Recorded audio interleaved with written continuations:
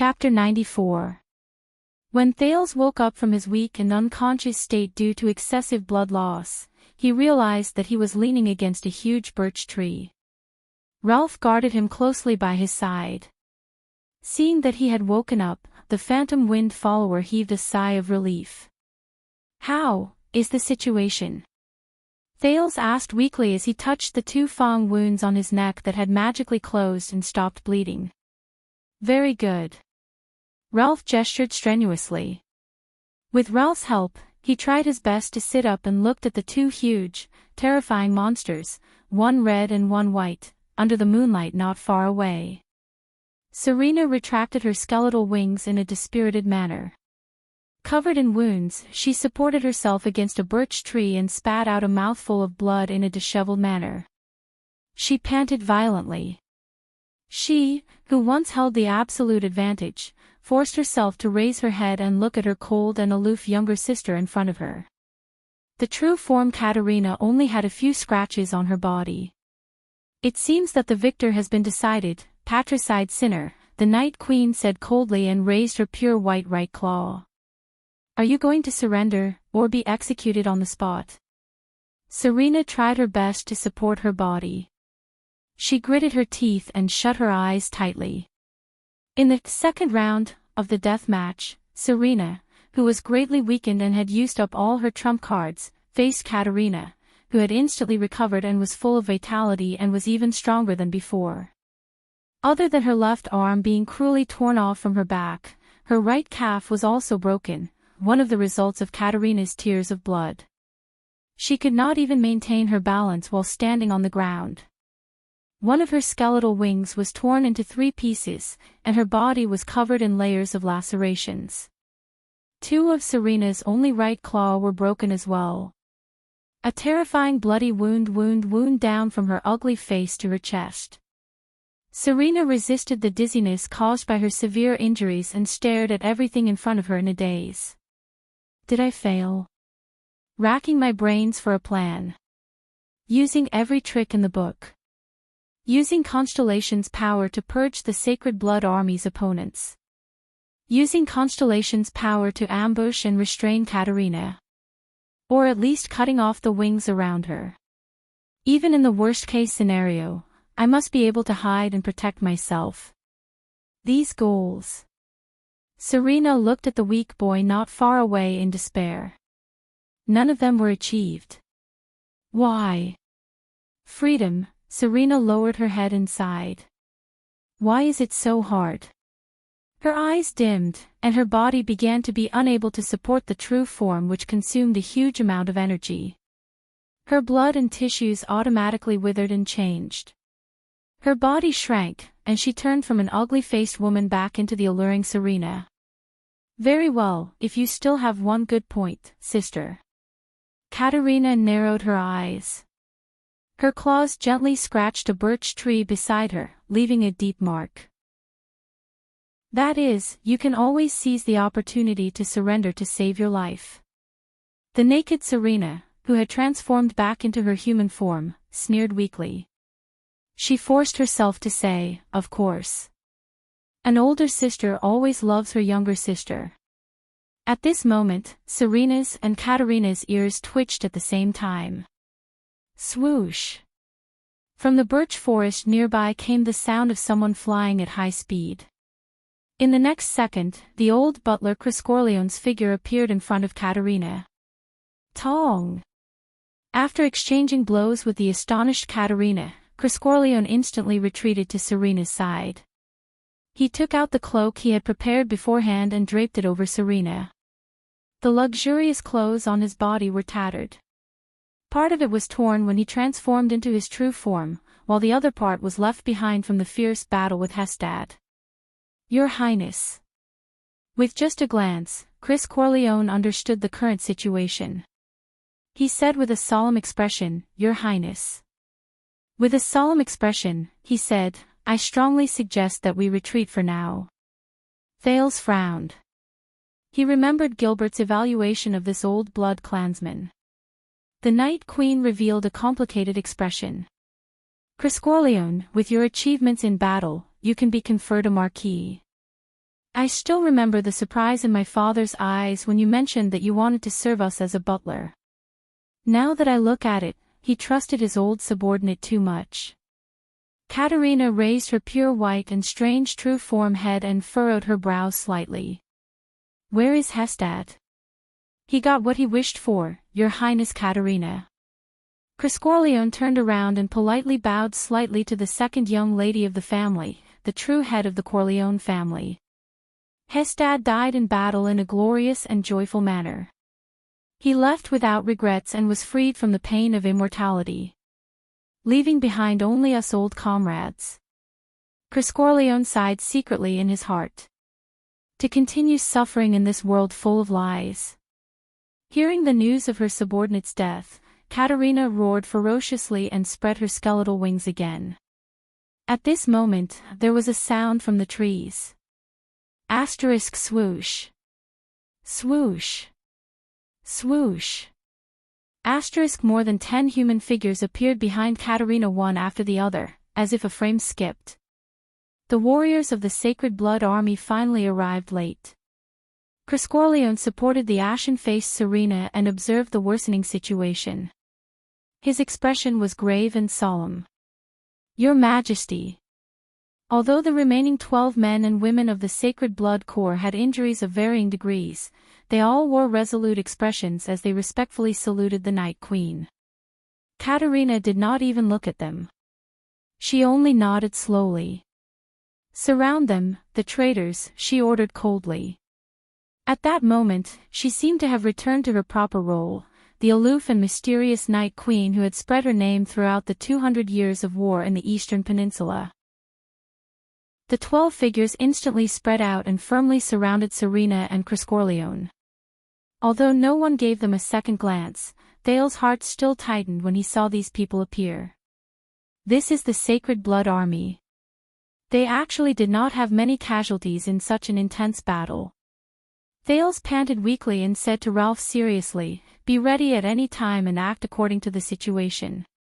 Both sides have a very deep grudge against us. Do not let down your guard. Ralph nodded. Thales began to worry about the others again. The Sacred Blood Army has so few casualties. How are Putre, Cora, and the others, as well as Jadestar's private soldiers? Did I forget about someone? Strange. Who exactly did I forget?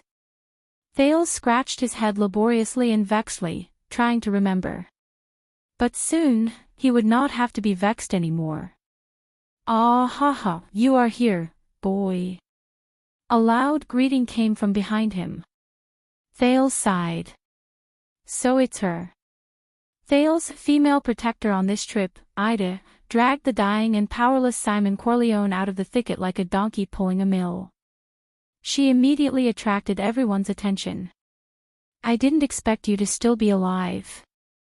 Ida said excitedly. Thales rolled his eyes. He turned his head and was stunned along with Ralph. What's wrong? Ida, who had a beautiful face, silver eyes, bright hair, and slightly swaying ears, casually tossed Simon aside. She exhaled as if she had been released from a burden. She turned around and clapped her hands. She looked at Thales, who was stunned and speechless, and said briskly and disdainfully, Have you never seen an elf before? I've never seen an elf who is as beautiful and stylish as I am, and as handsome and elegant as I am. I'm guessing that with their sense of smell and hearing, that group of blood clansmen might have already found His Highness. Waiakaso cut the branches above his head and covered his left rib that had just been bandaged. He stared at the birch bushes in the dark, and said with difficulty, And we are still running around like headless flies. Putre lit a torch and carefully observed the footprints and wool tracks on the snow. He said indifferently, instead of complaining, Why don't you save your strength? You'd better save your strength.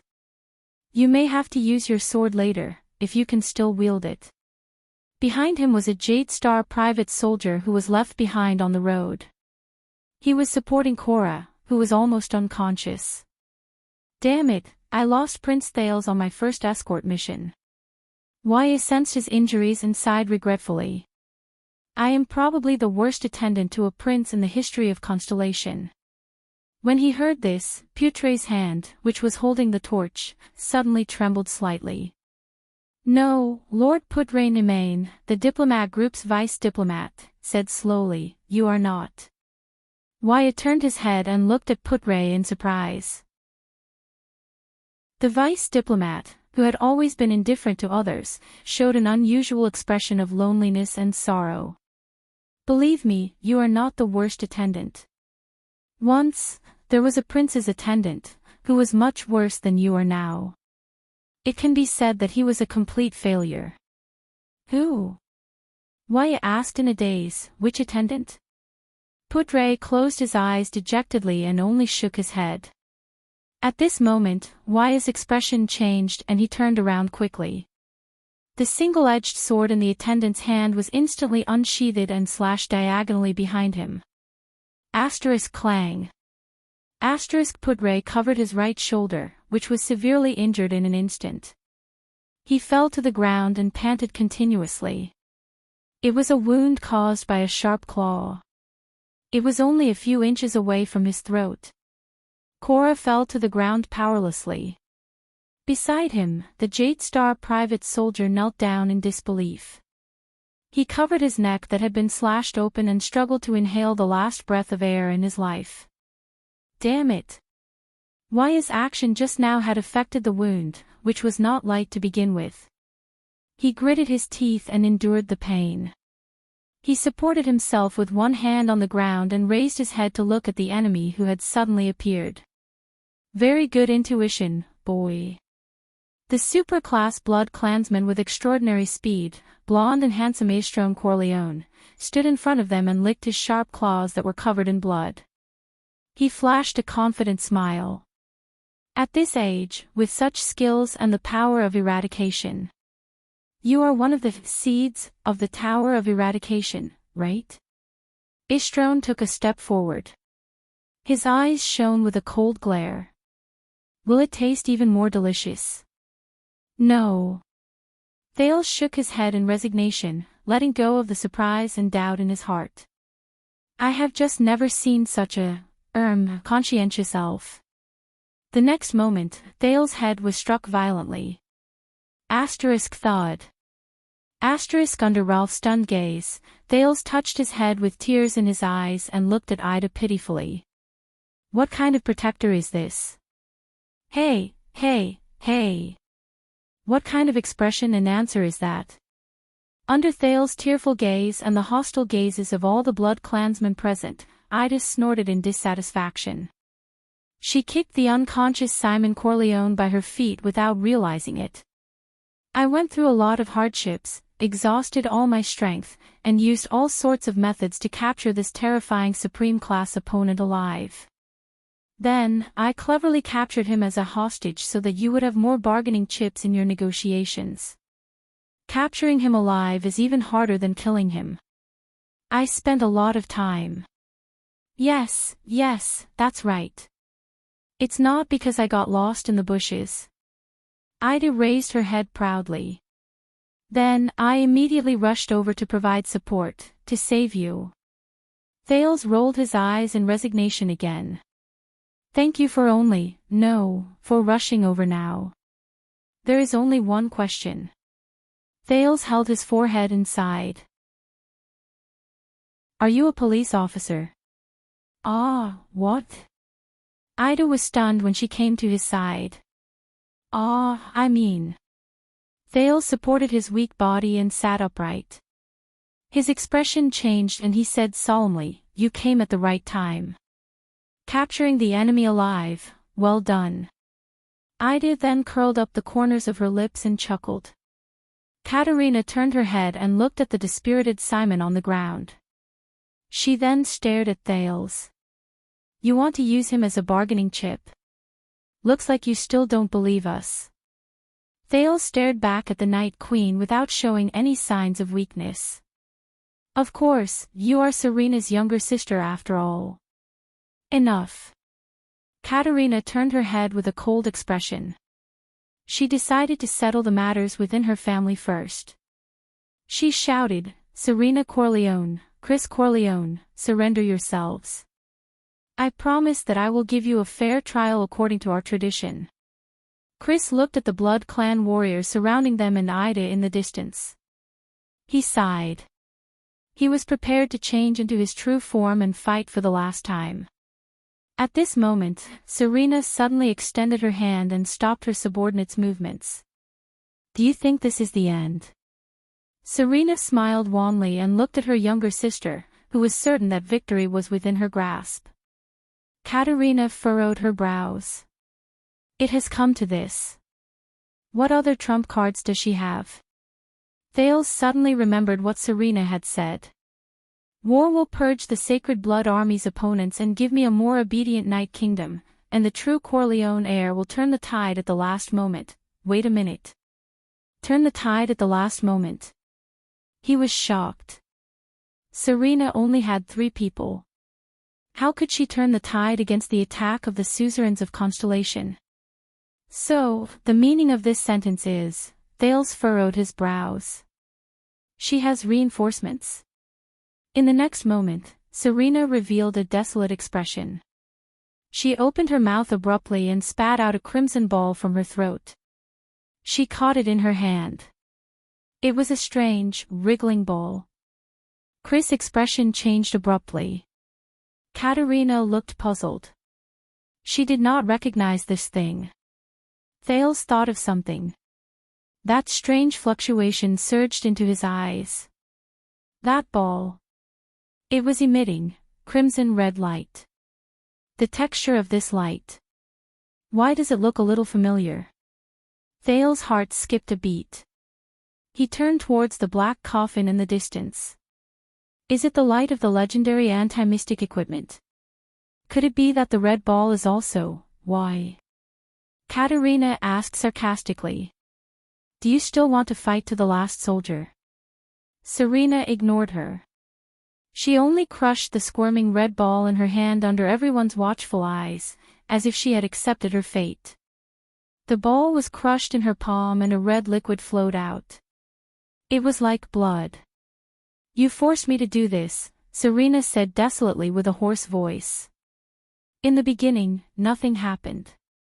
But a few seconds later, a loud noise came from afar. Asterisk boom. Asterisk it was like the eruption of a flood. Asterisk swoosh. Asterisk the sound was getting closer. It came from the east. Everyone's expression changed. What did you do? Katerina's expression was gloomy as she looked at the desolate Serena. Serena smiled bitterly and miserably. I made my last and most desperate choice. The loud noise grew louder and closer. Everyone turned their heads vigilantly and observed their surroundings. However, there was nothing around the birch tree forest under the moonlight.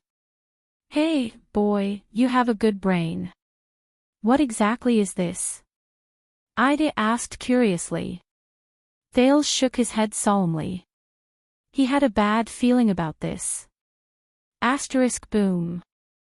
Asterisk the sound that was like a torrential flood was getting closer and closer, almost within reach. It came from the east. However, even the Blood Clansmen, who were known for their sharp hearing, looked at each other in surprise. Obviously, they did not hear anything. Finally, after a few seconds, the sound gradually became softer. Gradually weaker. Finally, it completely disappeared. Everyone looked at each other in confusion. No one understood what had just happened. Only Thales stared at the east in a daze. Under that fluctuation, his eyes saw something. Behind those birch trees. Such a bright light. Crimson light. Suddenly, under everyone's bewildered and uncertain gazes, rustling sounds came from the direction where the strange noise disappeared. It came from the birch trees in the east. Rustle, it was as if someone was walking in the snow. Their footsteps were unsteady, as if they were not used to the snow. A normal person. A commoner. Katerina furrowed her brows, while Serena flashed a wan smile. Finally, a thin and frail figure appeared in everyone's field of vision. That was the owner of the footsteps. A young girl. A young girl with a face full of smiles. She slowly walked out from behind a birch tree. Seeing her, the heavily injured Serena Corleone trembled uncontrollably. Everyone else revealed surprised and puzzled expressions as they looked at each other. Only one person. Who is she? The young girl quickly swept her gaze across the entire place and said gently, "Oh, so it's here." Katerina furrowed her brows deeply. Who is she? Is she Serena's reinforcement? A delicate girl? No, it's better to be careful. After all, she's Serena's backup plan. Katerina quickly considered the situation. The young girl flashed a smile. It was bright and dazzling, pleasant and gentle. However, Thales instinctively felt an unprecedented sense of danger. Can you give me that box? This was promised a long time ago. The young girl smiled and pointed into the distance. Thales turned his head. His face was pale. The young girl was pointing at the dark night black coffin. Katerina's expression was solemn as she cautiously took a step forward. No matter who you are, the queen said steadily, I advise you not to interfere in matters here. The warriors of the Sacred Blood Army had cold and stern expressions as they looked at the reckless young girl. Under Katerina's telepathic instructions, one of them nodded. 5 Blood Clan warriors instantly disappeared and blocked the path in front of the young girl. They stared coldly at the young girl. What? You want to say no? The young girl seemed a little surprised. Why are there people like this every time? I will be very distressed. Don't say no. Under everyone's bewildered gazes and expressions, she immediately smiled and shook her head. Don't. The young girl happily revealed her pearly white teeth. It will hurt. Thales looked at the strange confrontation between the nameless girl and the blood clansman in front of him, puzzled. The way she speaks, this attitude where she talks to herself, I seem to have heard it somewhere before. At this moment, a voice that was mixed with fear and trembling traveled into the air. Run! Everyone turned their gazes. The Supreme Class Elite, Simon Corleone, who had just woken up, sat up. At this moment, he was staring at the young girl with widened eyes. His face was filled with uncontrollable panic, like a mouse that had seen a cat. Run, Simon! Katerina could not stand it anymore. She shouted sternly to stop him, You have forgotten yourself. The Blood Clan warriors looked at each other. They could not believe that their commander was in such a state. But that was not all. In the next moment, the battle-hardened Supreme Class Elite, the Marquis of the Corleone family, one of the terrifying 4 wings of Night King, the famous flashing wings Simon Corleone actually moved his buttocks on the snowy ground like a child. He curled up and trembled. No. All of you do not know, all of you do not understand. The young girl looked at Simon tenderly and grinned. Simon immediately shuddered. He trembled, and under everyone's incredulous gazes, his handsome face twitched. He shook his head desperately, sat on the ground, and stomped on the ground as he retreated. It was as if he had seen the deepest nightmare. With a sobbing tone and a distorted face, Simon screamed shrilly in a shrill and fearful voice. Run! In the secret chamber. Take a breath and repeat what you said in detail. In the darkness, Black Prophet Murat Hansen held his staff tightly. His expression was unprecedentedly grave. His right-hand man, Raphael Lindbergh, was leaning against the wall, panting as if he had just run all the way here. He said anxiously, gasping for breath, Don't worry. Panting, he said anxiously, because the prince's diplomat group is heading north. We placed them at the border between Constellation and Ekstedt. The people who are searching for Ramon are also preparing to withdraw. but both of them have not returned. One day ago, someone found one of their corpses. Raphael lowered his body and held onto his knees. He clenched his teeth and panted, trying to calm down this breath of air. And then, Murat asked calmly, how did they die? In the next moment, it's. Raphael raised his head, panted, and said through gritted teeth, it's that. Murat's pupils shrank. He tightened his grip on the staff in his hand and listened to Raphael finish the word. Chapter 95. In front of the castle's gate. Simon Dolly tugged on his heavy chainmail helmet and clenched the polished spear in his hand. He stood behind his master, his cousin who was 17 years older than him, the Knight of Angor Dolly, adjusting his breathing.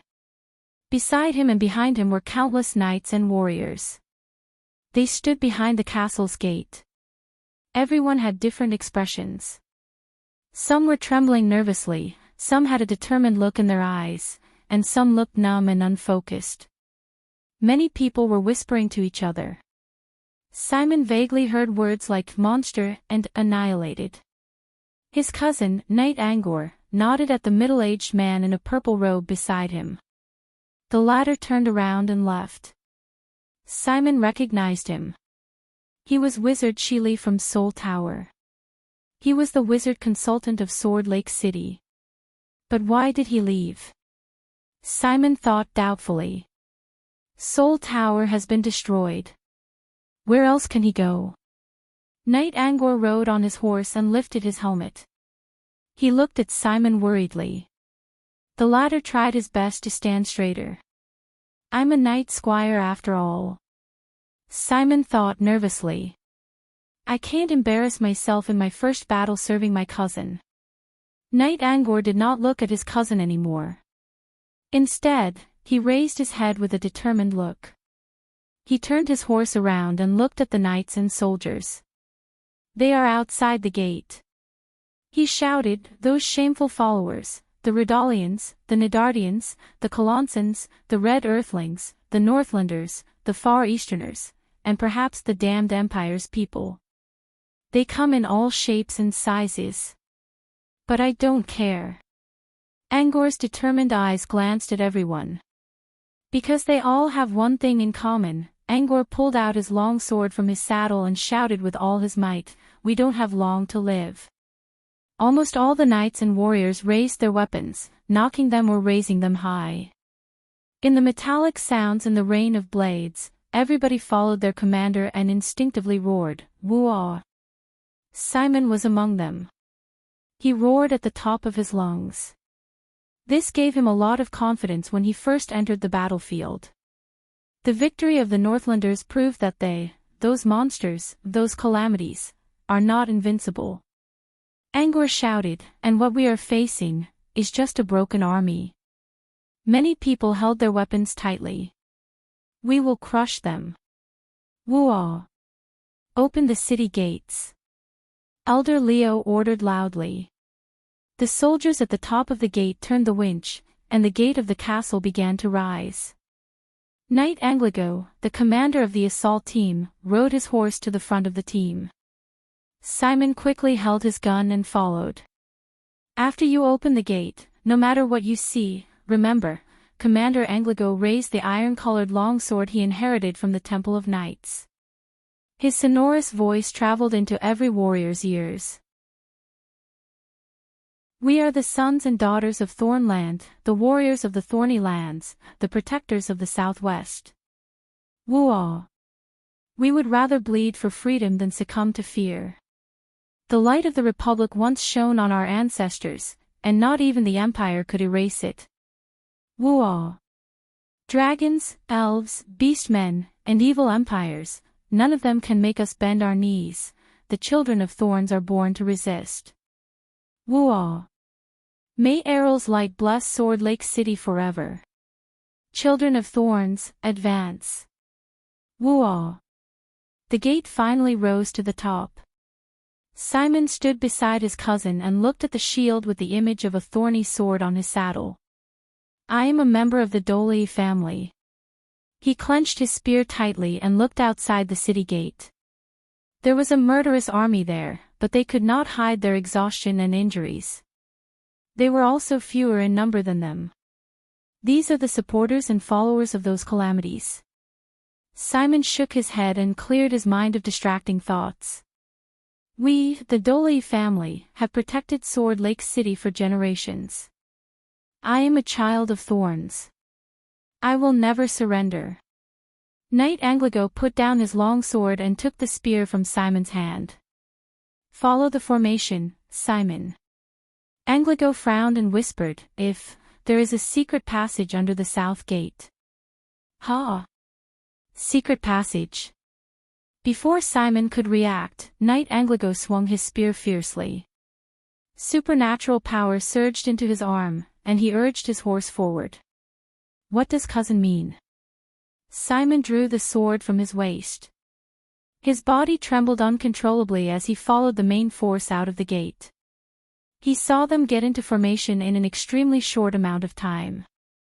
The knights were in front, the infantrymen were at the side, and the archers were at the back. He saw his cousin roar and kick his horse's abdomen.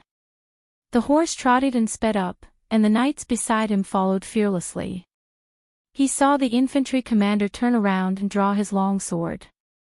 He raised his shield and let them advance. He saw the archers fire 2 rounds of arrows and exchange a rain of arrows with the enemy. He raised his shield with all his might and felt the tremors on it. Many of the infantrymen fell under the rain of arrows. He saw the knights roar in unison. They leveled their spears and charged forward in a row. Different kinds of supernatural power appeared with the knights. He saw his cousin's hands also surge with the supernatural power taught in the Temple of Knights. He shook his spear and leveled it at the enemy. He saw himself raise his long sword and follow the infantry with a roar. Then he saw his cousin right in front of him. Suddenly, one of them appeared. A young girl. His cousin raised his spear and stabbed at her without hesitation. Simon Corleone was shocked. He came to his senses. The vampire Marquis thoughts returned from the night squire from more than 600 years ago to the birch forest unique to the northern region of Constellation. He looked at the scene in front of him in fear. It was still that girl. The battle broke out without warning. Do it, Katerina ordered coldly. Die. 2 vampire warriors of the Sacred Blood Army appeared beside the strange girl one after the other. Another warrior appeared ferociously in midair and attacked from above. The girl raised her head and smiled. Simon extended his hand towards the Night Queen, Her Majesty Katerina, who had a grave expression on her face. He shouted loudly in fear, "No!" Beside him, the 7 or 8-year-old boy, Thales said to the 2 people beside him in annoyance, "Why did they start fighting?" While speaking, the 3 warriors of the Saint Blood Army had already extended their sharp claws that were comparable to steel blades mercilessly. Katerina furrowed her brows tightly and stared at the young girl. However, the girl continued to smile. She didn't care about the danger in front of her and didn't even resist. In the next moment, the pupils of everyone who was watching the battle, including Katerina and Thales, shrank. What was going on? Rip. The blood clansman in front pierced the girl's chest with his claws and dug out a bloody heart. Swoosh. The blood clansman at the back cut the unresponsive girl in half at the waist. Blood flowed all over the ground. Thud. The blood clansman above grabbed and twisted, pulling the girl's head out from her thin and weak neck. He took out a section of her spinal cord, and blood gushed out like a fountain from her artery. Under the bloody and cruel method, the girl's body was instantly broken into 3 parts. Blood splattered everywhere. Thales endured the nausea and furrowed his brows slightly. He saw that Serena still had a look of despair on her face, but Chris Corleone, who was beside her, had a deep frown on his face. The 3 Blood Clan warriors killed the enemy in an instant. Their extraordinary ease made them look at each other in confusion. However, they still respectfully returned to the queen's side and meticulously handed over the girl's head. Looking at the girl's head and her smiling face before she died, Katerina let out a low roar. That's it. Isn't it too simple? These are Serena's reinforcements. Only Serena, who was surrounded, chuckled strangely with lifeless eyes. Everyone felt that something was strange. At this moment, Ida widened her eyes and shouted, "Something's not right." Those who had long been suspicious looked at the girl's corpse on the ground at the first instance. However, nothing had changed on the 2 parts of the headless corpse. In the next moment, the situation in the field changed abruptly. Ah! A few tragic howls suddenly rang. The ones who screamed were the 3 Blood Clan warriors who attacked and killed the girl. The 3 of them clutched their chests and abdomens tightly and bowed deeply. One of them even fell to the ground in pain. "Your Majesty!" He scratched his chest and abdomen. His face was contorted, as though he was enduring the most terrifying torture in the world. Katerina looked at the tragic state of her 3 subordinates in shock and anger. "Is it poison?" Thales raised his head. Ripples surged into his eyes. Immediately after, he opened his mouth wide in shock. The bodies of the 3 Blood Clansmen emitted a crimson light that was much more dazzling than the others. Katerina was about to carefully examine her subordinate's condition, but a figure that surpassed the speed of sound appeared beside the queen in a flash. Before Katerina could react, the figure dragged her backwards. "No, Your Majesty." Simon, who had transformed into his true form, firmly dragged the furious Katerina and shook his head agitatedly. "We must retreat." "Ah! No! It's so hot. There's something." The tragic howls of the 3 Blood Clan warriors became more and more frightening. 2 anxious comrades appeared beside them and anxiously examined them.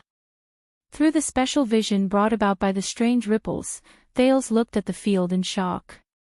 He said anxiously to Ida and Ralph, "No matter what that thing is, I think we should all leave first," but before he could finish speaking, boom. Thales subconsciously closed his eyes and covered his ears.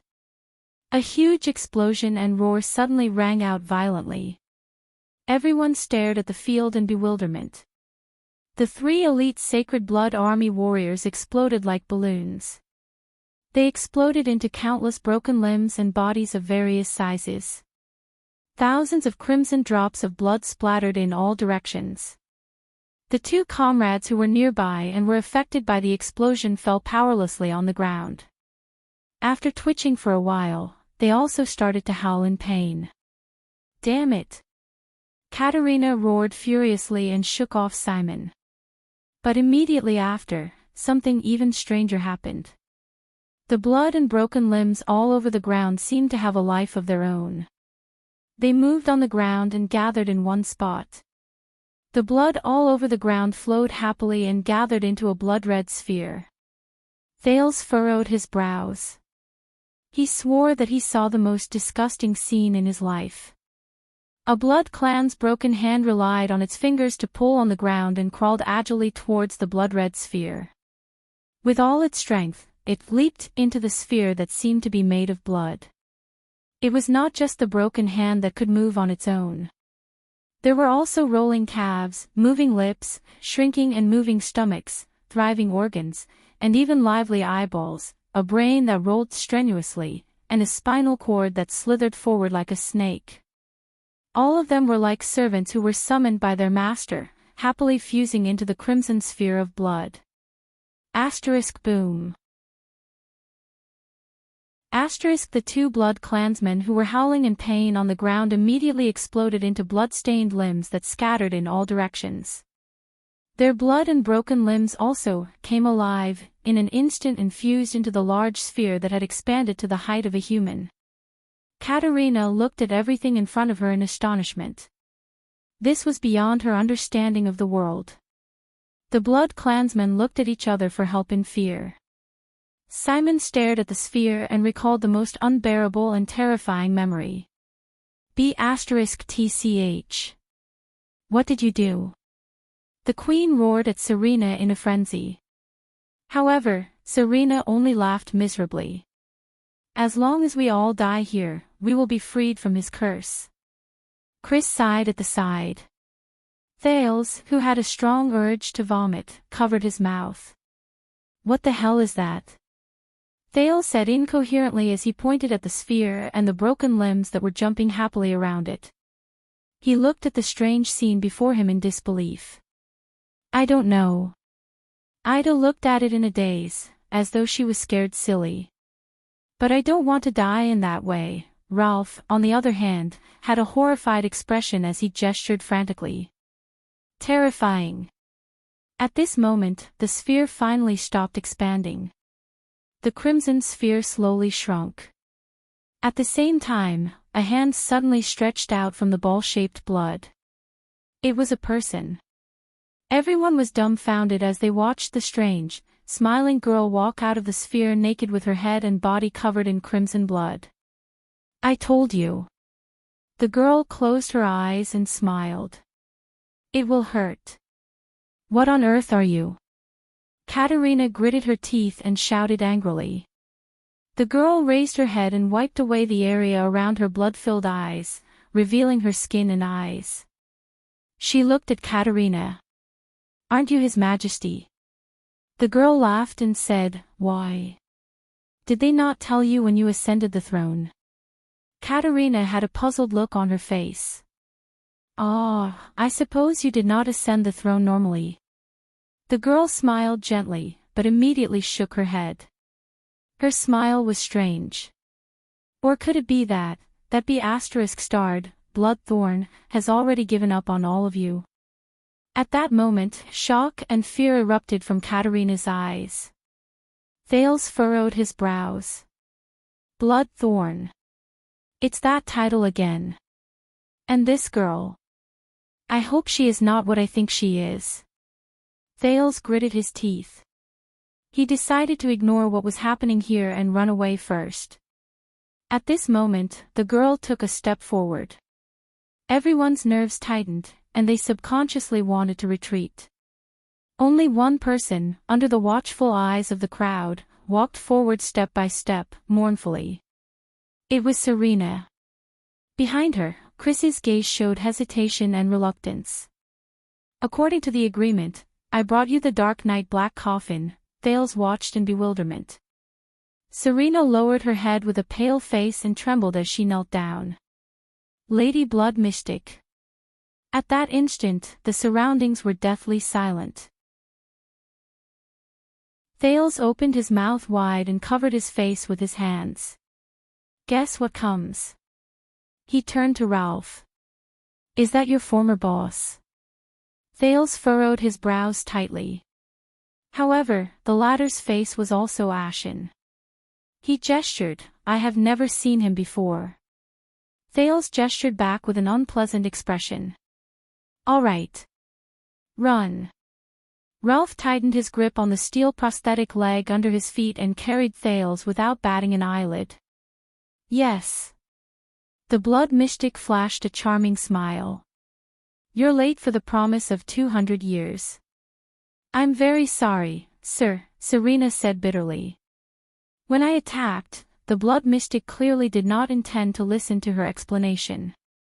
She only smiled and looked at the black coffin in the distance. So, how do we open it? Katerina's expression changed. But Serena did not look at her younger sister. She closed her eyes and said without any reluctance to leave. With my blood. Very well, the blood mystic repeated with a smile. With your blood. The blood mystic gently extended her hand toward Serena and touched Serena's face. The next moment, Serena suddenly revealed a pained expression. But at this moment, an unexpected figure roared and charged over without any hesitation. Ah! Chris Corleone roared as he transformed into his true form and flapped his bone wings. Chee! He cut off the Blood Mystic's hand with one palm. Then, under the Blood Mystic's surprised gaze, Chris turned around and threw the dejected Serena more than 10 meters away. This is... Serena was startled.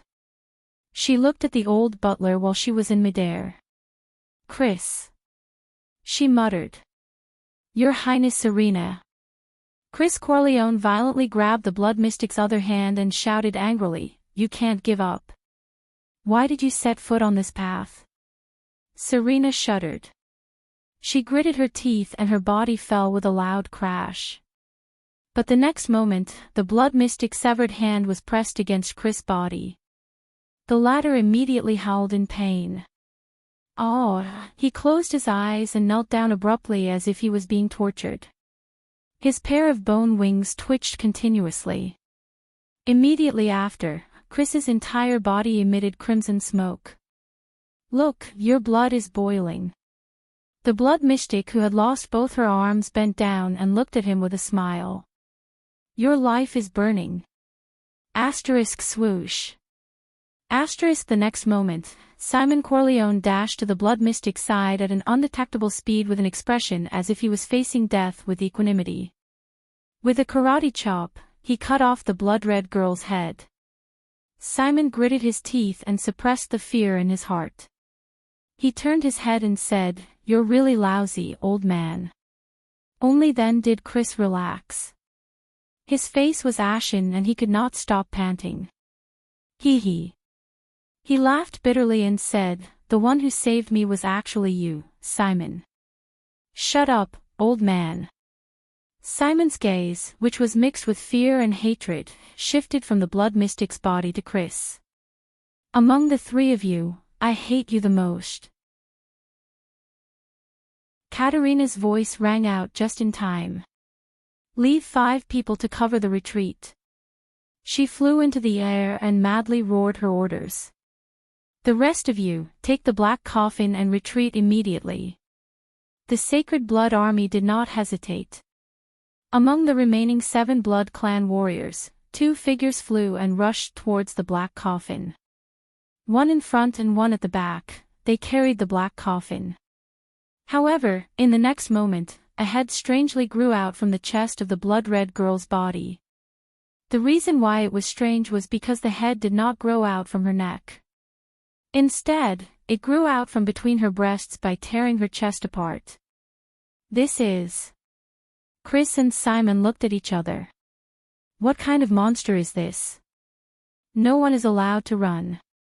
Under Chris and Simon's terrified gazes, the head on her chest raised its eyes and smiled happily.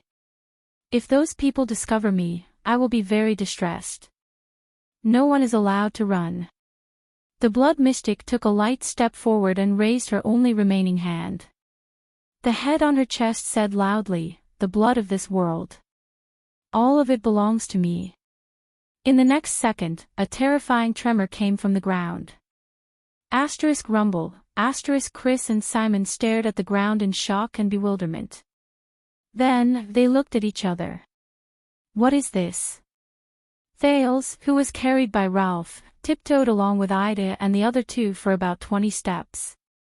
At this moment, asterisk boom. Asterisk a figure descended from the sky. It crashed onto the snowy ground in front of Thales. Thales' expression changed. With a distressed expression, he stared at Serena, who fell from the sky, and sighed. Why is it you again? Serena, who was heavily injured, struggled to climb up with one hand on the birch tree. She looked at them with a fierce expression. Did Chris throw me here on purpose? Does he think that this boy has a way out? Serena's eyes suddenly lit up. She remembered something. No wonder Chris wants me to go with them. Let's make a deal. Take me away, she said coldly, and I will not stop you from leaving. Thales was stunned. Then, anger rose in his heart. This old witch. But the Blood Mystic's faint chuckle could be heard. No one is allowed to run. The ground trembled. In the next moment, Ida roared and pushed Ralph and Thales away. Serena also flew up in shock. Shing. The elf spun around and swung her scimitar, cutting off a tree root that emerged from the ground. Take him away first. Ida shouted angrily. She turned around and cut off a tree root that wanted to chase after Thales. However, 1 root, 2 roots, 3 roots. Even more roots emerged from the ground with a loud bang and swept towards Ida.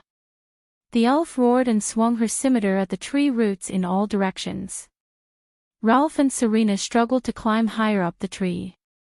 Damn it, Thales looked at the tree roots in shock. What ability is this? He saw Serena from the corner of his eye. She was right beside them. Thales wrapped his arms around Ralph's neck and said fiercely, "You created this mess yourself. Why should I clean it up?" But Serena did not have time to answer him. Because the birch trees on both sides had actually come to life. Bang. The birch trees swayed their huge branches consciously and whipped them in the direction they came from. Ralph, who could not avoid it, had a change of expression. He could only activate violent wind to block the branch. Bang. But behind him, another dozen branches whipped at him. Ralph's expression changed. This time, the phantom wind follower used all his might and threw Thales towards the empty space outside the forest. Bang. Immediately after, Ralph was whipped by the branches around him and fell towards Ida. No, Thales looked at the snowy ground that was getting closer and could only close his eyes. Until he was held in an embrace by an arm. Bang. Serena carried Thales with one arm and fell onto the snowy ground, rolling twice. Thales panted as Serena carried him. The two of them looked at each other and snorted. I just saved your life. Of course, I can take it back. For the sake of your life. Serena said fiercely, hurry up and take me away. I know you definitely have a way. Morad already said that your relationship with the mystics is unclear, T. Thales was also in a bad mood. He clung to Serena's neck awkwardly, completely not in the mood to feel the softness of her chest. He could not help but curse and interrupt her, you're the one with an unclear relationship with the mystics. Your whole family is with the mystics, but they met a group of acquaintances. Ugly-faced woman, how dare you come back? Katerina, who was in an extremely bad mood, had already returned to her human form. She landed on the ground and said angrily, and you, brat? Do you have a death wish?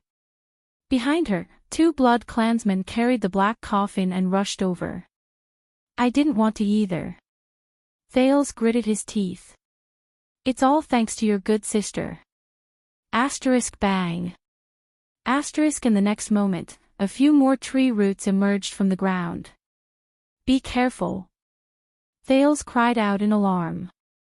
Katerina quickly flew over, but watched in shock and anger as the 2 blood clansmen carrying the black coffin were tightly entangled by the tree roots.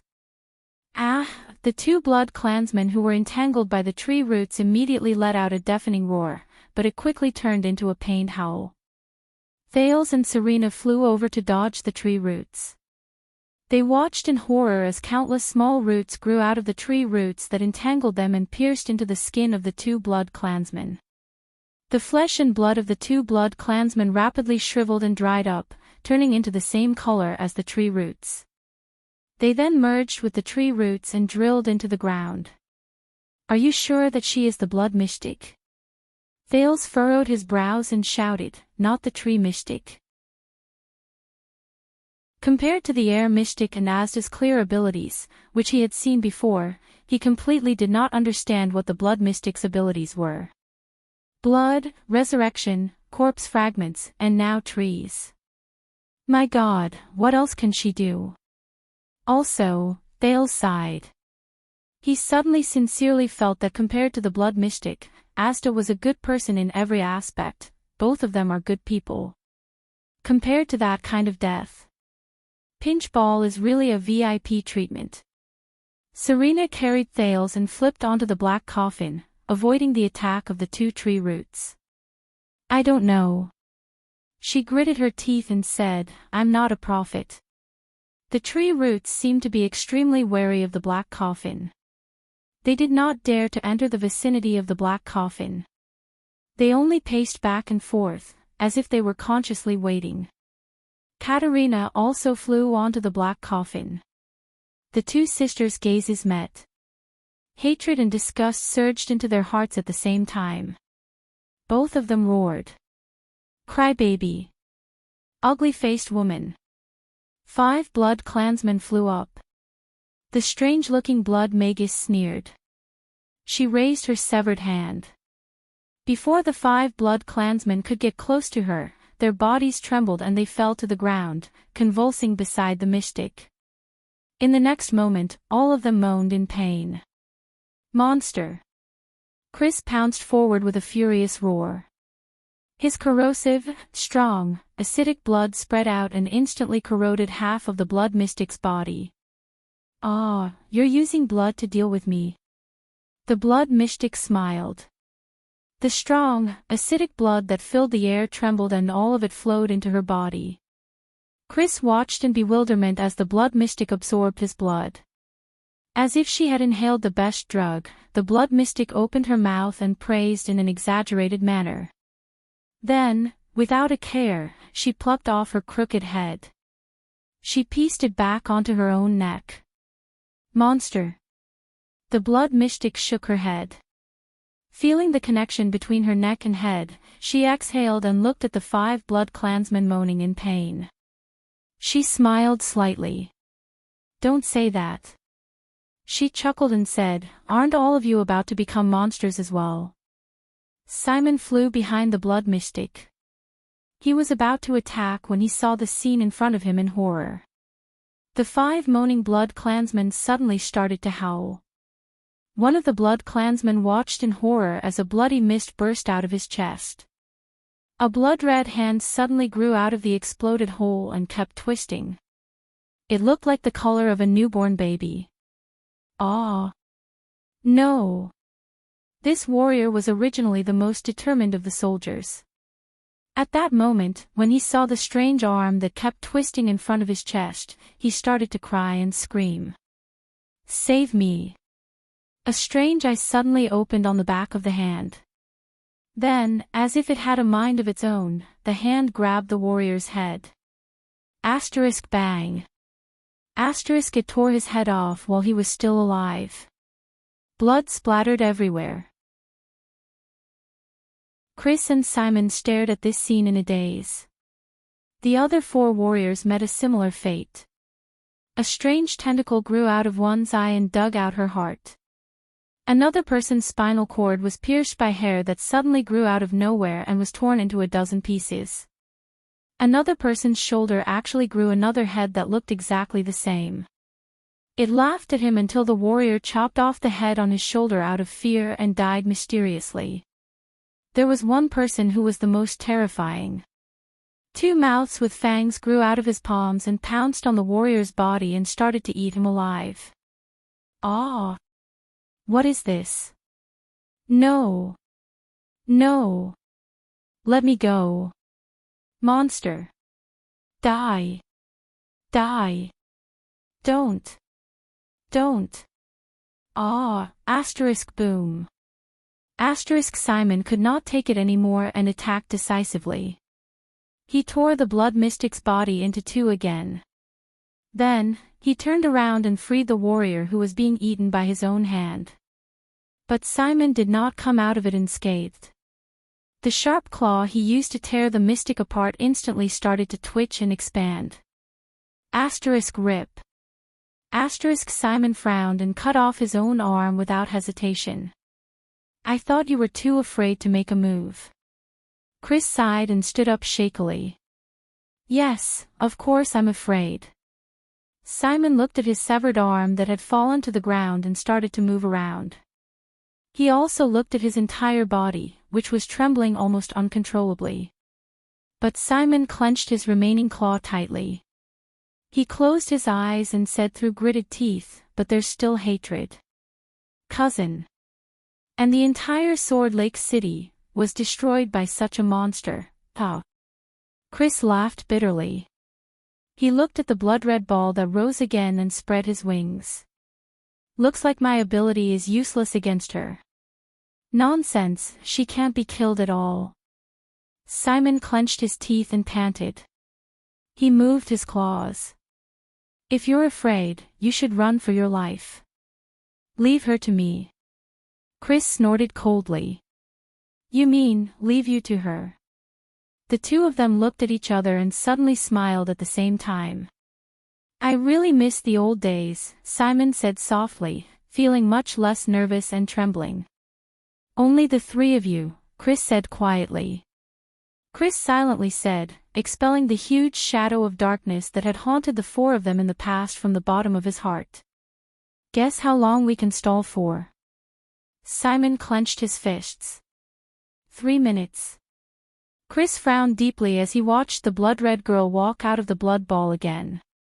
It was the blood mystic. "I haven't exercised my muscles for a long time," she said with a chuckle. "My pets too." The expressions of the two blood clansmen froze. Asterisk boom. Asterisk a loud sound rang. Under their terrified gazes, a monster that looked like a large, blood-red octopus emerged from the snow and rose from the ground. It was as tall as a few men and formed by countless severed limbs. It flung out a large tentacle and lifted the blood mystic. Asterisk roar. Asterisk the blood-red tentacle monster extended 2 more tentacles and attacked the 2 supreme-class blood clansmen. "Is it that?" Simon asked with a pale face. "Ah, it seems so." Chris sighed and prepared to dodge in advance. He was not as fast as Simon. Legend has it that in the Battle of Eradication, Riker's mortal enemy, the Hydra, Kilika, the 2 blood clansmen flapped their skeletal wings and dodged the tentacle's attack.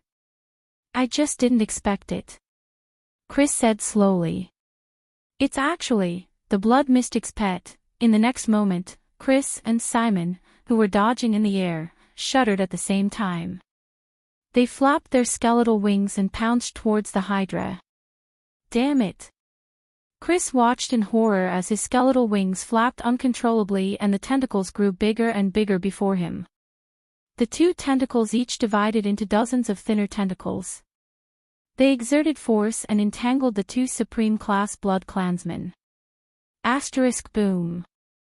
Asterisk Thales stared blankly at the giant octopus with blood-red tentacles that crawled out of the ground. Fortunately, he did not go closer to take a look, or else he would probably vomit at the sight of the wriggling limbs inside. However, the other 2 silver-haired blood clansmen only glared at each other. "This is the disaster you brought." Katerina formed sharp claws and her gaze was fierce. "I brought it." "No."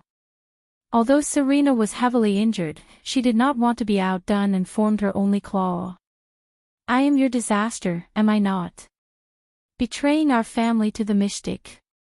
Is your brain not working properly?" Katerina bared her sharp fangs. "Ah, at least I won't be caught by you idiots." Serena bent down and prepared to attack. "Stop." Thales, who was between them, looked at the tree roots that were glaring at him covetously. Then, he looked dejectedly at the huge blood-red octopus in the distance. Stroking his weak heart, he raised his hand and said weakly, "Intermission. Once we're out of danger, you guys can find a place to chop them into pieces, okay?" The sisters snorted coldly and turned their heads away. Asterisk bang. Asterisk when the 3 of them saw the 2 supreme-class blood clansmen being entangled by 2 tentacles, their expressions instantly changed. Serena turned her head and said coldly, "It's up to you, brat. After all, you have a bad relationship with the mystic, How could you say that? Thales said angrily, you are the one who made a deal with the mystic and took the coffin. At this moment, Thales thought of something. He turned towards the black coffin under his feet, then looked around at the tree roots that kept twisting but did not dare to approach him. Hey! Thales extended his hands and poked the blood clansmen on both sides. I heard, this broken coffin is a legendary anti-mystic equipment? Thales remembered Yodel's dusk short sword and the ending when it pierced through Asda's chest. The prince turned his head to the left and right and looked at the two sisters. According to you, this is the only weapon that can fight against the mystic. Katerina stared at Serena with hatred and shook her head coldly. It's useless. The Dark Knight Black Coffin's function is only to imprison. Thales was stunned. He scratched his head and asked, imprison? Is it not enough to imprison? That disgusting pervert. Under Thales' puzzled gaze, Serena stared at Katerina in disgust and said to him, idiot, she means that the Dark Knight Black Coffin has already imprisoned a mystic. If you want to imprison the blood mystic. Chapter 96. Chris, who was on his last breath, felt the Hydroculika's dozen or so tentacles disregard his corrosive blood as they wrapped around him tighter and tighter, even fusing with him as they dissolved. He looked at Simon and sighed, why can't I avoid them even with your speed? I don't know. Simon struggled madly, but realized that his limbs were not listening to him at all. I feel like I've lost control of my body, as if I sent myself up. The tentacles wrapped around the two of them and sent them to their master. The blood mystic sighed. Thank you for not jumping up and down anymore. I can have a good meal again. Chris and Simon shuddered slightly. The blood mystic smiled and said, you know, ever since I was hit by the dwarves' damn cannon, I've been a little weak. Under Chris and Simon's fearful gazes, the blood mystic gently finished her last two words. Need supplies. The next moment, the blood mystic stretched out her hands and stroked their faces with a smile. Absolutely not. Katerina's expression was solemn. This black coffin was named after the god of Dark Night. What makes you think that a prisoner imprisoned by a god would be safer than the blood mystic? Of course, turning into dozens of sticky, moving pieces is really the safest, Serena said sarcastically. Thales lowered his head and weighed his options, but a voice suddenly came from behind him. So, who exactly is inside? A gentle voice came from behind them. The three of them shuddered and turned their heads. They saw the blood mystic standing on a tentacle made of broken limbs and blood, smiling at them. Thales resisted the urge to look at the wriggling, nauseating, broken limbs and various organs on the tentacle. Then, he felt figures flash by his sides. Hey! Thales only had time to shout one word as he watched the two sisters' figures leave. However, he immediately saw, to his shock, Katerina and Serena shudder at the same time. The two of them jumped down from the black coffin uncontrollably and walked towards the tentacles under the mystic's feet. What's going on? What did you do to me? Katerina trembled as she walked forward step by step. Shocked and furious, she fell into the bloody hole formed by the tentacles. Where's Simon? Idiot, isn't it obvious? Serena also shuddered and moved. She was convulsing as she was wrapped up by the tentacles. She gritted her teeth and said, she's controlling our bodies. I've just recovered some of my strength. It's been a long time since I last used it, so I'm not very familiar with it yet.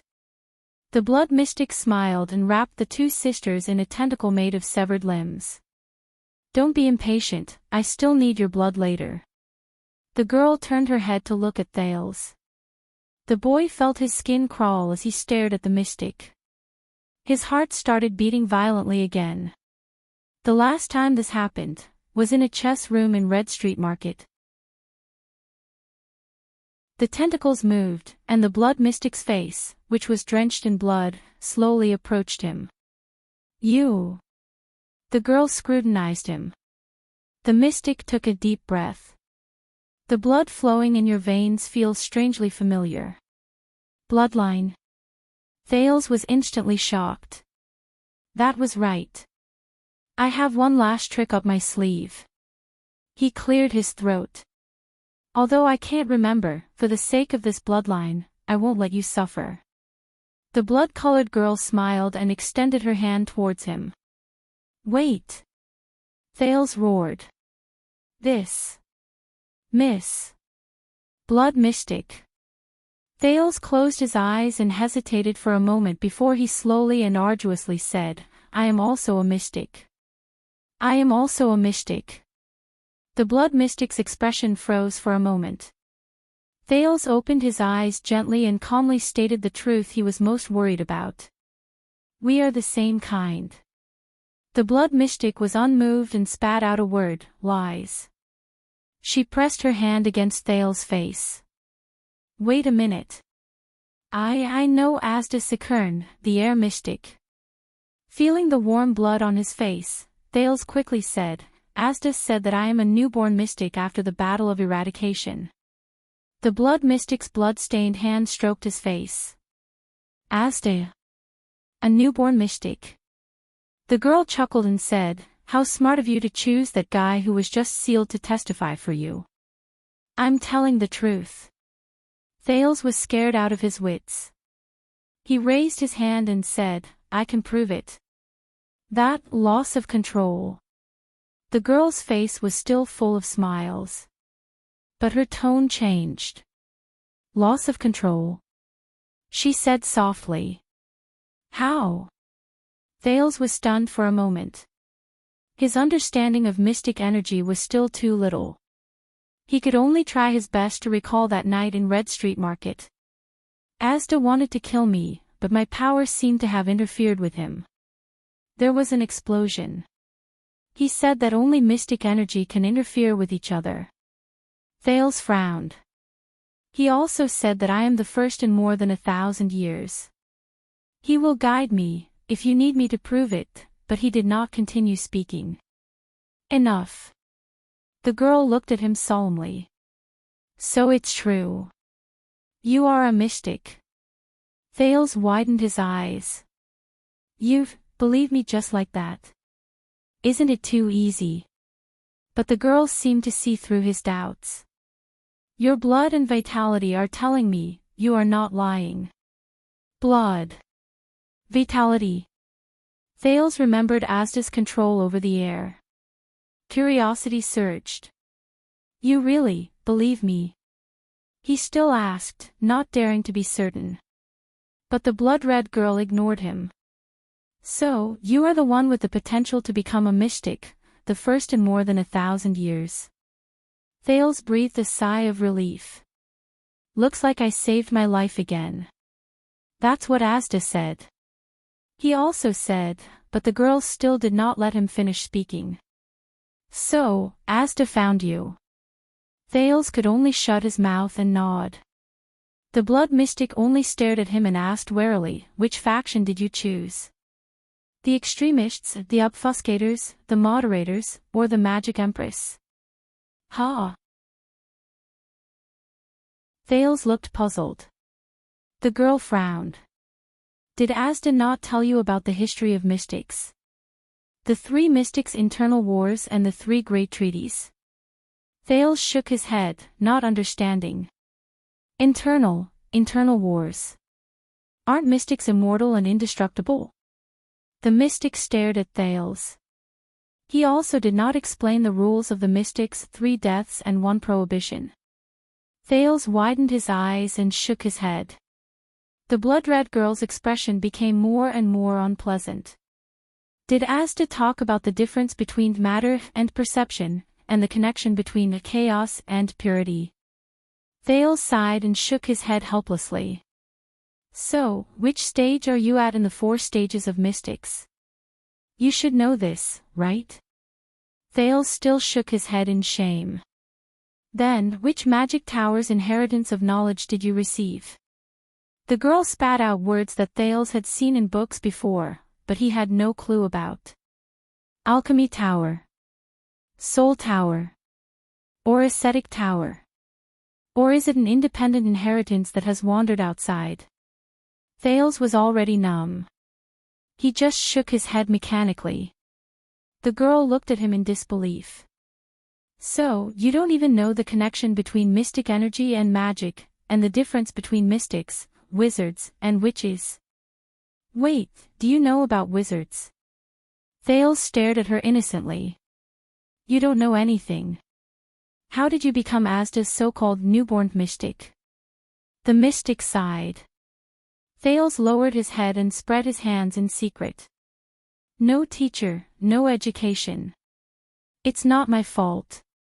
You're no different from a normal person now, the mystic said quietly. Thales did not know how to answer. Silence. Giza suddenly chuckled and said, Asda, did that fool go to the capital because of you? Well. Thales scratched his head. I don't think so. We bumped into each other by accident. But he was indeed sealed because of me, he thought to himself. But of course, I can't let you know. The girl suddenly said softly, Giza. Thales was stunned. He raised his head. What? The blood mystic looked up. Giza Streelman. That is my name. If you are also a mystic, or a candidate to become a mystic, then you have the right to know my name. Both of them were silent for a moment. Very well. Her hostility disappeared. Thales felt assured. Then the next step, Miss Giza, Thales said cautiously, I have a few friends. Why? The blood-red girl, Giza interrupted him with a smile. Ha! Thales was puzzled. Giza looked at him with a meaningful gaze. If you are determined to become a mystic, why are you mingling with humans, elves, and blood clansmen? Damn it, who wants to become a mystic? A mystic who is treated like a rat on the street every day. But of course, he could not say that. Thales scratched his head. I was born there after all, oh. Giza shook her head and laughed hoarsely. You can't get rid of your past either, can you? Just as Thales was thinking about how to answer, something unexpected happened. In the next moment, the blood mystic, Giza pressed her hand against his face again. Ah! Thales cried out in surprise. Youth, don't worry, I will act quickly, Giza said calmly, her words filled with a frightening chill. You will die without a sound. Die painlessly. Thales' pupils instantly shrank to the smallest. Wait. Why? He shouted angrily. Why do you want to kill me all of a sudden?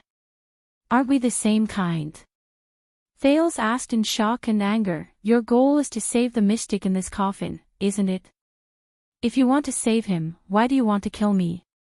Giza stared at his twisted expression, which was filled with resentment. She gently caressed the side of his face and revealed a gentle smile. Who told you? Giza glanced at the black coffin and said gently, I want to save the mystic in this coffin. Thales shuddered violently. No way.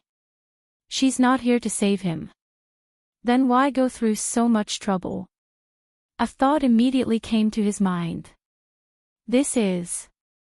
Thales trembled and asked in disbelief, the civil war of the mystics you mentioned just now. Giza smiled softly and did not answer. Thales suppressed the panic in his heart and tried hard to organize his words. We are already enemies with the world and are at a disadvantage. Why do you still want to kill each other? If you kill me, you will have even less help in the world. At least, think about the future of mystics. Giza smiled. This time, her smile was happier than usual, but it was also more bitter. The future of mystics. Giza closed her eyes and shook her head slowly. Asda and the moderates he belongs to might still have the thought that mystics can always win their own future. Thales watched in surprise.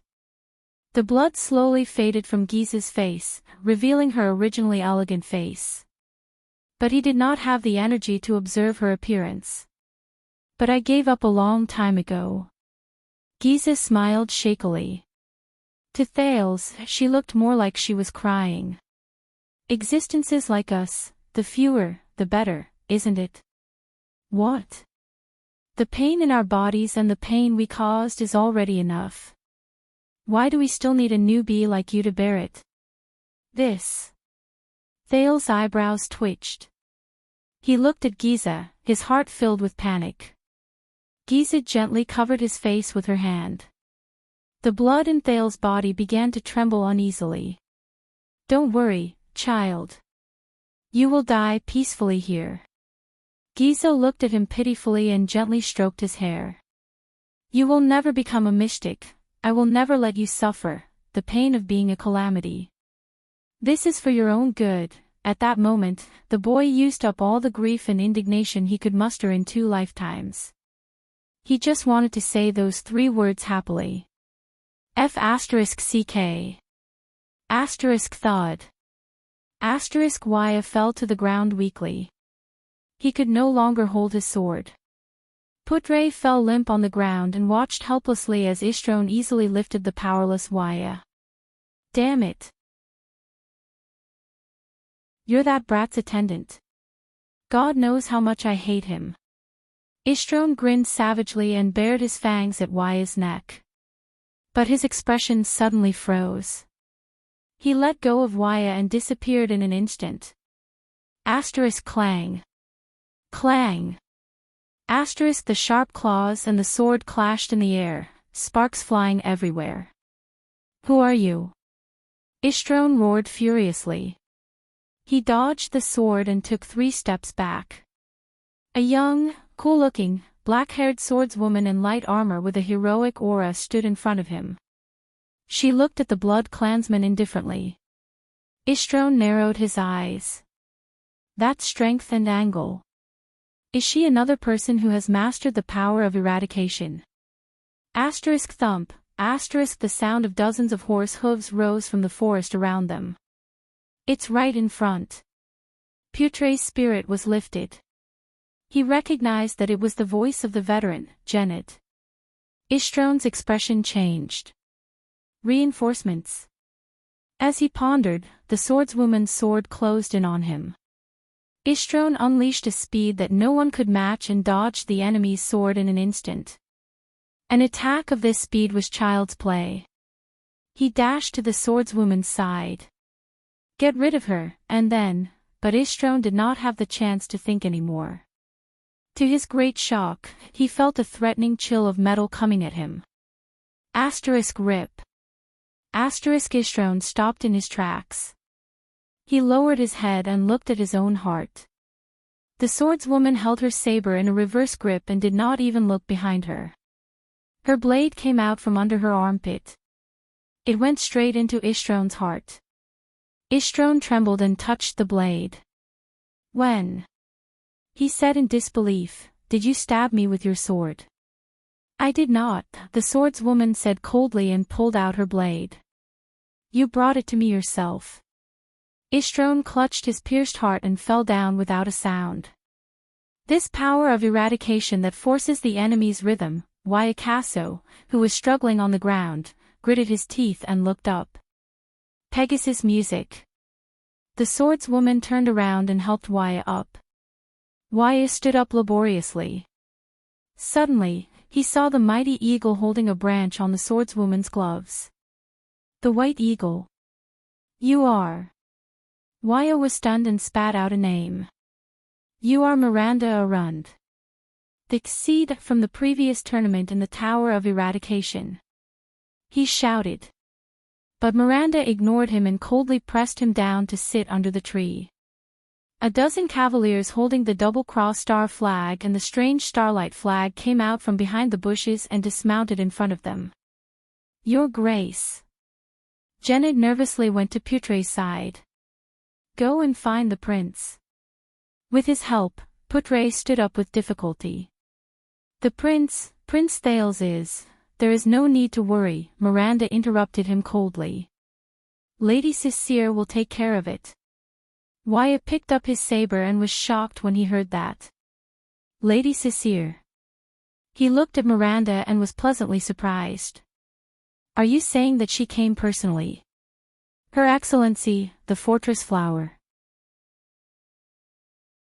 Today's experience made Thales once again confirm that the most suitable term for mystics was lunatics. A bunch of King lunatics. The prince shouted in his heart. But his body could not move. The blood in his body seemed to be boiling. Thales could only resign himself to fate and close his eyes. At this moment, Giza's hand froze. She straightened her back and looked behind her. Whoosh. An extreme whistling sound came from the direction she was looking at. Thales breathed a sigh of relief and could not help but open his eyes. Puff. One of the tentacles beside Giza's body suddenly exploded. Ah! A furious roar rang. A blood-drenched female warrior in full armor held a two-handed broadsword that was half the height of a person. She charged forward with an indomitable spirit amidst the splattering blood. Giza's eyes were burning. Another tentacle instantly intercepted the attack. The silver light of the blade flashed. Rip. The female warrior's broadsword drew an exaggerated arc and chopped the second tentacle into pieces. Blood fell on her armor and even on her face, but the female warrior did not care. She only charged forward with a zealous expression. She came to Giza's side. Giza sneered and raised her hands. Countless small tentacles emerged from her body and reached towards the female warrior. Be careful. Thales roared. She can resurrect. Then, he saw a scene that he would never forget in his life. The female warrior flung away her broadsword without hesitation. In a flash, she took out a gray, diamond-shaped metal shield from her back. The moment Giza's small tentacles approached the gray shield, they turned black, shriveled, and finally shattered into ashes. Giza's expression changed for the first time. The female warrior roared angrily. She grabbed the handle of the shield and swung it fiercely. Bang. Giza fell to the ground. Then, the female warrior nimbly grabbed both sides of the shield and smashed it down. She used the shield to suppress Giza, who had an unpleasant expression on her face. Thales stared at the scene before him, dumbfounded. This is America. No. Thales saw the double-crossed star pattern on the female warrior's armor. Captain of Constellation. I am Sonia Cecile. The female warrior's face was full of fighting spirit. I have brought a gift for you, Your Grace. The blood mystic, Giza's expression was extremely unpleasant under the shield. The flesh on her face looked as if it was scalded by steam. It bubbled, shriveled, and turned into ashes. Giza stared at the shield and spat out a few words indignantly. No. This is. Yes. The female warrior pressed her left hand on the shield and grinned heroically. Allow me to introduce the legendary anti-mystic equipment. Sonia Cecile smiled and raised her right fist. She slowly clenched it. The Supreme Shield. Once she finished speaking, under Giza's incredulous gaze, she punched the center of the gray shield. Bang. Star.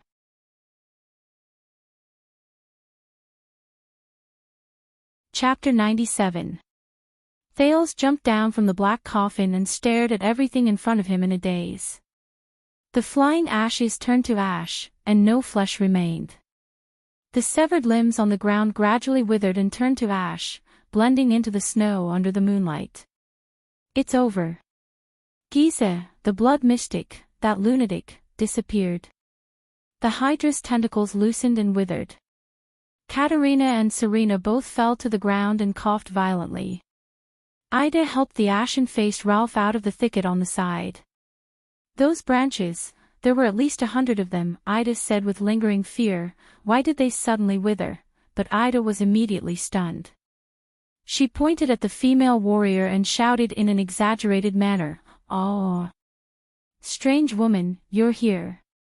The female warrior put the shield back on her back and laughed. "It's been many years, forgetful Ida." Aida's expression immediately darkened. The female warrior pulled out the two-handed broadsword and swung it twice as if it was light with one hand to shake off the blood on it. Her expression was indifferent, but her gaze was sharp. She immediately turned around and looked at Thales. Thales also looked curiously at the person who suddenly appeared and saved his life. "There's no doubt that she's a soldier," Thales told himself. Her armor was covered in bloodstains left behind by mystics, but she had a steady and determined aura. She did not appear disheveled at all. Instead, she gave others the impression that she had been through hundreds of battles. She had short, neat, brownish-yellow hair, but there was no need to describe her heroic appearance. Because when she appeared, her aura, which was filled with an iron-blooded fighting spirit, made one only notice her warrior's side and forget her pure appearance. They stared at each other for a few seconds. The female warrior suddenly grinned. She boldly stuck the two-handed broadsword on the ground and knelt on one knee. "So, you are Thales, child. My prince." "Yes, I am Thales Jadestar." Thales flashed a smile. "Thank you." Thales had a strange feeling. Although they all knelt on one knee before the prince, Gilbert's was filled with politeness and respect, while Yodel gave him a sense of trust. However, the female warrior in front of him was filled with a kind of casualness and elegance. The female warrior's next action confirmed his suspicions. Because she actually raised her hands, which were covered in blood and covered in iron gloves, and ruffled the hair of the second prince of Constellation. "Good job, kid." She laughed heartily, her voice sharp and valiant. "Many of my recruits would have vomited in fright if they had encountered such a situation." Thales saw stars from the rubbing. He felt the greasy blood on his hands and said awkwardly, This lady." The female warrior laughed and interrupted him. "I am Sonia Cecere, little lord." Sonia's words did not show the slightest bit of awareness that she was a little lord. She was in a good mood, and she even punched Thales' shoulder, causing the weak man to cough violently. The broken dragon fortress that is temporarily guarding the border between the two countries. Thales snapped back to reality. "Ah! Why, you are the fortress flower." Even though he had been prepared for this, he was still a little excited when he saw Sonia in person. The fortress flower. During his lessons in Mindy's Hall, Gilbert would occasionally explain the current situation of Constellation to him, such as the famous 3 Marshals of Constellation. Although Constellation suffered heavy losses during the disaster of the Bloody Year, it also gained many talents in many aspects, such as government affairs, diplomacy, military affairs, and war. Many members of the king's party and the new nobles became pillars of Constellation from unknown pawns under such circumstances. The cunning fox Gilbert Casso was one such example. Amidst the blood and fire, in the battlefield against Ekstedt, the Western Desert Orcs, and the Barren Bone people, as well as the Southwest Rebel Army, many young people who were born commoners rose to power and were conferred titles. After the Bloody Year, King Kessel expanded the regular army of the royal family. He even recruited many commoners and young people to guard the 4 corners of the kingdom. These people were basically soldiers who had been through hundreds of battles and had once shone brilliantly on the battlefield. 12 years had passed.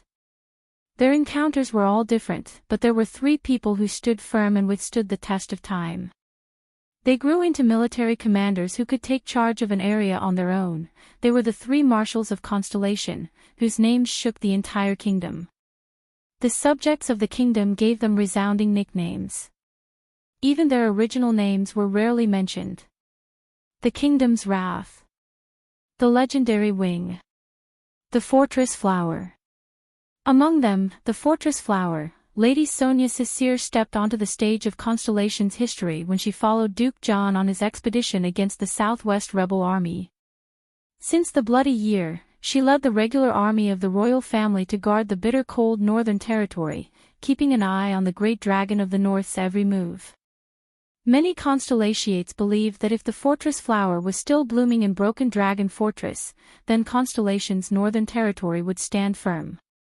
Of course, there were also many noblewomen in the capital who always gossiped behind her back. Every move she made was like a man. No wonder the lady who wielded a sword in battle could not get married until she was over 30 years old. And now, the legendary fortress flower was standing in front of Thales. Ha, Araka will definitely regret not bringing troops to rescue you. Sonia knocked on her shield proudly. Among the three of us, I am the first to seal a mystic, but in the next moment, Thales saw Sonia's expression change. What's wrong? Thales asked in bewilderment. Something's wrong. Sonia clenched her fists tightly and raised her shield. She looked around vigilantly. She is not sealed. Asterisk bang. Asterisk before Thales could react, Sonia suddenly picked him up and jumped up from the ground, avoiding a blood-red tentacle that pierced through the ground. Thales looked at the tentacle before him in disbelief. Isn't Giza already? The tentacle abruptly split into dozens of smaller tentacles. Thales only felt that the moment it split, he lost all feeling in his body, as if he had been injected with anesthetic. Is this the feeling of having your body controlled?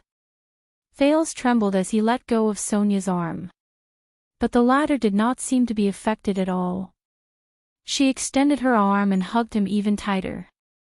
Sonia gritted her teeth and roared furiously as she took out the two-handed broadsword from her back. She swung one arm and drew a beautiful slash. In a flash, she cut off countless small tentacles that had split off. A few of them swept towards where they were originally, the dark night black coffin. Many of the tentacles had just touched the black coffin when they shrank, withered, and turned into ashes, as if they had just touched the supreme shield. But even more tentacles coiled around the black coffin, as if they were unafraid of death. As they withered and reconnected, they actually withstood the corrosion of the legendary anti-mystic equipment and lifted the black coffin. Black coffin. In the distance, Katerina saw this scene. The queen roared anxiously, "Don't let her take it." Sonia was as calm as ever. She moved swiftly and swiftly. With her left hand holding Thales, she threw the broadsword far away like a boomerang with her right hand. Asterisk crack. Asterisk she forcefully cut off the tentacles that coiled around the black coffin. Asterisk thud. Asterisk the black coffin fell to the ground again. Sonia stepped forward and quickly leaped onto the black coffin. She put Thales down and took down the shield on her back. She looked ahead vigilantly, two tentacles stretched out from the darkness in front of them again. Impossible. Thales cried out in shock when he saw the situation in front of him clearly. Under the protection of the two tentacles, Giza Streelman appeared before them with a smile on her face. She still looked like a naked girl covered in fresh blood. Thales shuddered, but Sonia calmly stepped forward with her shield and protected him behind her. Sonia furrowed her brows tightly. On the other hand, Thales was dumbfounded. How did nothing happened to her? Did Serena not tell me that the legendary anti-mystic equipment can be used against mystics? He clearly remembered that when Yodel sealed Asda, he only needed to stab Asda in the back when he was least expecting it, and Asda turned into a burst of white light and disappeared without a trace. Yodel and Murad both called that a seal. Thales thought that he had grasped some knowledge regarding the weaknesses of mystics, but Giza before me, why? Why? Do you find it strange? Giza chuckled. Why is the legendary anti-mystic equipment not effective against me? Sonia raised her hand abruptly and stopped Ida and Katerina, who were about to rush forward. Step back, she said loudly, as if she had the authority to execute orders with a shout. Ida and the Queen stopped in their tracks. Sonia stared at Giza before her. Her gaze was extremely solemn. I have heard 2 legends about you from the Secret Intelligence Department. Sonia looked at Giza with a determined expression. 1. The more enemies the blood mystic faces, the stronger her destructive power and vitality will be, because the enemies will become her nutrients. The biggest mistake in dealing with you is that the more the merrier. That will only make you stronger the more you fight. The best way is to have a supreme-class elite who is nimble and agile enough to carry a legendary anti-mystic equipment and fight you alone in a land of death where there are no living beings. Giza's smile faded a little. The Secret Intelligence Department. Still as annoying as a few hundred years ago. Not a bad choice. Giza smiled and nodded. No wonder I sensed many humans a few hundred meters away. Did you leave your men there and come alone? Sonia snorted. Looks like your scouting ability is also very strong. In the next moment, 2 tentacles suddenly stretched out towards Sonia. At the same time, a dozen tree roots burst out from the ground and whipped towards Sonia and Thales. It was an attack without any blind spots. The fluctuation surged into Thales' limbs, and he was about to dodge. But at that moment, he only felt another wave of power blossoming from Sonia's body. She spun around and inconceivably exerted her body's inertia to the extreme. The shield in her hand struck the tentacle fiercely. Bang. Giza's tentacle was smashed into ashes. The female warrior loosened her grip as she spun around. She then skillfully grabbed the edge of the shield in midair and used it as a sharp blade. She then turned her body and slashed horizontally. She generously chopped a dozen or so tree roots that came at her feet. She was so powerful that they were all crushed. Rip. Crack. Sonia stood on the ground unscathed. With a defensive counterattack without any blind spots, she completely crushed the blood mystic's attack. Thales stared at Sonia in astonishment. The fluctuation in his body had already surged to his eyes. He only saw a threatening colorless energy fill Sonia's body. It was completely different from the piercing light in the mystic's body and the blood clansman's vigorous flesh and blood. This was the first time he used this wave vision to observe normal humans other than mystics and blood clansmen. Not a bad response. It's rare to see even among supreme-class humans. Giza nodded in admiration. There's also a familiar supernatural power. It's one of the 4 great primitive supernatural powers, the thawing of glaciers, famous for its ability to attack with the flow of the situation. It's now called the power of eradication, Sonia said disdainfully. To commemorate us, we beat the crap out of all of you 600 years ago. Thales suddenly understood. So, the colorless energy in Sonia's body is the power of eradication. I didn't know that you could control trees. Sonia exhaled and observed her surroundings vigilantly. You sure give me a lot of surprises. Why? In your understanding, only the red liquid in an animal's body can be called blood? Giza chuckled softly. The second legend about you is a little unbelievable. Sonia carefully exercised her wrist. Until today. Amidst Giza's smile, she spat out the legend word by word. The legendary anti-mystic equipment could not seal the blood mystic. Thales stared at the blood mystic in shock. Could not be sealed. Then, does that mean that no one can control her? How was the battle of eradication won? Impossible. Katerina cried out in surprise. The legendary anti-mystic equipment is the bane of the calamities. That's what the insiders were taught. There was a moment of silence. Giza first flashed a smile, then sighed. The legendary anti-mystic equipment is the end of the mystics, the bane of the calamities. With just a light touch, we will be doomed eternally. Is that so? Giza said with an indifferent expression. Lebla, Eric, and even the Truth brothers are terrified of that weapon. From then on, they never let anyone near them. That's how Lebla was sealed. But in the next moment, Giza chuckled softly with a deep chill. But I am the only exception. A mystic who relies on her physical form to fight. Thales shuddered. He felt that these terms, which he temporarily did not understand, were knowledge that he would have to learn in the future. Even if it was not for the sake of becoming a mystic, even if it was for his own sake. Giza continued to smile and said, I am also one of the only 2 mystics who are not afraid of the legendary anti-mystic equipment in close-quarters combat. Even when it comes to close-quarters injuries, I do not reject them. Those who approach me are often approaching their own deaths.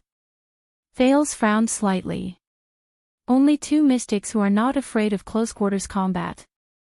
Then who is the other one? So, there's such a big difference between mystics. Curiosity and fear towards mystics tormented Thales at the same time, making him extremely hesitant. Giza smiled faintly and said, even if the legendary anti-mystic equipment hits my physical form, it will only hurt insignificant flesh and blood. It is impossible to seal me. Thales frowned. No. Something's wrong. He was puzzled until Sonia raised her eyebrows and snorted confidently. Is that so? She took a step forward, as if she had found the enemy's weakness, and raised the supreme shield at the mystic. Then why did you run just now? Or should I say, what were you hiding when you disappeared? Giza's expression changed. Thales also realized what was going on. Yes, the shield was effective against Giza's flesh and blood. After she turned into ashes for the first time, it lasted for a while before she reappeared. During that period of time, whether she was healing, recovering, escaping, or hiding, it all meant, she is definitely not without weaknesses. Sonia said calmly, the reason why legendary anti-mystic equipment is so rare and precious, and why countries fight for it, is not only because it can seal mystics, but also because every legendary anti-mystic equipment has its own unique and powerful ability, which allows its user to be reborn in battle. Thales sucked in a breath. Legendary anti-mystic equipment. Unique and powerful ability. He looked at the dark night black coffin beneath his feet. He then thought of Yodel's grey short sword. What ability does that sword have? Thales suddenly realized that the color of that short sword and the grey shield in Sonia's hands were actually so similar.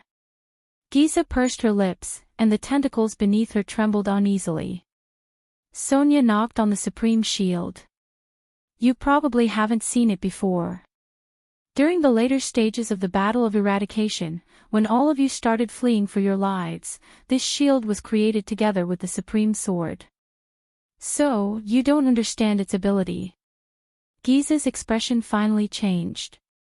When I received the shield, this is what they told me. Sonia snorted softly. The name of the Supreme Shield's ability is filled with Empress Helen's personal characteristics. The Blood Mystic's expression became more and more solemn. Thales felt that Sonia had found her weakness. The female warrior grinned and laughed heartily. The name of its ability is, Hunt. In the next moment, the mystic with the cold expression seemed to have remembered the most terrifying thing in the world. She waved her hand abruptly. Asterisk boom. Asterisk a voice that sounded like a flood erupted. Under everyone's vigilant gazes, the huge tentacles instantly dissipated into blood and severed limbs. Then, they disappeared into thin air. Giza was hidden in the darkness. She cast Thales a profound glance with her eyes. She left behind a faint sentence. We will meet again. Thales shuddered. Giza's words contained a chilling coldness. I will never let you suffer. Thales' face was pale. He was anxious. I will never let you suffer. Damn it. Wait a minute. He suddenly came to a realization. The blood mystic was scared away. She left, Sonia said faintly. What a pity. She tapped the shield regretfully. I really want to continue chasing after her. Thales exhaled deeply. Serena. Thales turned his head and saw Katerina gritting her teeth as she stared at an empty corner. She ran away. The sound of hooves could be heard. Putre, Waya, and Gened were escorted by a group of cavaliers and arrived before them. When Thales saw them, he felt slightly at ease. However, there did not seem to be many Jade Star private soldiers left. That night, it ended again. The cavaliers arrived before them and bowed to Sonia one after another. The leader was a female swordsman with a cold expression. When her gaze swept past Thales, the latter only felt a chill. Did I offend her? Thales scratched his head, baffled. At this moment, a call filled with complicated emotions rose. Captain. Sonia shuddered. She turned her head to look at the person who spoke. Thales was stunned. Could it be that she, who uses a shield, is really the captain of Constellation? Under everyone's astonished gazes, the 30-year-old veteran, Gened, dismounted from his horse. He cowered slightly and walked slowly to the female warrior. He looked at Sonia with an excited but anxious and ashamed expression. Captain, his lips trembled, but he could not say a word. Gened lowered his head and gritted his teeth. Sonia stared at the veteran with a complicated expression. Gened. But the female warrior exhaled deeply. She raised her eyes, and her gaze was filled with an imposing manner. Look at me, soldier. Sonia shouted loudly. The veteran shuddered and instantly stood up straight. He took a deep breath and looked straight at Sonia. A few seconds later, Gened gulped and took a deep breath. I'm back. The veteran said firmly. Sonia scrutinized him carefully. After a while, she then punched Gened's shoulder and put on a smile that faded away. Return to the team. Gened shuddered. He clenched his teeth and held back his tears. The veteran shouted with all his might, yes. Forgive me for being blunt, Your Highness. Sonia turned her head around and looked at Thales, who was being carefully checked to see if he was injured by Waya. She frowned, but she immediately heaved a deep sigh. Although you have experienced a lot today, you still have to hurry to Broken Dragon Fortress as soon as possible. Thales was a little puzzled, but he still nodded. Only the experienced vice diplomat behind him, Putre's expression changed as he pressed down on his own wound. Lady Cecile, he asked solemnly. What happened? The group was silent for a second. Sonia frowned and looked straight at Thales. Extet's Archduke of Black Sand region, Chapman Lampard, has already sent out small units multiple times to cross the border between the two kingdoms without any qualms. Sonia was expressionless, but her gaze was solemn as she answered, they have begun to clear the area around Broken Dragon Fortress, especially the path for reinforcements from Cold Castle and Lonely Old Tower. Thales' pupils shrank. Sonia nodded and said solemnly.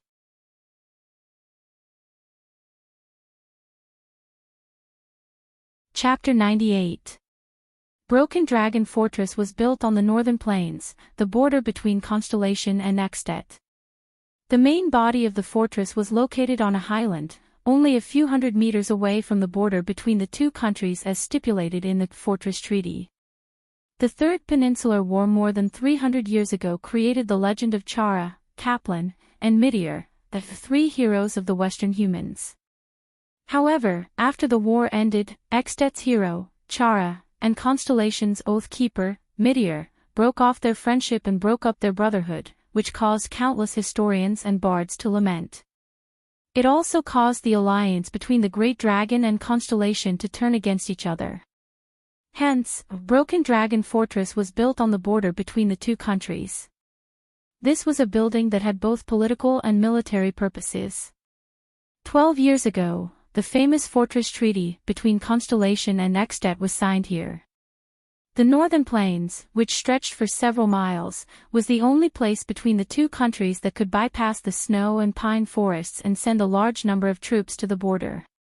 However, the defenders of Broken Dragon Fortress could clearly see any troop of more than 10 people from Extet's side on the plains.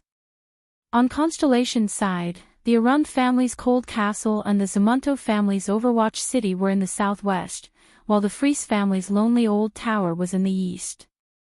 All three parties could rush to the fortress aid at any time. If any castle was in danger of being besieged, Broken Dragon Fortress could also send a timely warning. Broken Dragon Fortress was not a lone fortress.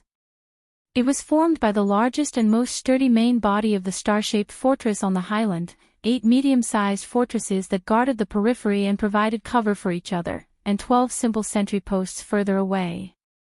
To take down Broken Dragon Fortress meant that they had to charge through countless trenches and barricades, remove the threat of crossbows in the 8 medium-sized fortresses, and then follow the only 3 narrow slopes to reach the main body of the fortress.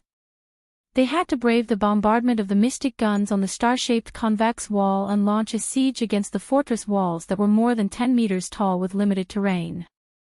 If the army bypassed the fortress and went straight south to the important cities of Constellation, then this fortress that could accommodate 10,000 people, had sufficient supplies, and could be used by the garrison to attack at any time would instantly become a major threat, like a thorn in the back.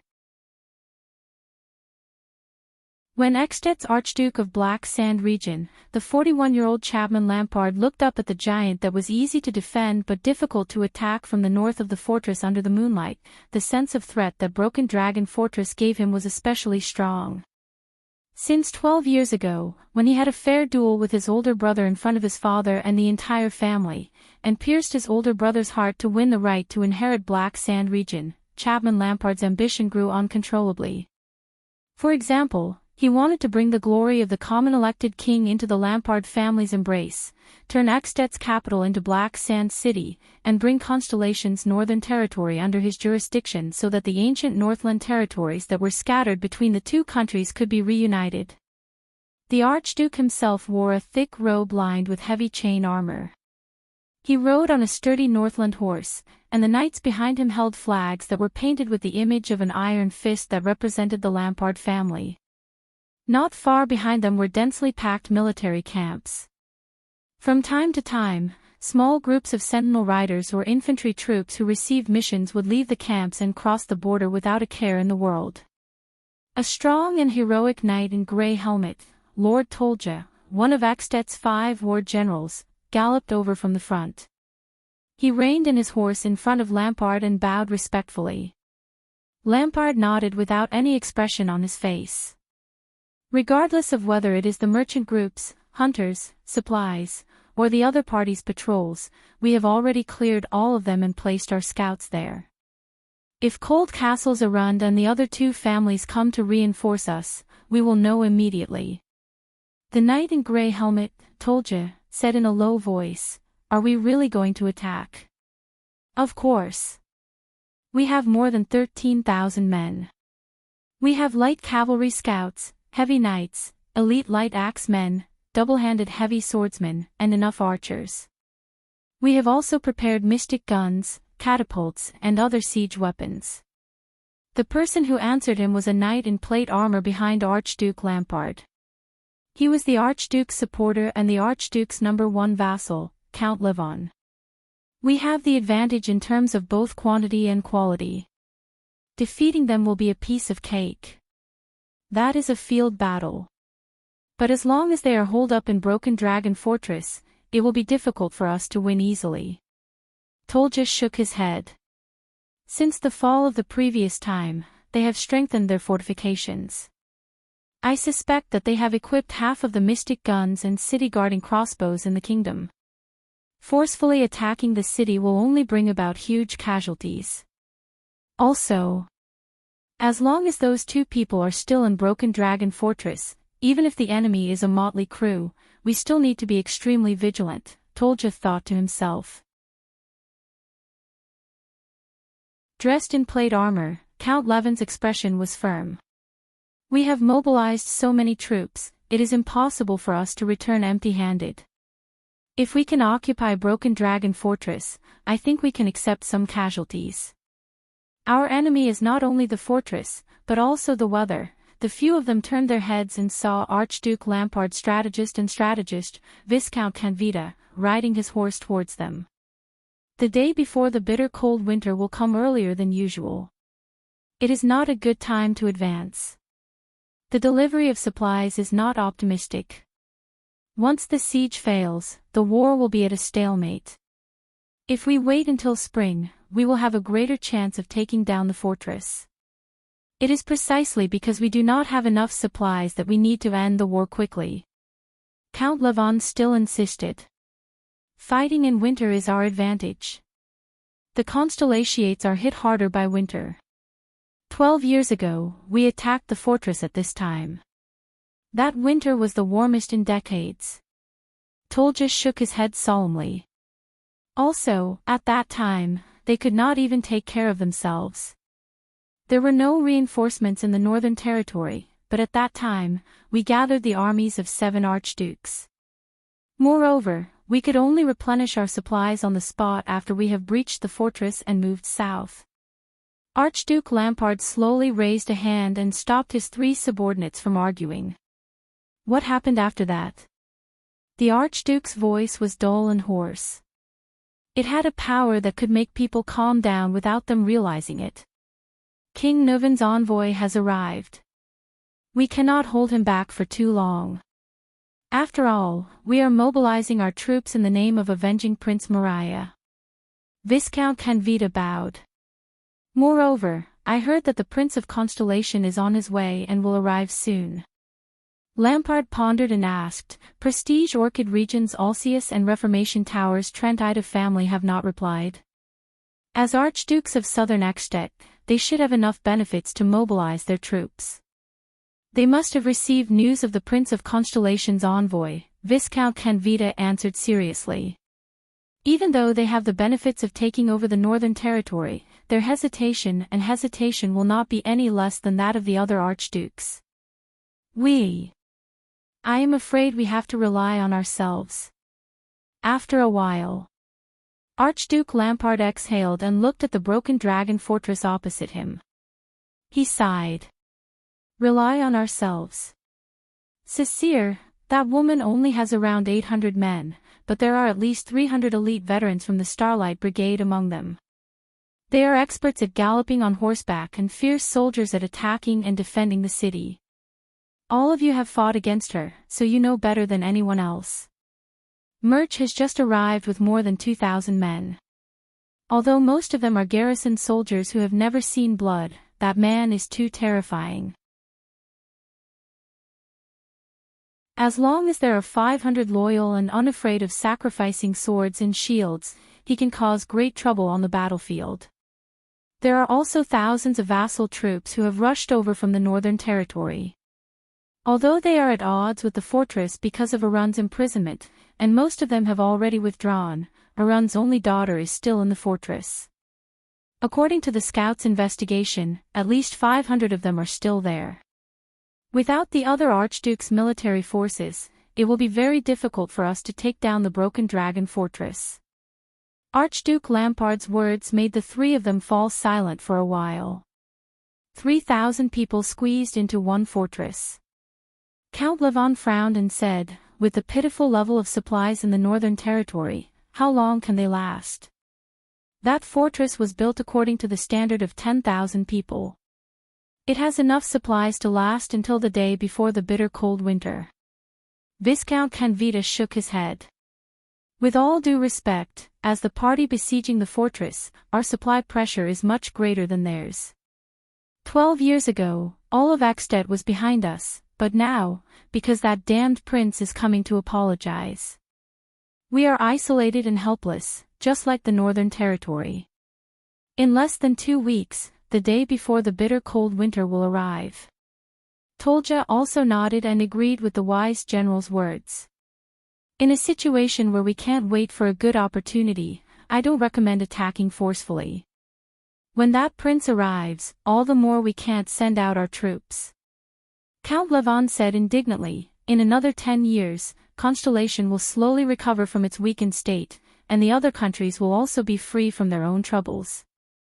Also, he paused for a moment. If Novan VII can't live until then, Ekstat might have to choose a king. Are we going to give up on this opportunity? Count Levon said hatefully. The three of them did not speak. No. Chapman Lampard exhaled softly and stared at the fortress in front of him. We are Northlanders. Lampard thought of his elder brother. He thought of his elder brother's gaze as he gripped his sword with his blood-stained hands and laughed boldly as he died. Northlanders never wait for opportunities, nor do they give up on opportunities. Archduke Lampard turned his head. His unsmiling face revealed a coldness that was colder than the weather. We create opportunities. The moon had already set in the west. Broken Dragon Fortress was in front of them. Its magnificent star-shaped outline could already be vaguely seen under the moonlight. Thales looked at Sonia and Ida, who were watching vigilantly from afar. He then turned towards Katerina, who was surrounded by the elite warriors of Broken Dragon Fortress, and the two Blood Clan warriors who were only found after the battle behind her. Are you sure you want to leave now? Thales furrowed his brows as he looked at Katerina. Perhaps the Blood Mystic is waiting on the way back. Katerina still had that indifferent expression on her face as she shook her head. Now is the best time to leave. At least the Blood Mystic will not dare to stay too close. It's too risky, Thales said seriously. You know, the Blood Mystic came for the Black Coffin. Believe me, since the Blood Mystic has already appeared and brought such great trouble, there will be people who will take care of her whereabouts and goals, such as your secret intelligence department, Katerina said coldly. Although mystics are terrifying, there are still powers in the world that can restrain them. You are talking about the legendary anti-mystic equipment? Thales pondered and said, but after all, they are rare and there are only a few of them. You are still young, there are still many secrets that you do not know. Katerina's words made Thales scratch his head. You only need to know that every time a mystic appears in public, it is a risk. After that, there will be a long period of silence and hiding. What threatens them is not only the legendary anti-mystic equipment. The two of them stared at each other for a second. All right, since you insist. Thales sighed. You must know that the supreme class beside you has died in battle. Serena may still be hiding in the dark, eyeing you covetously. Besides, you are escorting the legendary anti-mystic equipment after all. Thinking of Hestad and Simon, Katerina's gaze dimmed. But she immediately raised her head. I long for Serena to appear. The Night Queen revealed a hateful gaze. As for the Dark Knight Black Coffin, perhaps many forces hope to obtain a legendary anti-mystic equipment. But rest assured, among those who understand its value and origin, no one would have the guts to covet the Dark Knight Black Coffin, except for the terrifying mystics. No, Katerina secretly said in her heart, perhaps those relatives in Grand Banquet Hill are the exceptions. After all, guarding the Dark Knight Black Coffin can be said to be the oath of all Blood Clansmen. Thales rolled his eyes. Another secret that I do not know. He nodded. Even though our misfortune today can be considered to be due to each other, including the debt of blood, hatred, and favors, I still hope that we do not become enemies. Of course, it is best that we do not meet again in the future. Katerina stared at him fixedly for a few seconds. It was so long that Thales raised his eyebrows. Do you know, Katerina said quietly, perhaps we can really become allies. Thales widened his eyes. I heard Serena's words, the Night Queen said flatly. The structure of the continent has changed. You are in contact with the Mainz Knight dynasty, and Ekstat is on good terms with Honbol. Since Constellation is destined to be enemies with Honbol, then we have a common enemy. Thales furrowed his brows. I almost forgot. This is a queen. After we form an alliance, we will rope in the Mist Island's merfolk leader. That way, it is not impossible to chase away Hanbol and the Trade Federation's whaling ships and turn the southern sea of eradication into our inland sea. Think about the eternal oil that Hanbol and the Trade Federation have embezzled together, please, because of your dear sister. Thales exhaled and shook his head with lingering fear. Right now, I really have a deep fear of the word ally. For your own good, and for my own good, can we talk about this when I grow up a little? Katerina, who was inexplicably interrupted, was stunned for a moment. She could not close her parted lips in time. When he saw those lips, for some reason, Thales remembered how they tasted. Ahem. Thales patted his head and chased the messy thoughts out of his mind. He had enough troubles, and he could not even take care of himself. The Night Queen, who had always been unsmiling, suddenly curled up the corners of her lips slightly. Thales was a little surprised. It was the first time he saw the unsmiling Katerina reveal a smile. I am sorry. Thales raised his brows. What did you say? Katerina could be heard saying slowly, when you stretched your neck over. My original plan was to suck all of your blood dry.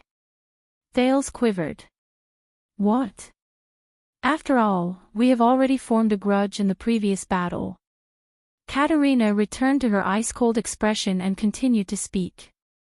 Thales felt a chill run down his spine as he watched the queen narrate how she wanted to suck him dry. As long as I get rid of Serena, then go back and annihilate the rest of your subordinates and clean up the traces, no one will know the reason for the Prince of Constellation's death except for Covendier. Thales revealed a look of disbelief. Is this the farmer and the snake? But your life is very tenacious. You did not die of blood loss like I expected. Katerina said coldly, so, my attempt to kill you failed. I think you have the right to know about this. Thales' expression changed several times.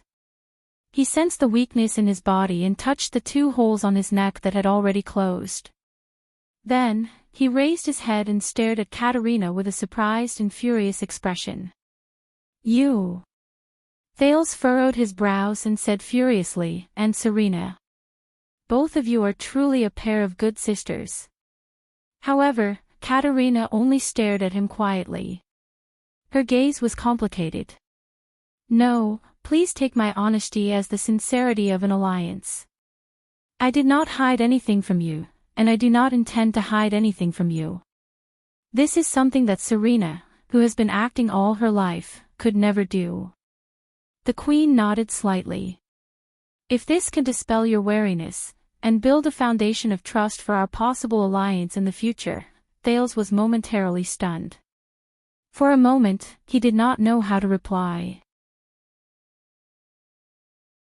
He furrowed his brows and said, You told me that you once wanted to kill me, and then said that this is your sincerity, and that you hope that I will trust you.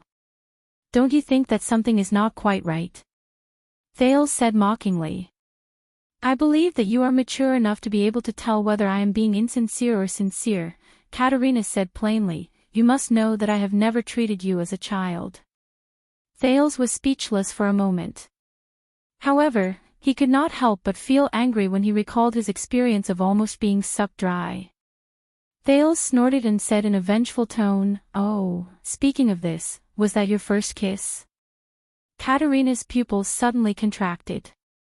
Her expression instantly turned cold and she said in a chilly voice, What did you say? Her purple eyes stared straight at Thales. Under the queen's murderous gaze, Thales immediately felt his scalp go numb. It was only when he saw the soldiers and the 2 supreme-class elites around him that he felt slightly at ease. I mean, some readers want to know, no, many people from the Eastern Peninsula seem to be very concerned about this, so... Thales scratched his head awkwardly. I want to know if I have offended you in any way so that I can apologize. No, of course not, Katerina said coldly. Do you think I am some teenage girl who has just experienced her first awakening of love? First kiss. Childish. The years I have lived are longer than all of your ancestors combined. These words sound a little familiar. Thales shrugged and scratched his head in slight embarrassment. Oh, an ice queen like you would also have a first love. He looked at Katarina's cold, ice-cold face and stuck out his tongue. Your first love, hey, I can only say, that person is really pitiful. All right. Thales sighed. He immediately raised his head and said solemnly, I wish everything goes well. Never see her again. He added in his heart. Katarina stared at him in silence. Suddenly, she extended her hand towards him and passed him a bracelet with 2 fangs strung on it. The fangs looked fierce and unadorned. There were fine blood-colored patterns on them. They looked like a souvenir from a previous life. Thales widened his eyes and looked at her in puzzlement. This is the Corleone family's keepsake, the blood fangs. Her Majesty Katarina said with a stern expression, if you come around one day, bring it to me. However, it is not a good reputation among the humans to form an alliance with a long-lived race. Before you make up your mind, please keep this a secret from the others. I suggest that you personally keep this keepsake. Thales furrowed his brows. In the end, he still sighed and casually grabbed the fangs bracelet. I'll throw it away when I get back. Thales thought to himself. Be careful on your way back, he said in his heart. Take care, little Prince Thales. Katarina nodded expressionlessly. She turned around and walked towards her subordinates and the black coffin. Do not forget that this is the inland sea that belongs to us. Thales rolled his eyes behind her back. In the next moment, the Night Queen and her subordinates disappeared from his sight along with the black coffin. Thales sighed emotionally for a second before he turned around and left. At this moment, the Blood Clan's unique secret voice transmission faintly flew into his ears. But that was indeed my first kiss with a member of the opposite sex. Thales shuddered and staggered. Didn't we agree that this is not the world of the little white literature? He sighed and looked into the darkness where Katarina left.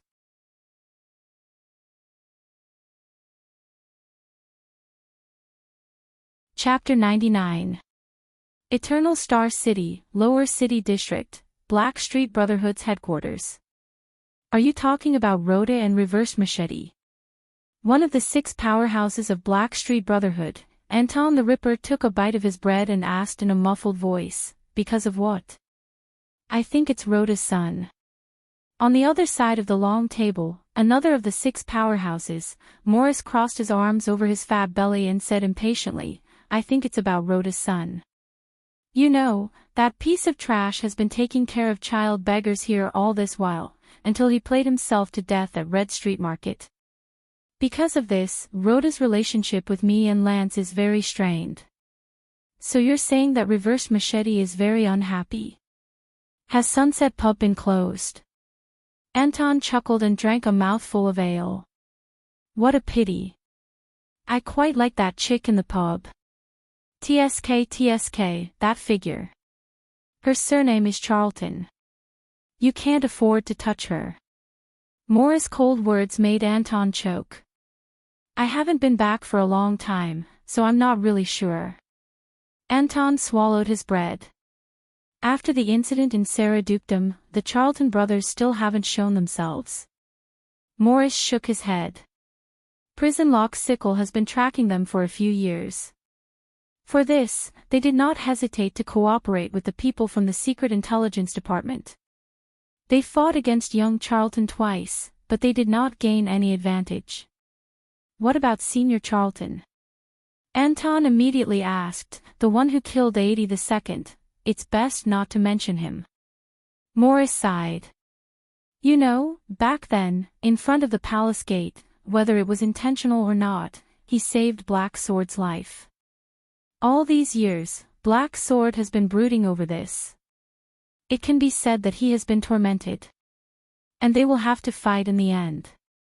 Anton sighed. At this moment, a figure draped in a scarlet cloak pushed open the door and entered. He sat beside the table. Morris and Anton's expressions became solemn. Then, the figure in the scarlet cloak spoke. It made the other two people's expressions change. Speak clearly. What do you mean by losing contact? Anton slammed his fist on the table. With a surprised expression, he looked at Lance, the sleepless eye, and asked in bewilderment. Lance pinched his scarlet cloak and furrowed his brows. What I mean is... He pinched his scarlet cloak and furrowed his brows. Since 7 days ago, we have not received any messages from Ramon.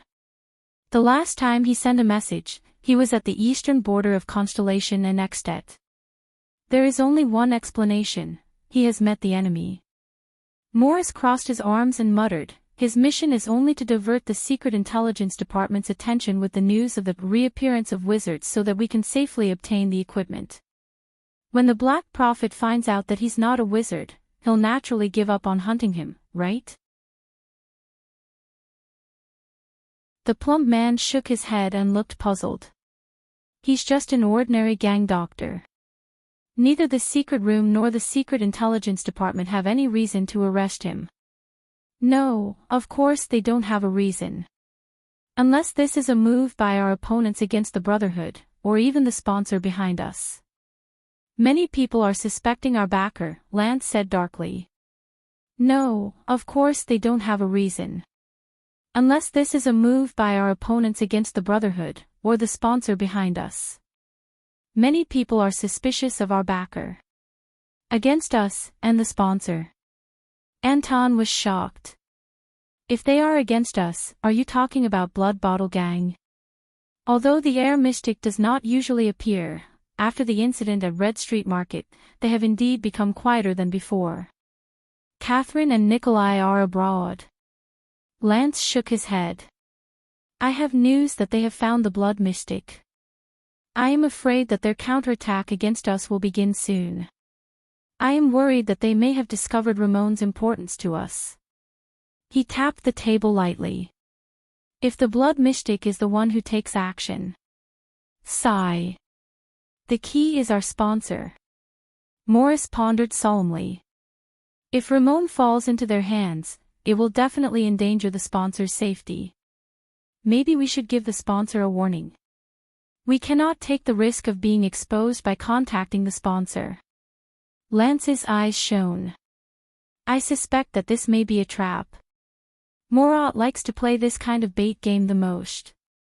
Maybe the Secret Intelligence Department has eyes and ears all around Blackstreet, waiting for us to make a mistake. What's more terrifying is, if it is not Morat and his Secret Intelligence Department, but the masterminds from back then. Lance did not reveal his thoughts, but he did not voice his worries.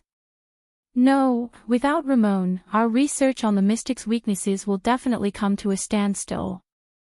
We have only made some progress in the past 11 or 12 years. Anton clenched his fists tightly. And we do not even know the origin and abilities of that equipment. We have not been able to unearth anything.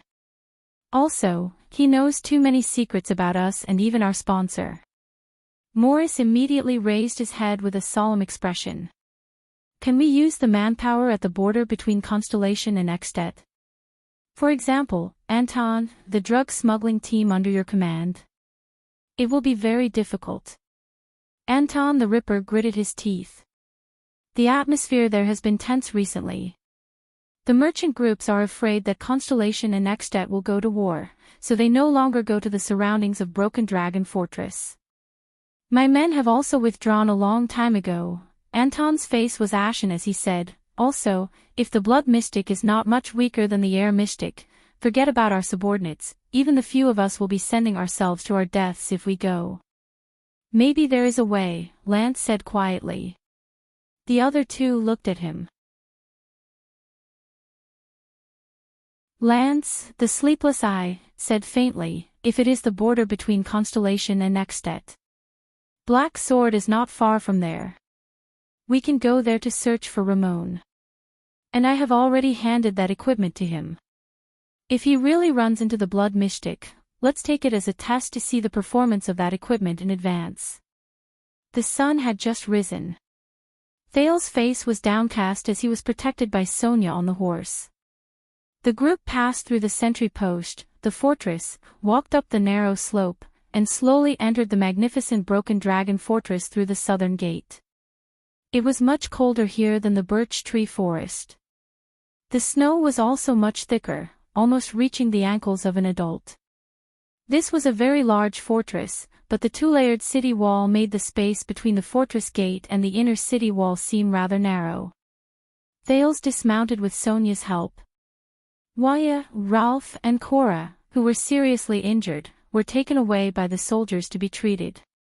He observed a corner of the fortress where the layout of the buildings, the personnel, and the sentry posts were all orderly. The soldiers on duty were either patrolling the main roads in the fortress, the walls on several sides, or standing guard at various spots. The quartermaster in charge of logistics and supplies was urging the civilian laborers who transported the supplies back and forth. In a few rather large stables, the cavaliers were skillfully brushing their mounts. On the other side of the training field, there were a few teams of recruits who had just been drafted into the army. Under the guidance of a few veterans, they were methodically practicing defense and slashing movements. In the distance, a few teams of soldiers who had just returned from duty were lining up, putting away their weapons and receiving rations from the quartermaster. Janet followed behind Sonia and hugged a dozen valiant veterans who seemed to be old acquaintances. So this is Constellation's northern barrier. That's Baron Murch's regular soldiers of the royal family. They've just been expanded. At this moment, Putre dragged his injured body behind him while leaning on a tree branch. He looked at the group of recruits who were training and said, "They haven't really fought in battles." Thales nodded. "I thought you would at least leave her, that important queen, in Broken Dragon Fortress. You know, our strength is already stronger than hers." Putre said quietly, and regardless of whether she was deceived or not, she still attacked the diplomat group's convoy and committed a heavy debt of blood. And then? Capture her and spank her. Thales shook his head. She is an important political figure in the Eastern Peninsula. We would need a lot of legitimate reasons to keep her, and there would be a lot of trouble in terms of diplomacy. It also involves mystics. It involves my secret. The less trouble, the better. Putre raised his eyebrows. Thales sighed. Believe me, the real culprit is still out there at large. Letting Katerina go is also creating trouble for him. Zayn's face appeared before his eyes. No matter why you want to kill me, I will not sit still and wait for death. Also, Thales thought, I might have found the key. The key is in the conversation on the day of the journey. Something must have touched Zayn's nerves. Otherwise, he would not have done such an unwise act, deceiving his allies and endangering himself. And she still has that black coffin with her, Thales continued. His words made Putre frown slightly. With that thing by her side, it is equivalent to the blood mystic coming for us again. Although she will definitely come for me. I will never let you suffer. Thales sighed and thought worriedly. Do not worry. Putre seemed to have seen through Thales' thoughts. He said slowly, Extet also has its own legendary anti-mystic equipment. They even have more than Constellation. It is the country with the most legendary anti-mystic equipment in the world. After all, in the Battle of Eradication, Northland spared no effort in fighting against the Calamities. Thales nodded reluctantly. As for the Calamities, as long as you are not interested in them, they will not be interested in you, Putre said with a profound gaze and a hidden meaning in his words. Thales was shocked. Putre. What does he mean? At this moment, Sonia's dignified voice came from the front. What is going on? Thales and Putre raised their heads curiously and looked in front of them. It seemed to be a scaffold. At that moment, it was crowded with soldiers who were not on duty. There was a person standing on the scaffold. He was being escorted by soldiers behind him. It looked like he was going to be executed. An officer who seemed to be in charge recognized Sonia and said awkwardly, "Don't worry." He said a little awkwardly, "Lady Cecile. This person is a deserter." Sonia frowned and looked at the person on the scaffold. It was a young man with black hair, brown eyes, and slightly dark skin. He struggled to raise his head in front of the scaffold and shouted, "I am not a deserter. I am not." He wore a tattered cotton shirt and his hands were tied behind his back. He still shouted at the onlookers indignantly, "They are alone. They're alone. I'm going back to save them. I did not escape. Just look at the blood on my blade and you will know." Thales looked at everything and whispered to Pudray, "Have we already engaged the enemy? Have we already engaged the enemy?" "I am afraid that it is a clash between small units," Pudray muttered. "It seems like Lampard is still unwilling to give up." Thales sighed in his heart. The officer in charge of the hanging looked at the struggling black-haired young man and said in disdain, "This man is lying. There is blood on his spear, but it has long been broken into two." "You ran back with the broken weapon in your hand, and then tell me that you went back to save them." "I did not." The young man whose hands were tied behind his back said anxiously, "That is not broken into two. That is my spear. They have two, one in my left hand and one in my right hand. I can use both at the same time, enough." Fisherman full of lies. The officer in charge waved his hand with an unpleasant expression. "Quibbling will not help you. Be like a Northlander, be more straightforward, wait." Sonia looked at the person in charge with an unpleasant expression. "He is a soldier I recruited from the local area. Before executing him, shouldn't he ask for my permission first?" The officer was stunned. But the evidence is conclusive." "We have asked Baron Murch," Sonia interrupted him impatiently, "Put him down. Put him down. I'll ask him myself, then I'll punish him." The officer in charge frowned. "But this is Baron Murch's order." He said, "Murch." "I am the commander of Broken Dragon Fortress," Sonia said in a deep voice. "Murch has only been here for a few days. You and him are just reinforcements who are stationed here as guests." The fortress flower's expression turned cold. "Or do you have an opinion on my right to command?" The officer's words came to a halt. He looked around in a troubled manner. But the fortress flower's dignity and prestige made him have no choice but to obey. The black-haired young man on the scaffold breathed a sigh of relief. He was immediately brought down and pressed down in front of Sonia. Sonia came before him and said coldly, "Soldier, report your name and where you belong." The young man shuddered. "Willow, my name is Willow, Your Excellency, Fortress Flower." The young man looked at Sonia gratefully and panted. He panted and said, "Willow Ken. I am a pikeman recruited from Zaladin County. And I am really not a deserter." At this moment, the crowd burst into an uproar. A bright but impatient man's deep voice traveled from afar. "Cecile." Sonia's brows furrowed deeply. She raised her head and looked in the direction of the voice. "I heard that you are openly looking for trouble with me again." Thales looked curiously at the source of the uproar. He saw that the soldiers had parted to the sides. It was a man of medium height but muscular build. He wore a simple breastplate and a green wrist guard.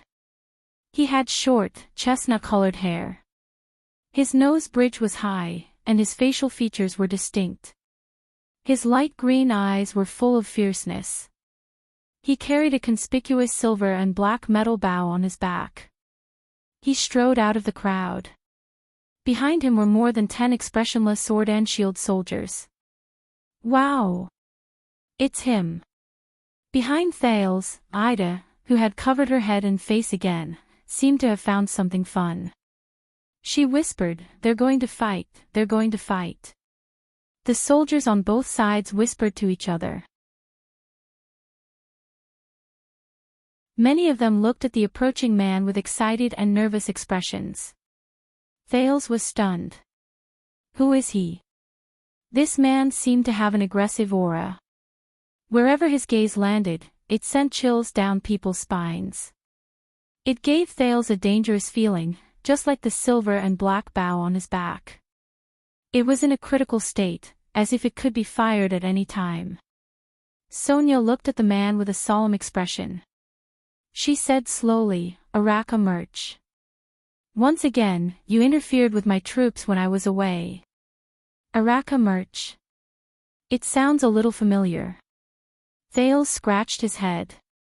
Behind him, Putre sighed deeply and said in a low voice, "Your Highness, I wonder how good you are at mediating conflicts." Thales glanced at Putre, baffled. What does he mean? Your troops. The aggressive Araka did not show any weakness. He pointed at Willow Ken on the ground and replied to Sonia in a cold voice, "Are you talking about these cowardly deserters recruited from the local villages?" "I am not a deserter. I am just..." The young Willow spoke again nervously. However, before he could finish his sentence, Araka mercilessly interrupted him. "Shut up, deserter." The man with the silver and black metal bow on his back was furious.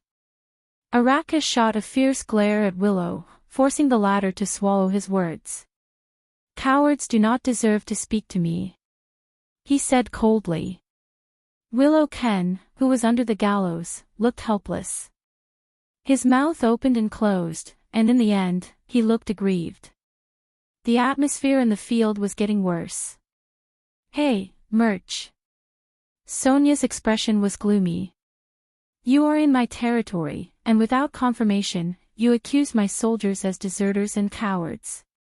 Sonia, the fortress flower, seemed to be boiling with anger. She looked at Araka with a sharp gaze and enunciated each word clearly. "Are you provoking me?" Thales only felt that the atmosphere in front of him was getting more and more tense. The soldiers around him did not even dare to breathe loudly. Araka suddenly grinned and laughed out loud. "If you say so, then so be it." Under Sonia's increasingly terrifying gaze, Araka stopped smiling. With an uncomfortable gaze, he swept a glance at Thales. "So, you brought the prince back?" Araka smiled and shook his head. Thales flashed him a smile and nodded. However, Emrich only smiled contemptuously, as if he did not care about the prince's friendly gesture at all. Thales was stunned. The transmigrator remembered. This was the baron who led the army, Emrich, when King Kessel replied to the Ekstedt envoy, saying that Baron Murch has brought 2,000 regular soldiers of the royal family to Broken Dragon Fortress. He did not expect that he would dare to confront Sonia Cecere, the fortress flower, without showing any signs of weakness. Baron Murch exhaled softly. He looked at Sonia and said plainly, "Why? Do you think that you have the right to condone deserters just because you have flattered the king's little bastard?" The king's little bastard. The surrounding soldiers burst into an uproar again. Many gazes swept towards Thales. Thales' expression also became unpleasant. He said that he is not a deserter. Sonia's expression was unpleasant. He should have a chance to defend himself. Starlight Brigade never treats lives lightly. Thales thought of something. Starlight Brigade. On the ground, Willow's expression became joyful. He nodded vigorously, but when he saw Murch's expression, he still chose not to speak. Never treats lives lightly. As expected of the personal guard captain of the Starlight Brigade, Araka said with a smile, "You carry out your duke's beliefs meticulously." Thales remembered that Sonia was once 82's younger brother, a member of the Starlight Brigade under John Jadestar. It seemed that her status was not low, she was the personal guard captain. Ah, right, how did the Duke die? Araka twisted his head and stared at Sonia. The fortress flower's expression changed abruptly. He, who was kind and cherished life, was betrayed by those he never treated lightly. As Sonia's face trembled, Araka spoke in a mocking tone, he died in the hands of his most trusted personal guard. What was that traitor's name again? Norfolk. Sonia clenched her fists tightly. The expression on her face was unreadable. Yes, it was the Duke's personal guards of the Starlight Brigade who were personally trained by Sonia Cecere. Thales opened his mouth wide in shock. Araka's words had obviously stirred up a lot of people's nerves. Because Thales could feel that the temperature around Sonia instantly dropped the moment she finished speaking. The expressions of the dozen or so brave soldiers behind her, including Janet, changed at the same time. The dozen or so burly men with fierce expressions walked forward together and stood behind Sonia. Behind Araka, the expressionless sword and shield soldiers also had unpleasant expressions. They surrounded Baron Murch in unison, pressed their hands on the hilts of their swords, and stared coldly at the people opposite them. The people from both sides were at each other's throats. Sonia's pupils shrank slightly. She slowly walked forward with a cold and stern expression. She stared straight at Araka, who was the same height as her. Araka also stared back at her coldly. Bah! Sonia spat at Araka's feet in an unceremonious manner. One could even say that she was very rude. You are a wild dog barking furiously, Araka. Araka only chuckled and did not speak. Of course, I remember now. The bloody year. The fortress flower looked up at the chestnut-haired man and said coldly, Prince Horus died on the battlefield, but you came back alive. Thales thought of something. Prince Horus. The sword of reversing light. This time, it was Araka's expression that changed drastically. His eyes were filled with hatred and anger. Who knows, was it you? Sonia's tone was filled with ridicule. She chuckled and said, stabbed him in the back. Thales no longer had to doubt what the word contradiction meant by Putre's words just now. Because in the next moment, Araka's fist and Sonia's palm collided violently. Filled with anger, they collided violently in the air. At the eastern border of Constellation and Nextet, around the lonely old tower. No, I can't smell the scent of the Brotherhood's doctor. I can't go any deeper. In front of us is the road to Broken Dragon Fortress. I heard that the two countries are in a standoff. I don't want to get involved in the war. The leader of the 8 psionic warriors of Blood Bottle Gang, Red Viper, Nikolai clenched his fists in anger. He waved his subordinates away and looked at the blonde woman beside him. Also, can't you ask Lady Giza for help? Damn it. This woman. Why was she the first to find the blood mystic? One of the psionic warriors of Blood Bottle Gang, Illusory Blade, Catherine, who was second only to Nikolai, turned around and showed a bright but inexplicably chilling smile. Oh, looks like we lost him again. As for Lady Giza. Catherine chuckled, which made Nikolai even angrier. I said that she suddenly had an urgent matter and went west temporarily. Catherine looked at Nikolai coldly. The blood mystic trusts me more, and she will only trust me. Even if the air mystic disappeared and chaotic divine soldier song died, Blood Bottle Gang cannot be taken over by an idiot like you. However, she was also extremely anxious in her heart. A day ago, they finally managed to persuade the blood mystic to come here with them to track down the Brotherhood's strange doctor. However, Giza seemed to have suddenly sensed something. She hurriedly said, I'm going to the west to take a look. Then, the mystic disappeared before their eyes. My God, the west is the road to Broken Dragon Fortress. Countless armies from both countries are there. The atmosphere is tense, and there's even an existence like the fortress flower. No matter how strong a mystic is, she can't fight against an entire army, can she? It's better for us to solve the problem here as soon as possible, Nikolai said in an unpleasant tone. Blood Bottle Gang has lost a lot of business. Many of our partners are. The women in Sarah Dukedom are very dissatisfied with our population shortage. The Barren Bone people in the desert have started to contact the Brotherhood.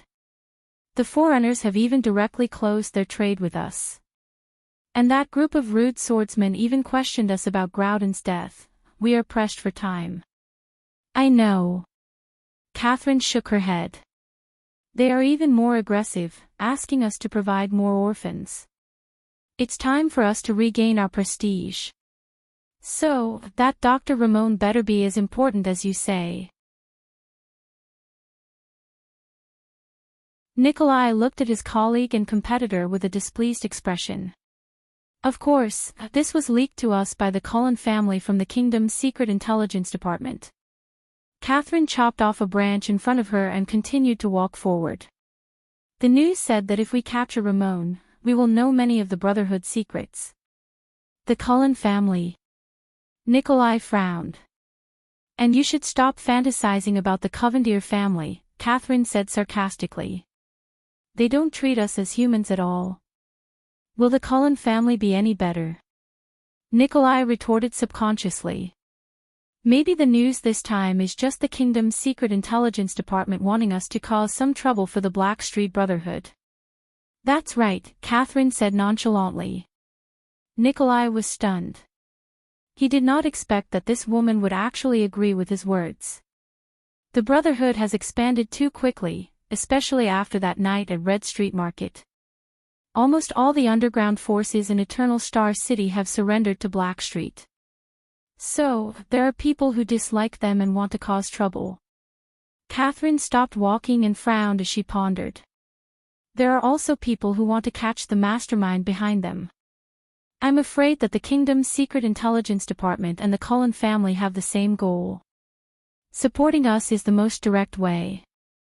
Nikolai smiled disdainfully. So, we lost the battle at Red Street Market, and it was actually a good thing. That was a heavy lesson. It reminded us that the mystics are not omnipotent. Catherine concealed the disgust in her eyes and tried her best to speak sincerely. In the past, we did things our own way and even fought against each other. But on that night, we lost our most capable subordinates and manpower. For the sake of the Blood Bottle Gang's survival, perhaps it is time for us to let go of our former enmity, damn Viper. She cursed in her heart. Do you think I don't know that you were the one who killed Ralph? One day, Nikolai was silent for a while, as if he was carefully considering Catherine's words. In the end, the Red Viper said hesitantly. Although I still don't like you. But I have to admit that what you said makes sense. We are facing the biggest crisis since our establishment. We must cooperate sincerely to get through it. However, Nikolai was thinking fiercely in his heart. This damn Viper, do you think I can't see through your act? Catherine smiled. I am glad that you think so.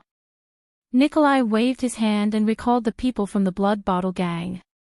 He shrugged indifferently. After all, we are in the same gang.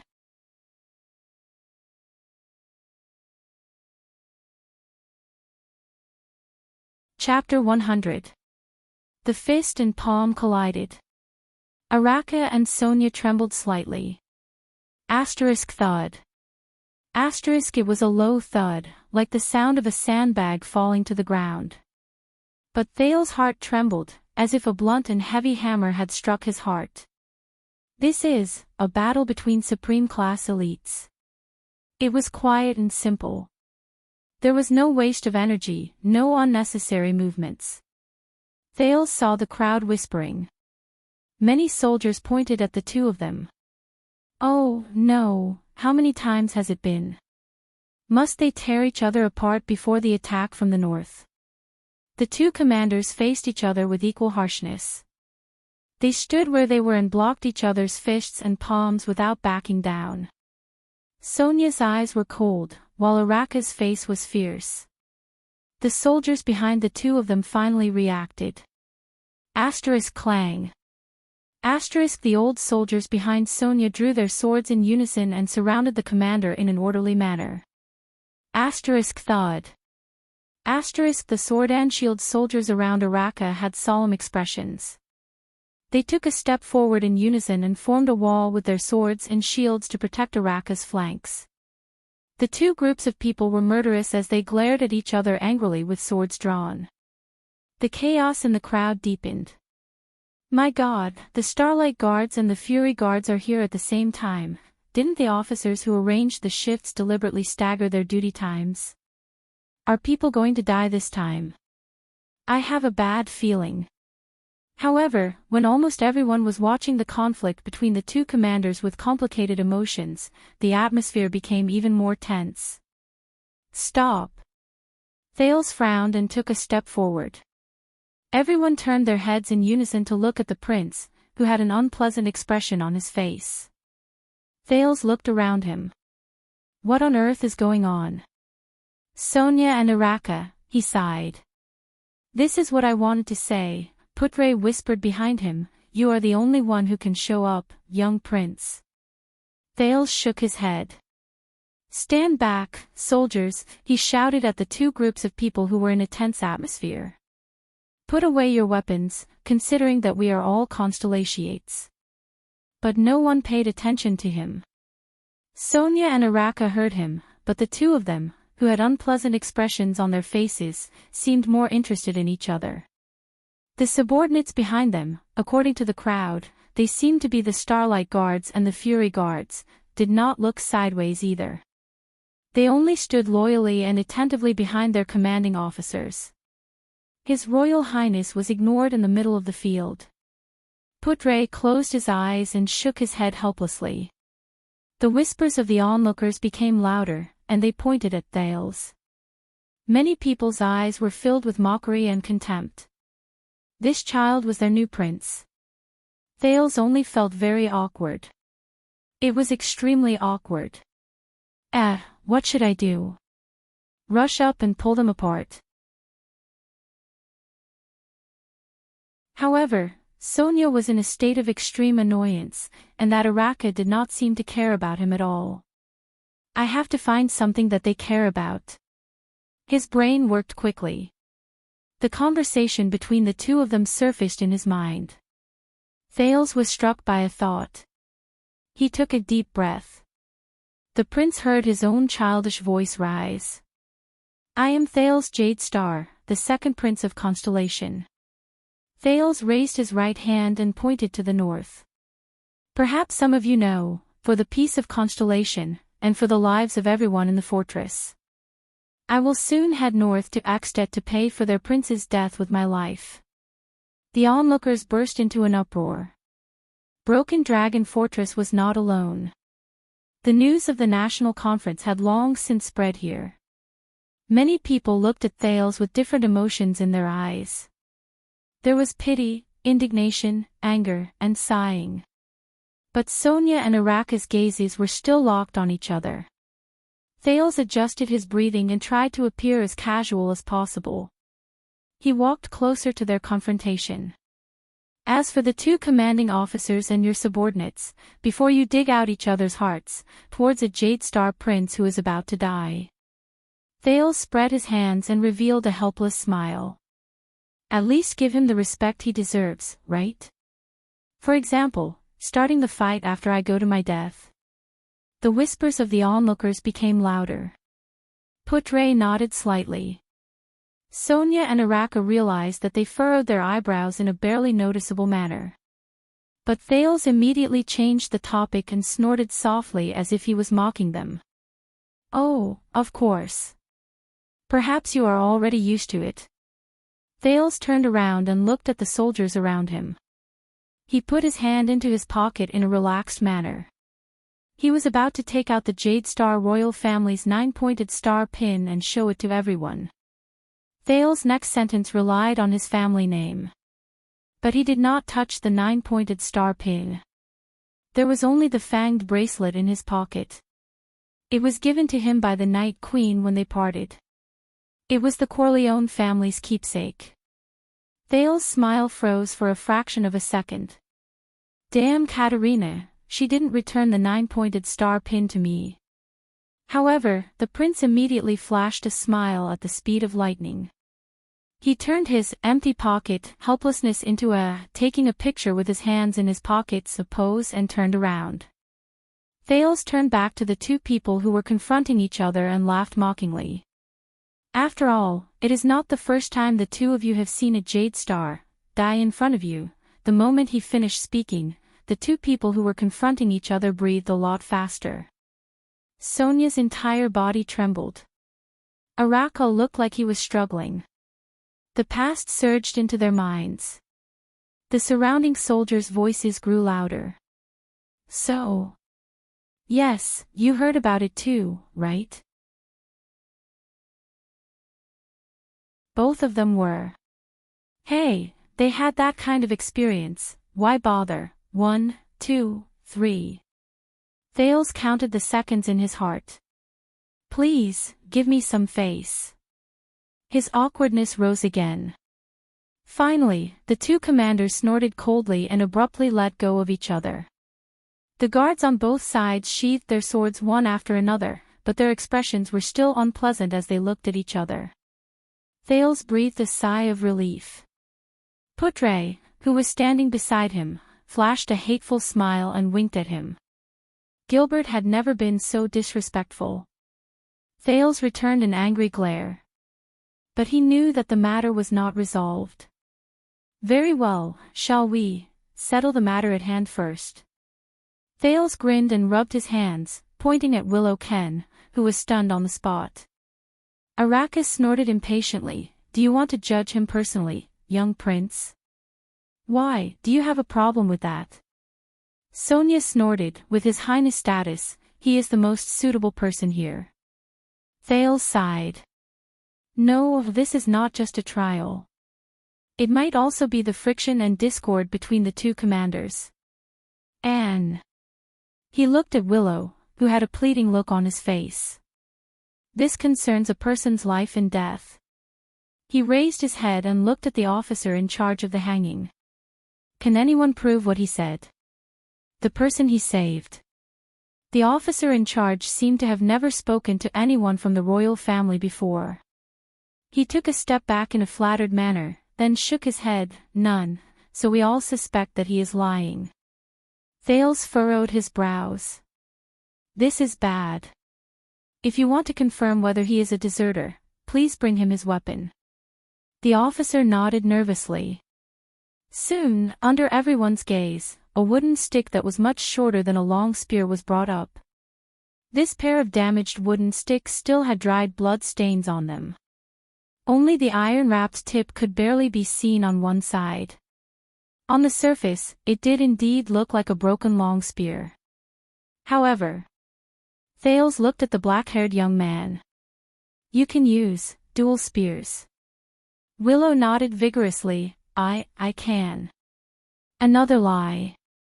The officer shook his head and said, no soldier has ever received such training, much less a fisherman. Thales exhaled deeply. He looked at the soldiers around him with burning gazes. He looked at Sonia's hopeful gaze, Araka's aggressive gaze, and Putre's complicated expression. Thales pondered and said, if he can use dual spears proficiently, but Araka snorted softly at this moment and interrupted him. Whether he is a deserter or not, he disobeyed orders and ran back on the battlefield. There is no doubt about that, the valiant man said to the prince in a mocking tone. Why? If he can use dual spears, are you going to use your Jade Star privilege to declare him innocent? Honorable, second prince. Thales was stunned. Disobeyed orders. *T then, are you going to execute him directly? Sonia spoke harshly. She said coldly, if he is innocent, no one cares if you are innocent on the battlefield. Araka cut her off stiffly. Regardless of whether it is to escape or to save someone, you disobeyed orders, so you have to pay the price. Sonia's words immediately froze. She could only turn her head and look at Thales hesitantly. "I respect your decision, Your Highness." "Continue." Araka looked at Thales and said in disdain, "Pardon him, and see if he will still disobey orders next time.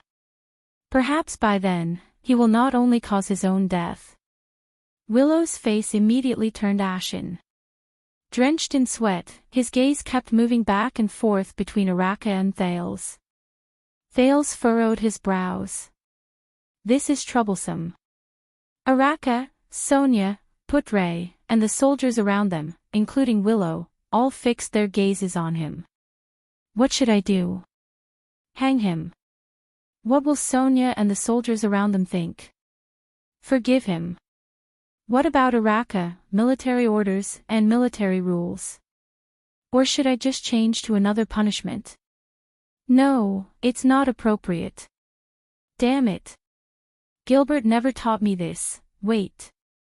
Gilbert." Thales muttered to himself. He made a decision. "Willow can. I cannot be sure if you are a deserter." The prince walked in front of Willow and said to him, "Hence, I cannot convict you and hang you." Willow breathed a sigh of relief.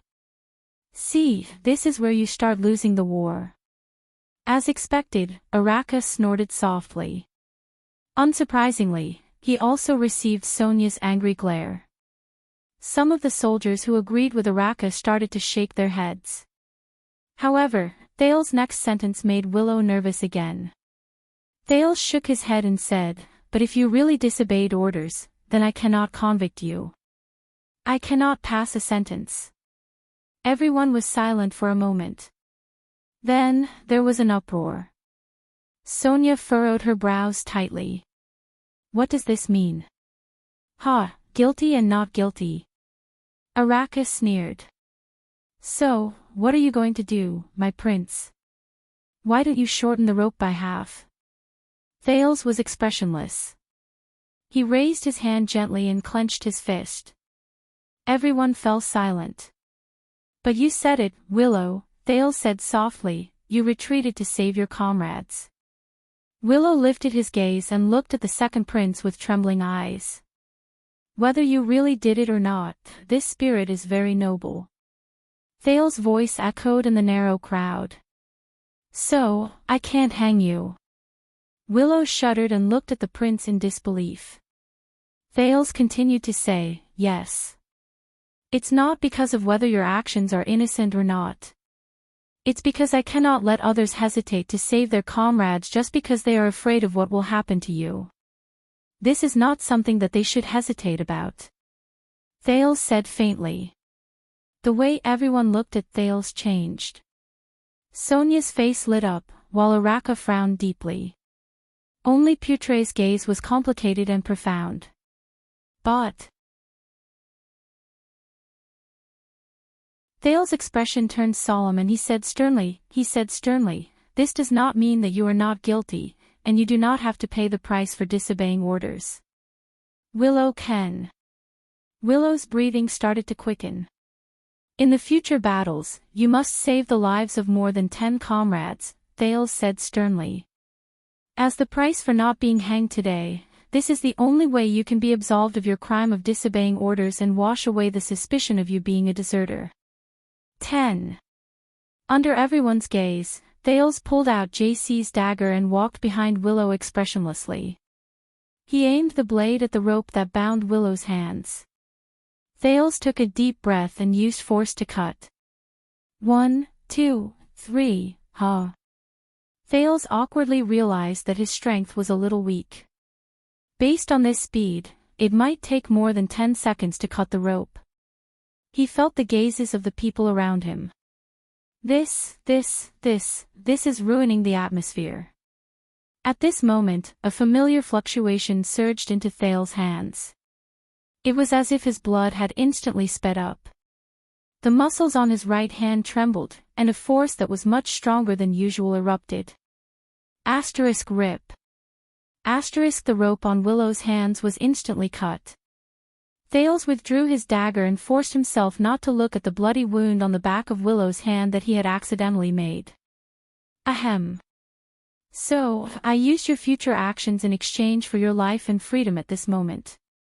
Do you understand? Willow Ken. He looked solemnly at Willow, who had regained his freedom.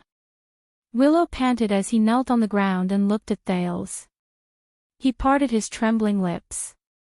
Yes, yes. Your Highness, he said excitedly. Save 10 people. I will remember this. I have another request, Thales said calmly. Willow was stunned. Thales suddenly flashed a smile that he had not shown for a long time and said, Go and change your dual pistols. They are so worn out that they can't even kill fish in the river. Willow Ken took 3 breaths. Then, he flashed a smile as if he had escaped a disaster. He nodded vigorously, Yes, I will obey your orders. Thales turned his head and looked around. Sonia laughed and looked at him with a gratified expression. Very appropriate, Your Highness. The fortress flower walked over unceremoniously and carried Thales while he had an unpleasant expression on his face. No one knew who started it, but the soldiers around them started applauding.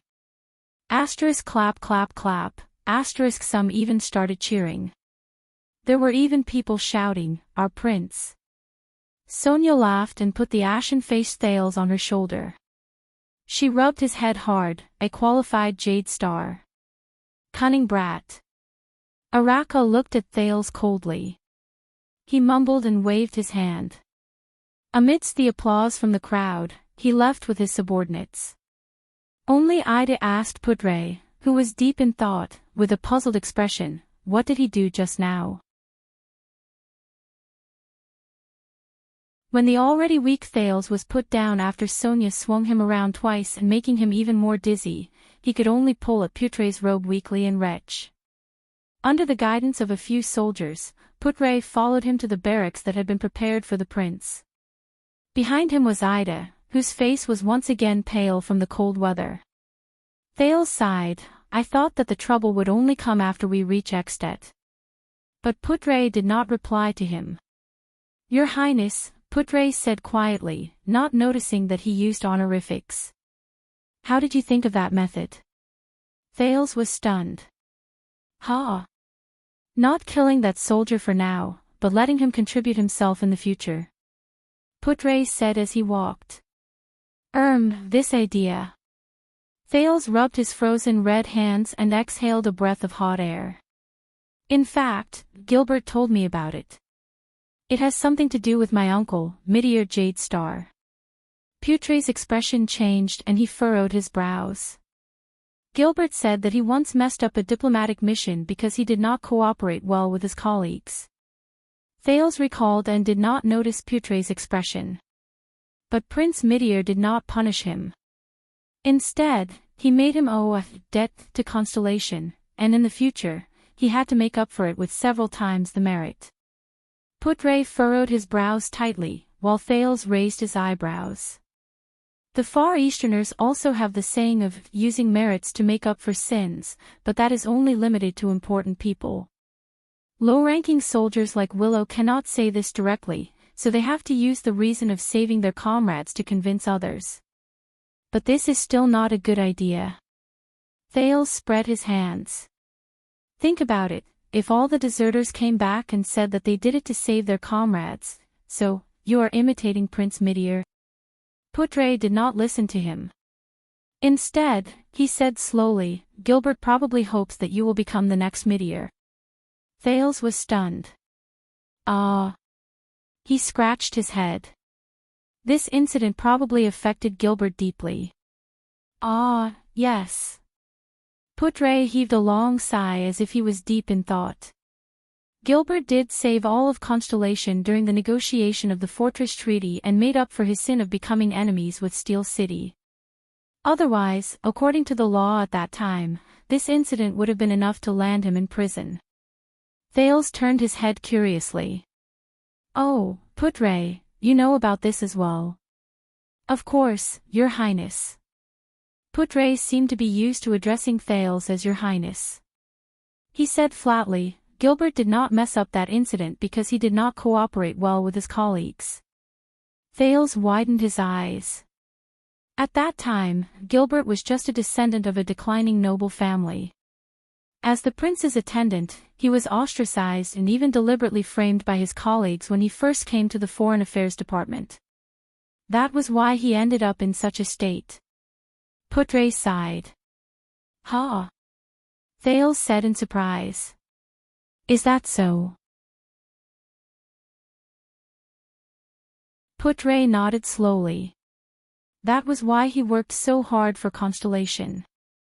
He thought that this was a debt he owed to Meteor and Constellation. Everyone has their own life journey, and their encounters are unpredictable. Thales sighed and shrugged casually. "Did he tell you about this?" "No, he did not." Putre's gaze was profound, and there was a hint of sorrow and regret in his words. "But I know more than he does." Thales raised his head. Putre took a deep breath and slowly enunciated his words. "Because I was the person who ostracized and framed him in the Foreign Affairs Department back then." Thales was stunned. So awkward. About this," he said awkwardly, "perhaps, if you had not done what you did back then, Gilbert would not have become such an outstanding diplomat and administrative officer." "Yes, perhaps," Putre said bitterly. "Constellation is very lucky to have such an outstanding and selfless, no." A familiar voice came from behind them. He seemed to be suppressing his anger. Thales and Putre turned their heads in astonishment. They saw the second prince's attendant, Waiakaso, looking at them with an unhappy expression. "Waya," Thales said strangely. "Is he angry?" "Your Highness." Waya seemed to be trying his best to control his emotions. He took 2 deep breaths before his expression returned to normal. He said slowly, "Cora. Cora is dying." Thales' expression changed drastically. Cora, the leader of the Jade Star family's private army, was currently lying on the bed in the barracks with a pale face. I have a younger sister, Lucy." Cora's eyes were out of focus, and he said in a daze, in the capital, Your Highness." Waiakaso, who was wrapped in bandages, said with a regretful expression, "The vampires injured him too badly." Thales let out a long sigh. "Is there no other way?" "We searched for military doctors in the fortress." Waya shook his head with a sorrowful expression. "But they are only military doctors. I am afraid they do not have such good medical skills." Thales frowned. "Are there other doctors?" Putre frowned. "Cold Castle is the closest, and there are doctors. But I am afraid it is too late. Also, the extensions have cleared the area. In short, the road is very unsafe. Accept reality. I decide under the cloak. At least let him leave with peace of mind, and not have any regrets on his way to Hell's River." Thales looked at Cora on the bed and remembered the first time he made him laugh in Mindy's hole. And the time he led the swordsmen to fight against the mercenaries. Together with his colleagues, they stood between him and Serena. And, the fight against the Blood Clan in the Birch Tree Forest, he closed his eyes sadly. "Damn it. Prince Thales." Everyone turned their heads. They saw a young man with black hair and brown eyes standing at the entrance of the barracks. It was Willow Ken, the deserter who was almost hanged. Willow bowed respectfully to Thales and showed a grateful smile.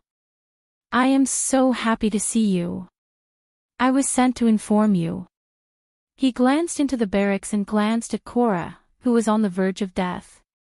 Willow immediately put away his smile and said while trembling with fear, that the 2 commanders ask you and the vice diplomat to go over." Thales sighed. He could not bear to look at Cora on the bed. He nodded and walked out of the room with Putre and Ida. "That is?" Willow asked carefully, "Your Highness subordinate?" "Yes, but we can't save him." "I hope he can leave in peace," Thales said absent-mindedly. "Willow, how did you become an errand soldier? Ha! Willow shrugged and said helplessly, after all, many people still think that I am a deserter. Thales nodded absent-mindedly, but his feet stopped. No, let the commanders wait for a while. I will send him on his last journey. He died because of me. Thales turned around sadly and looked at Cora, who was on the verge of death. Putre shook his head and waved at Willow. Thales walked back to the bed and looked at Cora, who was mumbling inexplicably. He clenched his fists. If Cora and the other Jade Star private soldiers who sacrificed themselves in the birch tree forest did not follow me, sigh. At this moment, Your Highness, that, Willow could not help but speak. Putre and the others looked at him in dissatisfaction. Please do not rush him, Waya said unhappily, please give death some dignity, even if you are the ferryman of Hell's River. No. Willow waved his hand and said anxiously, I was treated as a deserter yesterday and thrown into the dungeon. That dungeon, now is not the time to thank him, right? Putre said with a frown. Ah, no. Willow shook his head and panted. I met someone in the dungeon, a person who was locked up as a suspicious person, the young soldier said loudly. That person said, he is a doctor. Thales and the others were shocked and looked at Willow. Yes, he also said his name is Ramon. Willow finally said what he wanted to say. He scratched his head and revealed a hearty smile. And he is a doctor from the capital. According to him, his medical skills are superb.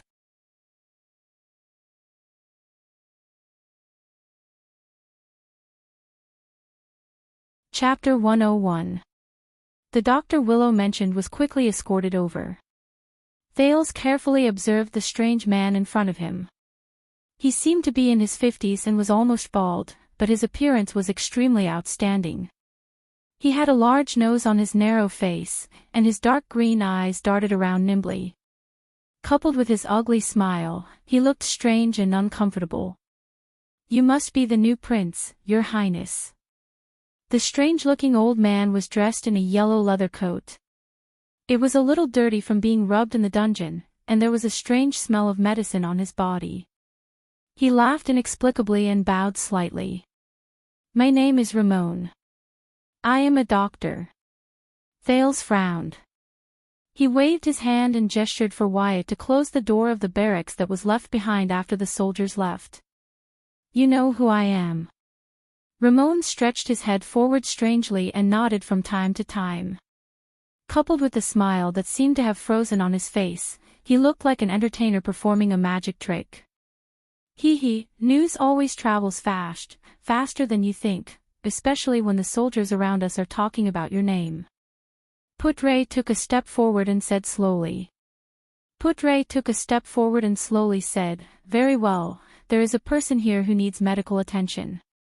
If you are a doctor, he looked at Cora. Ramon laughed strangely and craned his head to look in Cora's direction. I can try, but I cannot guarantee anything. He walked towards Cora, but suddenly turned his head around. His eyes bulged and he stared at Thales strangely. I heard that Your Highness is going north to Escapades. Waya and Ralph frowned. Thales nodded. This old man. A little strange. And a little strange. But he is a doctor after all. Ramon walked slowly to Cora's side, as if he was deep in thought. Not a bad journey. Escapades. The strange doctor carefully observed Cora, who was trembling slightly and whose face was pale. Ah, a brave warrior, and a super-class swordsman with the power of eradication. Ramon lifted Cora's weak arm and his eyes sparkled. He has a bad habit when he swings his sword. He prefers slashing and face-to-face swordsmanship. His right upper arm and back muscles will probably start to ache after he is 60 years old. Under Waya and Ralph's astonished gazes, he slowly removed Cora's bandages. Cuts and lacerations on his chest and back. He didn't treat his injuries immediately. I wonder if it was because the situation was urgent or because he didn't realize it. To think that he endured for so long, with this kind of wound, I can recognize it as a vampire's claw even with my eyes closed. Thale's expression froze. This doctor. It seemed to have some tricks up its sleeve. Moderate blood loss, weak body. The key is that the 2 wounds were improperly treated. There's quite a lot of ulceration. If we don't deal with it immediately, I guess he can still hold on for another day. One night. Hee. Ramon turned his head and clicked his tongue. He looked at Thales and smiled without saying a word. What is it? Putre asked slowly. Can you save him? Hee. Ramon stared at Thales with a contemplative gaze. Most doctors are probably at a loss right now. Thales' expression darkened. They can only wait for the swordsman to recover or die by himself. He let out a breath of hot air and said slowly. Everyone frowned slightly. Wait, Putre said quietly. You said, most of them. Ramon just chuckled. Thales raised his hand and gestured for Putre to ask him the question. The second prince looked at Ramon seriously and asked, You mean, you can save him? Ramon blinked his right eye and sniffed with his strange nose. I did not say that. But I can try. With some medicine, I could treat the wounds, cut off the rotten flesh. As for the chance of successfully saving him. Putre frowned beside Thales. Ramon flashed a strange smile again. It depends on the reward. You know, the reward. Thales raised his eyebrows. You will get the reward you deserve. Without changing his expression, Thales added, sufficient reward. I guarantee it with the royal family's reputation. Anyway, it's not my money. Ha, you have misunderstood. Ramon put down the dying Cora. His eyes shone. I only ask for one thing. He narrowed his eyes and scrutinized Thales carefully. I've had enough of this dungeon. He tried his best to put on a friendly smile and said, when the prince heads north to Axtet. Please bring me along. The barracks was silent for a moment. Thales looked at the ashen-faced Cora on the bed and clenched his fists lightly. Bring him along. You know that I have no right to let you go. Thales suppressed the discomfort in his heart. I am not the commander here. Ramon revealed his upper teeth and sneered cunningly. But your father is the commander of the commander of the commander here, isn't he? And you are not letting me go, but placing me under your custody. Ridiculous. Wyatt snorted softly. Are you negotiating terms with His Highness? It's just a request. Ramon put his hands together and smiled. If I can get permission, I believe that I will do my best to treat this seriously injured and dying Mr. No. Thales stared at him with an unpleasant expression. Not only do you want to negotiate terms, you are also threatening me. Also, not saving a dying man. Are you really a doctor? How dare I? Ramon spread his hands and revealed his mottled yellow teeth. What I mean is, even if I am a doctor, I can only try my best to save him. If I fail, His Highness can throw me back into the dungeon or even cause me some trouble, of course, if he is lucky enough to be saved by me. I only need your kindness to bring me out of the dungeon, and the one on the bed looks like he is in pain.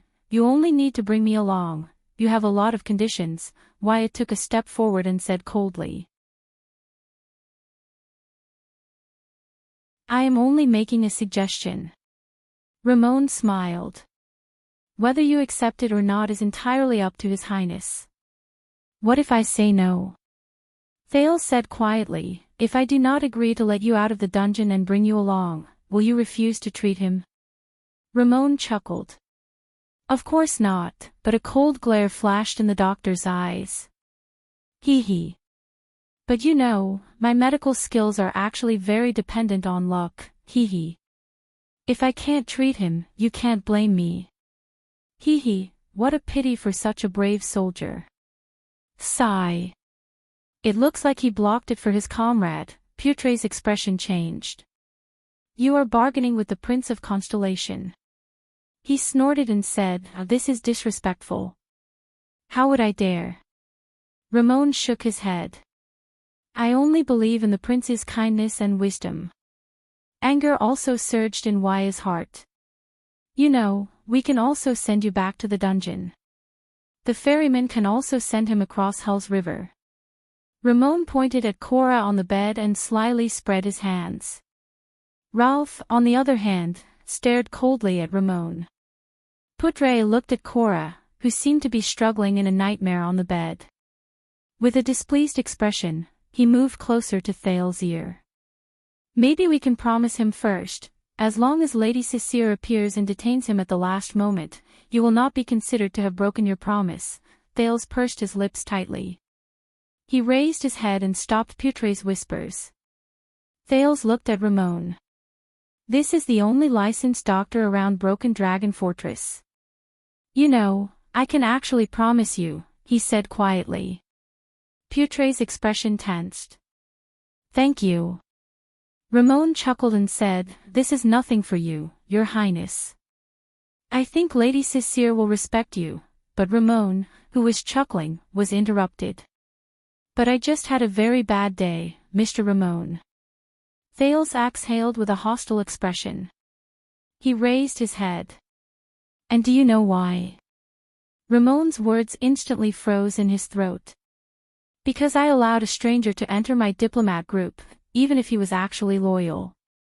Thales took a deep breath. Under Waya and Putre's worried gazes, he slowly said, but in the end, I lost more than half of my men. They all bled for me and sacrificed for me. They might even include Cora, who is lying on the bed. He said coldly, I don't like it when people use this to bargain with me. Ramon was slightly startled.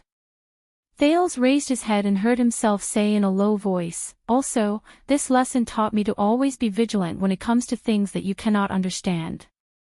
Ramon lowered his head and listened to Thales enunciate each word clearly. For example, at the border of the conflict between the two kingdoms, a doctor who was locked up in the fortress dungeon for no reason asked to join my group with a body full of peculiarities and suspicions. We will go to Axtet, which is even more dangerous and has an uncertain future. Ramon frowned subconsciously.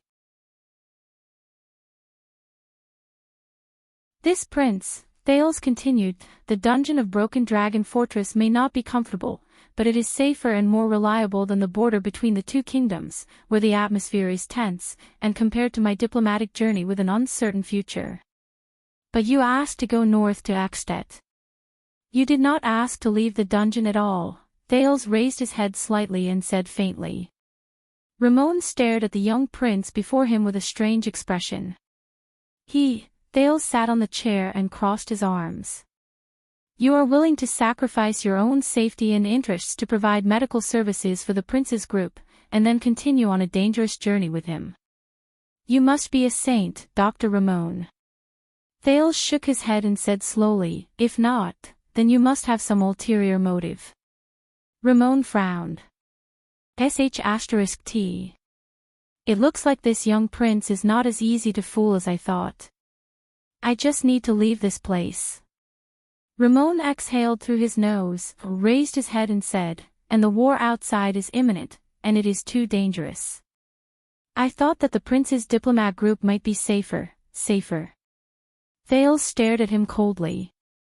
Even a 3-year-old child knows that we are tainted with King Nuven's blood debt, and that we are going to the country he rules. Safe. All right, I don't expect the protection of His Highness guards. You don't have to bring me along the entire journey. Not long after we enter Axtet, I will immediately leave. Ramon blinked and smiled bitterly in resignation. As long as it's that simple, I promise that I can definitely cure him. Ramon adjusted his breathing and turned to Waya and Ralph. Also, I can help you with something else. For example, this young gentleman's injury. I guess it was also caused by a vampire. And you, the guy with the silver mask, your arm is fractured. This cannot wait. Why exhaled. Ralph's expression was unfriendly. You can definitely cure him. Thales said loudly. His tone was strange. Oh, that is not what you said just now. Ramon was stunned. He stuttered, I am very confident in myself. Just now, it was to ensure that I could leave the dungeon and avoid the disaster of war. But Thales did not buy it. The prince interrupted him again, Your Highness. I will give you one more chance to answer my question. What is your goal? Ramon stared at him in a daze. Damn brat. A second later, Ramon suddenly laughed. All right.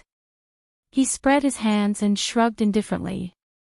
Since His Highness does not believe me, then I will return to the dungeon, but he could not finish his sentence.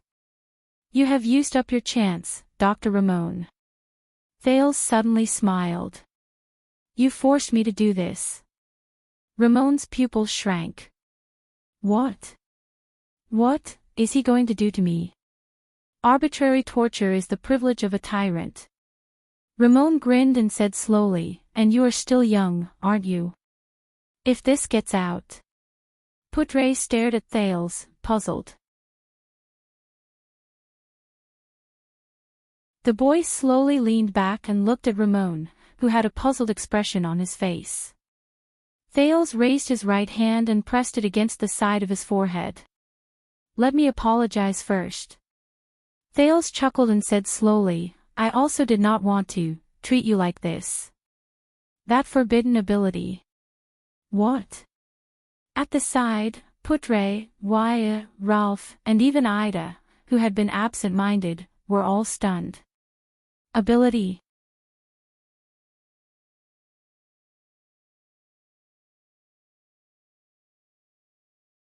Chapter 102. Puzzled, Waya looked at Putre, but the latter only frowned and waved his hand discreetly. Ramon stared at the Prince of Constellation in disbelief. What is he doing? Then, Thales smiled and stared at Ramon while he rubbed the side of his forehead. He spoke slowly. Willow said that you came from the capital, Eternal Star City. I flipped through the name list of the doctors in the city hall, but why have I never heard of your name? Ever since the prince was acknowledged, he has been staying in Mindy's hall. When did he go to the city hall? Flipping through the name list of doctors? My God, there are hundreds of doctors in the entire capital, including the neighboring territories and suburbs. Ramon smiled awkwardly. Oh, I only treat some poor people for a small fee, so I'm probably not on the list. Thales furrowed his brow slightly before he flashed a smile. Poor people, is it? The second prince asked bluntly, then I guess the place where you treat patients is in Lower City District. He continued to stare at Ramon while he rubbed the fingers on the side of his forehead. Ramon nodded awkwardly. Ah, yes, many of the poor live there. I used to be in Lower City District too. The second prince did not let him continue. Thales exhaled softly. I also heard that it is the territory of Blackstreet Brotherhood. Ramon's breath froze without him realizing it. Even though it is inappropriate to say this in front of you, the gangs in Lower City District are indeed rampant. Ramon looked around vigilantly. He did not notice that he had already begun to answer Thales' questions without realizing it. Thales twirled his fingers gently and stared at Ramon in a way that made him feel uneasy. Then, do you think that if the people from Blackstreet Brotherhood are injured or sick, will they also come to you, my dear Dr. Ramon, for treatment? Once he finished speaking, Thales revealed an innocent smile that a 7-year-old boy should have and stared straight at Ramon. How is it possible? We do not dare to deal with those gangsters. Ramon awkwardly changed the topic. Your Highness, forgive me for being blunt, but the man on the bed is not in good condition. Why don't we? Ah, is that so? Thales suddenly revealed a cheerful smile. But that is not what you think in your heart. Ramon was startled. In my heart. But Thale's next sentence made Ramon widen his eyes. You seem to have treated quite a number of people from the Brotherhood. Thales pressed his temple with one hand, while the other hand seemed to be desperately trying to recall something. Yes, a guy with a knife. Ah, that guy looks quite fierce, but he doesn't really like to talk. But it's a gang, it's normal to have such people. Ramon's expression instantly became strange. Take the knife. Ruthless. Don't like to talk. A figure that fit the description popped up in his mind. But how could that brat? Thales stared at him in amusement. What is his name? Leorc. It seems like he often comes to you for treatment. From the looks of it, he can't be a killer, right? Ramon's expression changed drastically. Killer Leorc. The Brotherhood's 13 great generals, the silent killer who was as ruthless to his enemies as he was to himself. Ramon had often taken care of the terrifying wounds he left behind after those fierce battles. But how did he know? Putre and the others looked at each other. What was going on? Let me see, a room decorated in black, a still life painting of a fruit vase hanging on the fireplace. Thales closed his eyes and gritted his teeth, as though he was trying his best to recall. Ah, so much blood, a knife wound on his left shoulder. Oh God, he was in so much pain that he almost bit through his teeth. He grabbed your collar tightly and muttered something about a poisonous stinger and a scorpion whip. Who is the crying woman next to him? She is quite pretty. Her name is Felicia. Ramon gritted his teeth. Isn't he a prince who lives like a prince? How did he know that I treated Leorc's wound a year ago? Leorc went to assassinate his target, but he was ambushed by Blood Bottle Gang. Is it information from the Secret Intelligence Department? No, impossible. Ramon's face was ashen as he thought bitterly. Because even the details of Leorc's room in Blackstreet's headquarters, he knows it so clearly. Even I can't remember it all. And the crying Felicia next to him. Don't stop, Doctor. Thales rubbed the side of his forehead, opened his eyes and smiled. Hurry up and think, which Brotherhood member did you treat? Were there any people of a higher rank? Hurry up and remember. Ah, that's right. The Brotherhood. Higher rank. Ramon realized that he began to tremble slightly. A fat man. What did you call him? Morris. Why did he always like to meet you at the back door of a bar? In the beginning, he even had an ugly dog with him. He was always smiling. Was he very close to you? Ramon instantly felt as though he had fallen into an ice cave. Morris, one of the 6 powerhouses. Regarding that matter, his direct contact person was indeed Morris. The secret meeting place was at the back alley of Sunset Bar, but how is this possible? Morris would always confirm the safety of that place. Unless, he did not want to think about that possibility. Ramon tried his best to clear his mind, but Thales' words always made him recall the scenes in his memories. Let's look at some interesting memories. This is a big guy. Thales grinned and said slowly, he has a fierce look on his face. He doesn't look like much, but his temper is quite bad. He actually got injured at the crotch area, how pitiful. I mean you, Doctor. You actually want to treat his injury. Oh, it's because his father is very fierce, right? Ramon revealed the most incredulous expression as he looked at the mysterious second prince. He even knows this. Hurry up and think, what's his name? Oh, Rhoda. Thales chuckled softly. Is he considered your most troublesome patient? Quite Rhoda. Putre, Waya, and the rest were even more puzzled. Ramon parted his lips unconsciously. His palms were already wet with sweat. Quide. Rhoda's son. His injury. It's true that I was the one who examined and treated him. But this is something only the higher-ups in the Brotherhood know. It can't be any more secretive. How does a prince know? Ramon stared at Thales blankly. Thales sighed. He loosened his right hand and stared straight at Ramon with a cold smile. Don't be surprised, this is my psionic ability. Yes, Dr. Ramon. The next moment, Thales smiled and uttered a simple but effective sentence to the dumbfounded Ramon. I know how to read minds. Ramon stared at Thales blankly. His mind was blank. Thales continued to smile brightly. All your thoughts and thoughts are mine. Mind reading. Putre, Waya, and Ralph all had their mouths wide open as they stared at the second prince in a daze. On the other hand, Ida furrowed her brows tightly as she stared at the back of Thales' head. Mind reading. Ramon struggled to change his expression. He revealed the most incredulous expression. No. Even in Soul Tower's notes. Mind reading is the most untouchable domain. And he's only 7 or 8 years old, but he has this. No, the Brotherhood's strange doctor shook his head subconsciously.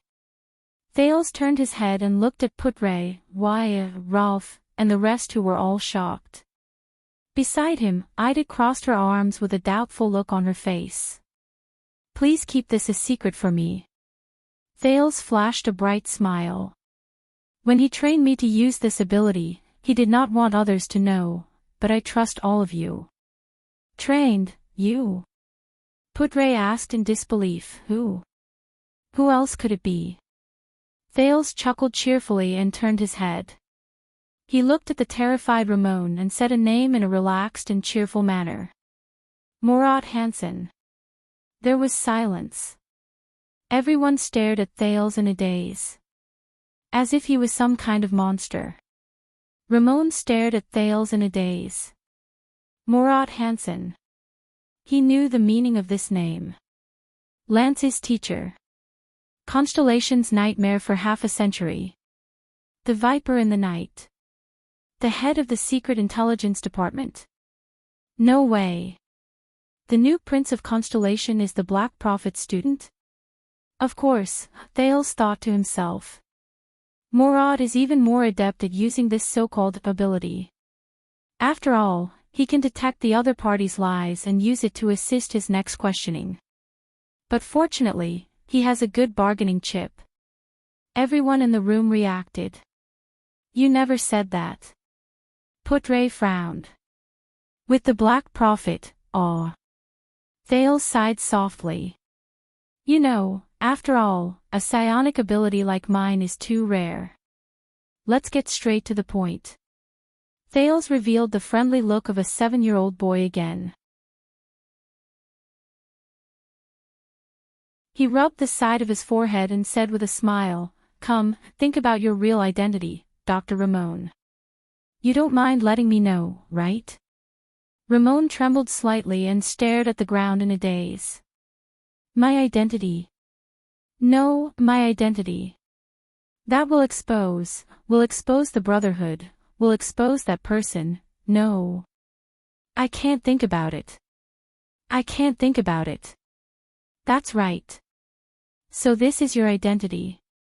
Thales rubbed the side of his forehead and looked at the nervous and absent-minded Ramon.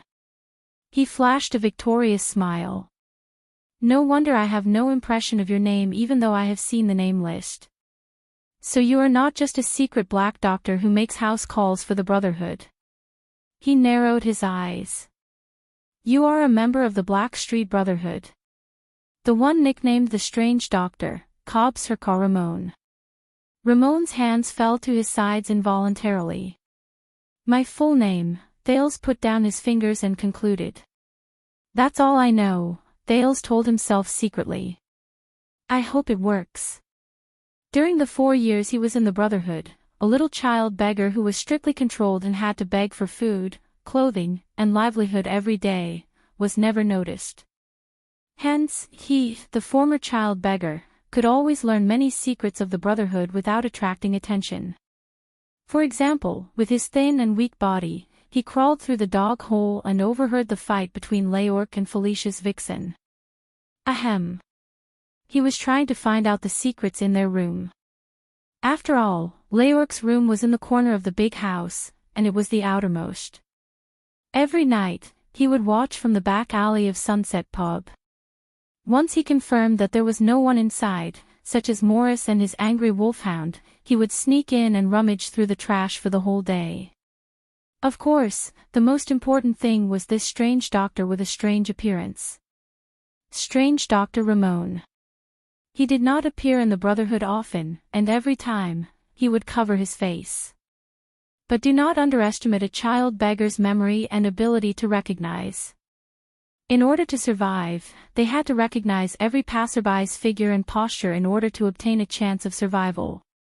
Which one was poor, which one was rich, which one did hard work, which one was pampered, which one could steal, which one could only beg, which one could not even get close. Not to mention that they were always greeted by the thugs, which one was one of their own. If he appears, get lost. Do you understand? This was what Quide said while holding the collar of a poor boy. The strange doctor always appeared after the Brotherhood's big operation. He would come with the smell of medicine and leave with the smell of blood. It was obvious that he was going to treat the injured. One day, Thales, who had just finished digging the secret tunnel and returned late, secretly lay by the roadside. He saw Leorc being carried back and saw the terrifying wound on his shoulder. Then, Ramon's figure appeared. Child beggar Thales remembered this figure at that time. Prince Thales also remembered this figure at that time. Quide, who often drank heavily, this name was so old that Thales had almost forgotten about him, would regularly go for body checks, but every time he came back, he would bring with him the unique smell of medicine of the strange doctor. Every time Quide came back from a check, he would be furious and drink to his heart's content. When he beat the child beggars, he would occasionally mention the strange doctor's full name. Cobb Sirka Ramon. Thales buried the past memories in his mind. Unfortunately, this godly mind reading was only effective on Ramon. Ramon was drenched in cold sweat. But he breathed a sigh of relief. Fortunately, he did not read my true identity, that fatal secret. Wait. Thales observed Ramon's expression and shook his head. It seems like your identity is not that simple. Of course, Thales thought to himself. I only know Ramon's name and nickname, but how can a person who goes in and out of the Brotherhood and often meets the higher-ups be a simple doctor? Could it be that you have other secrets? He asked faintly. Thales looked at him with a profound gaze. The 7-year-old boy slowly raised his finger. Come, think about it carefully. Ramon could not help but tremble. The scene was a little strange. An old man was trembling in front of a neurotic boy. Something else. Secret. No. Ramon cried out in terror. He did not dare to meet Thales' gaze. He lowered his head in fear. Please stop, Thales narrowed his eyes. You don't have to be too shocked. I have seen this expression many times. Thales stretched his body. Thales rotated his neck and said softly in satisfaction, from a criminal to a king. Ramon bit his lip in anguish. Tell me the truth. Thales stared at Ramon. I am the Prince of Constellation, the only heir to this country, and you are just a gangster. I am not interested in you at all. I don't want to care about your secrets either. But, when it comes to matters that involve me, he said faintly, so, before I tear apart your clumsy lies and dig out your dirty little secrets from that big head of yours. Dr. Ramon, tell me, why do you insist on following us to the north? So that I don't have to dig out some boring things from your head. Ramon was shocked. Yes. And those secrets. I understand, Your Highness, Ramon said bitterly, I will be honest about my motives. Thank you for your cooperation. After all, it is not easy to use this mind-reading ability. I can only maintain it for a short period of time." Thales sighed and put down his right hand. He smiled slyly and said, "The next time I can use it, I will have to wait until tomorrow." Ramon trembled slightly again. "Oh, also, you can start your treatment." Thales pointed at Cora with a smile. "We have wasted a lot of time." Ramon lowered his head dejectedly. The others looked at their prince with different expressions. It was as if they were meeting him for the first time. Blood Bottle Gang. Nikolai and Catherine. Thales furrowed his brows. Ralph, who was behind him, could not help but tremble slightly. "Catherine, big sister." "Yes, I am hiding from them." Ramon's expression was profound and mysterious. He held some medicine, scissors, and strips of cloth as he tended to Cora's injuries. He glanced at Thales from time to time, and wariness flashed in his eyes. "Of course, you have never heard of these people's names." Thales thought of something. The scene of Nikolai, the burly man in red, fighting with Istrone in Vine Manor appeared in his mind. "I have been chased by them for 6 or 7 days. I just hid in the fortress. But it is only a matter of time before they discover my location. As long as they guard the perimeter, they will eventually catch me. And Extet and Constellation are about to go to war. If I appear alone in the wilderness and run into any army from either side, I will not end up any better than falling into the hands of the Blood Bottle Gang. So, when we came here and looked for a doctor," Thales muttered, "you suddenly thought of using us as a cover to leave Broken Dragon Fortress? And to leave when you reach Extet?" Ramon nodded bitterly. "How suspicious." Thales thought to himself. Why would a secret doctor who makes a living in the capital come to the border between the two countries? "A member was injured at the border," Ramon said quietly. He did not dare to look at Thales. "I came over to treat him, but was discovered by the Blood Bottle Gang." "That's not right." Thales thought to himself. A gang doctor who is only in charge of treating injuries is really so important that the Blood Bottle Gang would mobilize their men to chase him at the border for 6 or 7 days. There are some other secrets. Unfortunately. I told him just now that I can only use the mind-reading skill tomorrow. Otherwise, I can scare him again. Thales nodded and said, "Continue with the treatment. Since you are so honest, maybe I will reconsider." Ramon nodded dejectedly. Thales exhaled. He jumped down from the chair, but suddenly felt a numbness under his legs.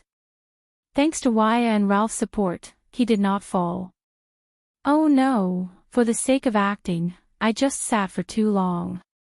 Thales stood up strenuously. Fortunately, the fluctuation that appeared after he died once surged up on its own, soothing his numbness. "That's right." Thales hammered his leg worriedly. "This fluctuation, this power, is also the source of the trouble. Although I feel that it can instantly strengthen my condition, the extent of it is a little small. It is only enough for me to cut the rope." "Anne." Thales thought worriedly. "What is it?" But the vision that detects heat and radiation looks very dazzling. As Thales thought about this, he guided the fluctuation to the surroundings of his eyes. That magical vision appeared once again. He turned his head and saw that everyone's body was radiating light. Aida's was a piercing white light, Waya's was a sharp gray light, Putre's was filled with a gentle purple light, and Ralph's was a continuous stream of faint green light. Are these different powers? Vitality? Or is it an energy attribute? Thales tested his vision curiously. He turned towards the house. In the next moment, Thales was stunned. In the vision that the fluctuation gave him, he saw the most unbelievable scene.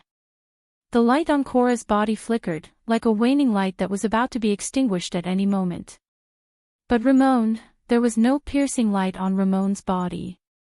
Instead, he seemed to be emitting a strange dark fluctuation that resonated with the world around him.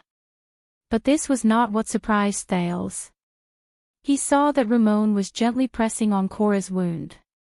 Clear light particles gushed out from Cora's body, which was bright and dim at times, and gathered on Ramon's hand.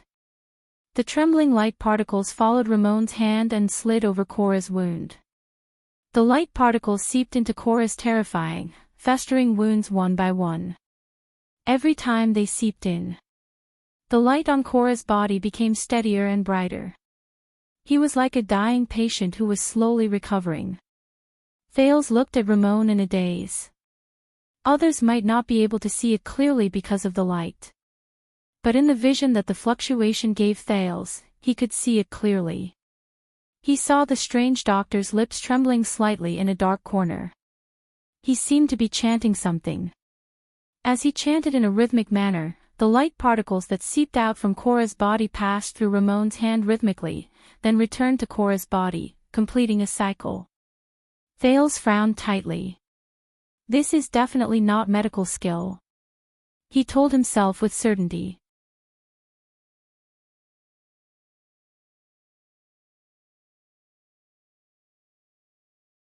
Chapter 103. 3 days after the second prince arrived at Broken Dragon Fortress. The emissary sent to Lampard's military camp has returned. Standing on the fortress wall, Commander Sonia Cicere stared solemnly at the front of the fortress. Chapman replied that he is waiting for your highness' arrival. I'm afraid you will have to leave for the north today. Thales was lying on his stomach in front of the observation window on the city wall, looking at the wide snow-colored plains in the north. He could vaguely see the continuous expanse of a vast military camp. The iron-fished flag representing the Lampard family of Black Sand region was erected there. There were also quite a number of military camps hidden beyond his sight, with smoke rising from the chimneys in the distance.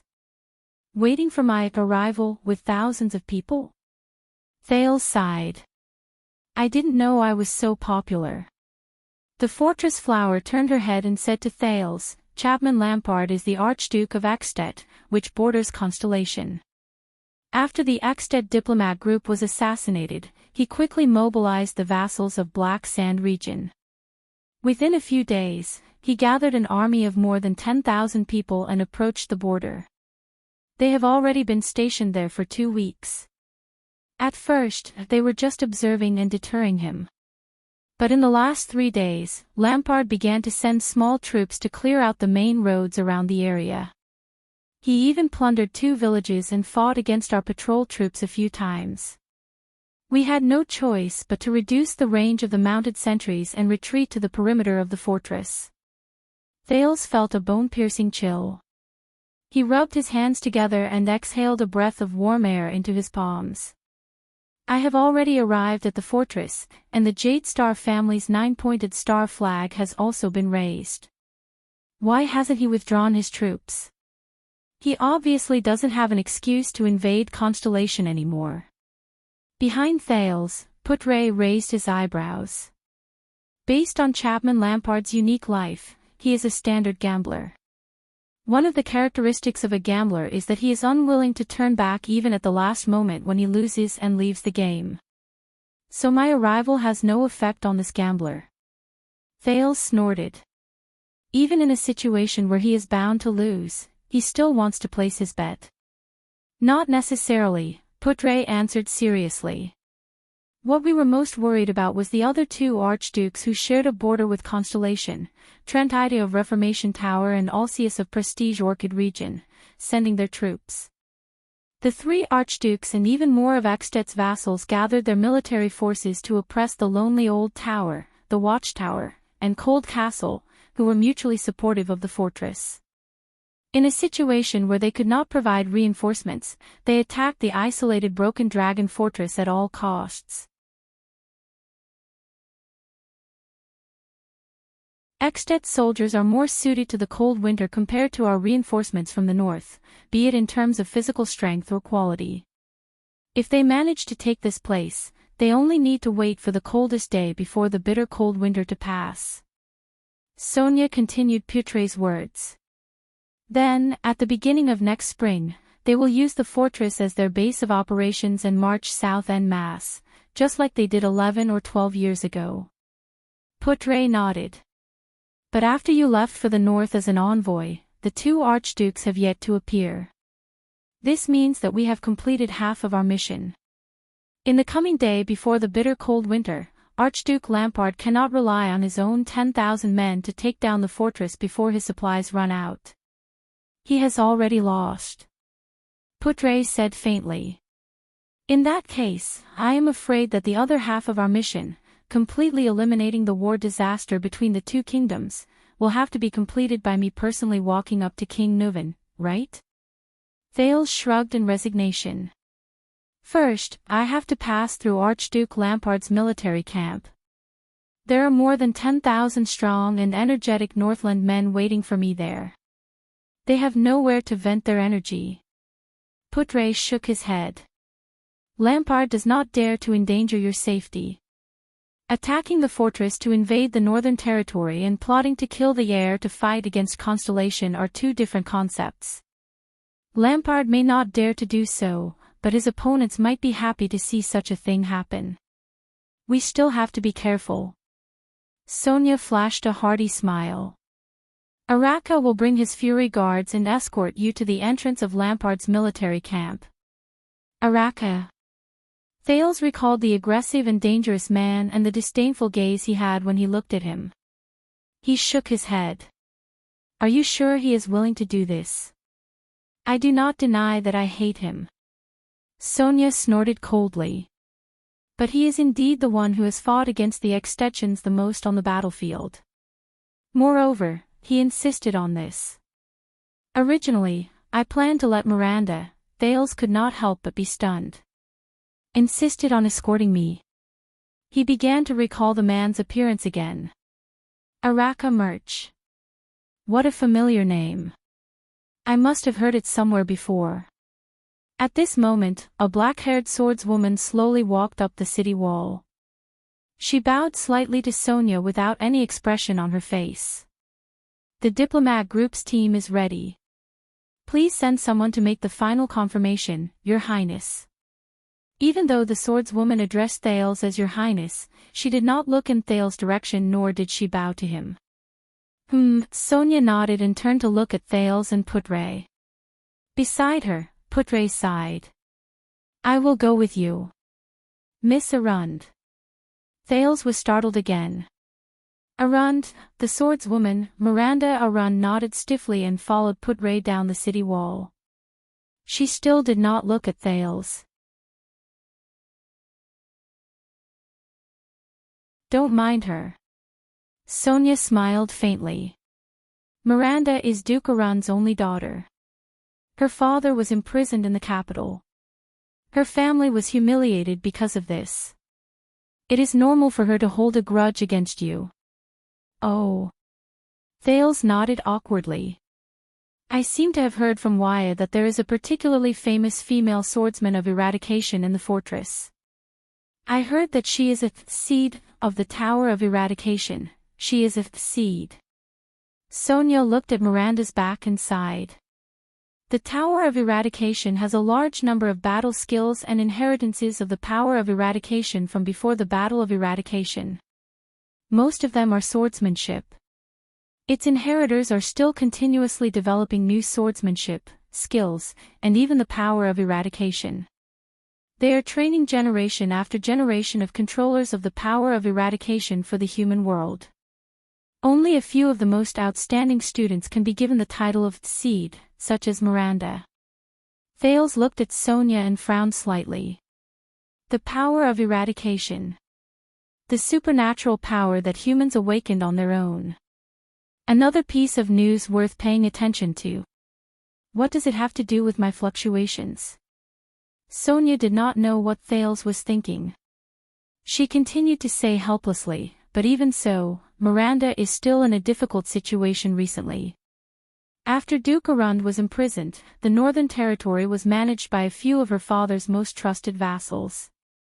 They are waiting for her to return after the crisis is over. But a few of Arund's cousins and nephews are covetously eyeing the right to inherit the Duke of the Northern Territory. Fortunately, although Val Arund is imprisoned, he is still the Duke of the Northern Territory. His Majesty did not charge him with treason, nor did he strip him of his title and territory. He only accused him of murdering a foreign political figure. This is a little consolation. Sonia sighed deeply. It is just that I did not expect him to do such a thing. You know, Val has always been our backup in Broken Dragon Fortress for more than 10 years. He is a coward. At this moment, a sonorous but unsettling voice rang from afar. Compared to his heroic brothers, Val Arund is a complete coward. He is a disgrace to his blood-related brothers. They risked their lives to protect His Highness Horus and did not take a single step back. Araka Murch's figure slowly walked up from the bottom of the city wall. His face was filled with impatience. In comparison, 12 years ago, that Duke Val was scared out of his wits by the extension bastards. He actually still believed in trash like Lampard. In my opinion, the only good thing he did was to kill that Prince of Extet. At least this time, you only said that after Miranda left. Sonia covered her forehead and sighed. Should I thank you for being considerate and taking care of her feelings? Her feelings. Araka snorted coldly. Do I look like someone who will consider these things? Thales rolled his eyes in his heart. Why does this guy always look like someone owes him money? Sonia snorted softly. What do you want this time? Araka gave her a disdainful look. I came to look for this brat. Araka's fierce gaze landed on Thales, making the latter slightly nervous. The 300 Fury Guards are ready. If you really want to go to Extet to die, at least don't make me wait too long. Thales could not help but ask, it seems like you are not very satisfied with my trip north, Baron Murch. Then, why are you still sending me to Lampard's military camp? Sonia heaved a sigh of relief. Araka fixed his gaze on Thales, making the latter a little anxious. Because I owe Jadestar a favor. After a while, he slowly said, and you, annoying, dawdling brat, happen to have the surname Jadestar. After saying that, Araka turned around and left without looking back. We will depart in the afternoon. Stop dawdling. Thales and Sonia watched Araka's figure disappear into the distance. Do not misunderstand, Sonia said to Thales sarcastically, that is his unique way of saying hello. You know, Araka is a little shy. Shy. Thales could not help but stick out his tongue. Is it because of the difference in ideals? Thales suddenly asked. Sonia revealed a puzzled expression. The dispute and discord between you and Baron Murch does not seem to be a specific grudge, Thales said quietly as he pondered. Also, what you said about him and my uncle, Prince Horus. Thales hesitated for a moment, but still said, even though he seems rather annoying, Araka does not seem like someone who would stab someone in the back. Sonia was silent for a second. Those were indeed words spoken out of anger. Sonia smiled bitterly and said, back then, it was Araka who led the remaining troops and fought his way out of Extet's tight encirclement while bathed in blood. He snatched Prince Horus's remains. Before the Fortress Treaty, the Starlight Brigade headed north to meet up with the remaining remnants of the kingdom's army. They fought 3 fierce battles against Extet in the Northern Territory, the Land of Cliffs, and Central Territory without caring about the casualties. We suffered heavy losses, but the other party also suffered heavy casualties. I saw it with my own eyes. Araka was on the verge of madness. His impact and lethality on the battlefield made even Extet's most proud heavy swordsman fearful. I think this is also the reason why Extet was willing to sit down and negotiate in the end. Thales was shocked. That impatient-looking man is actually, as for ideals, that's right.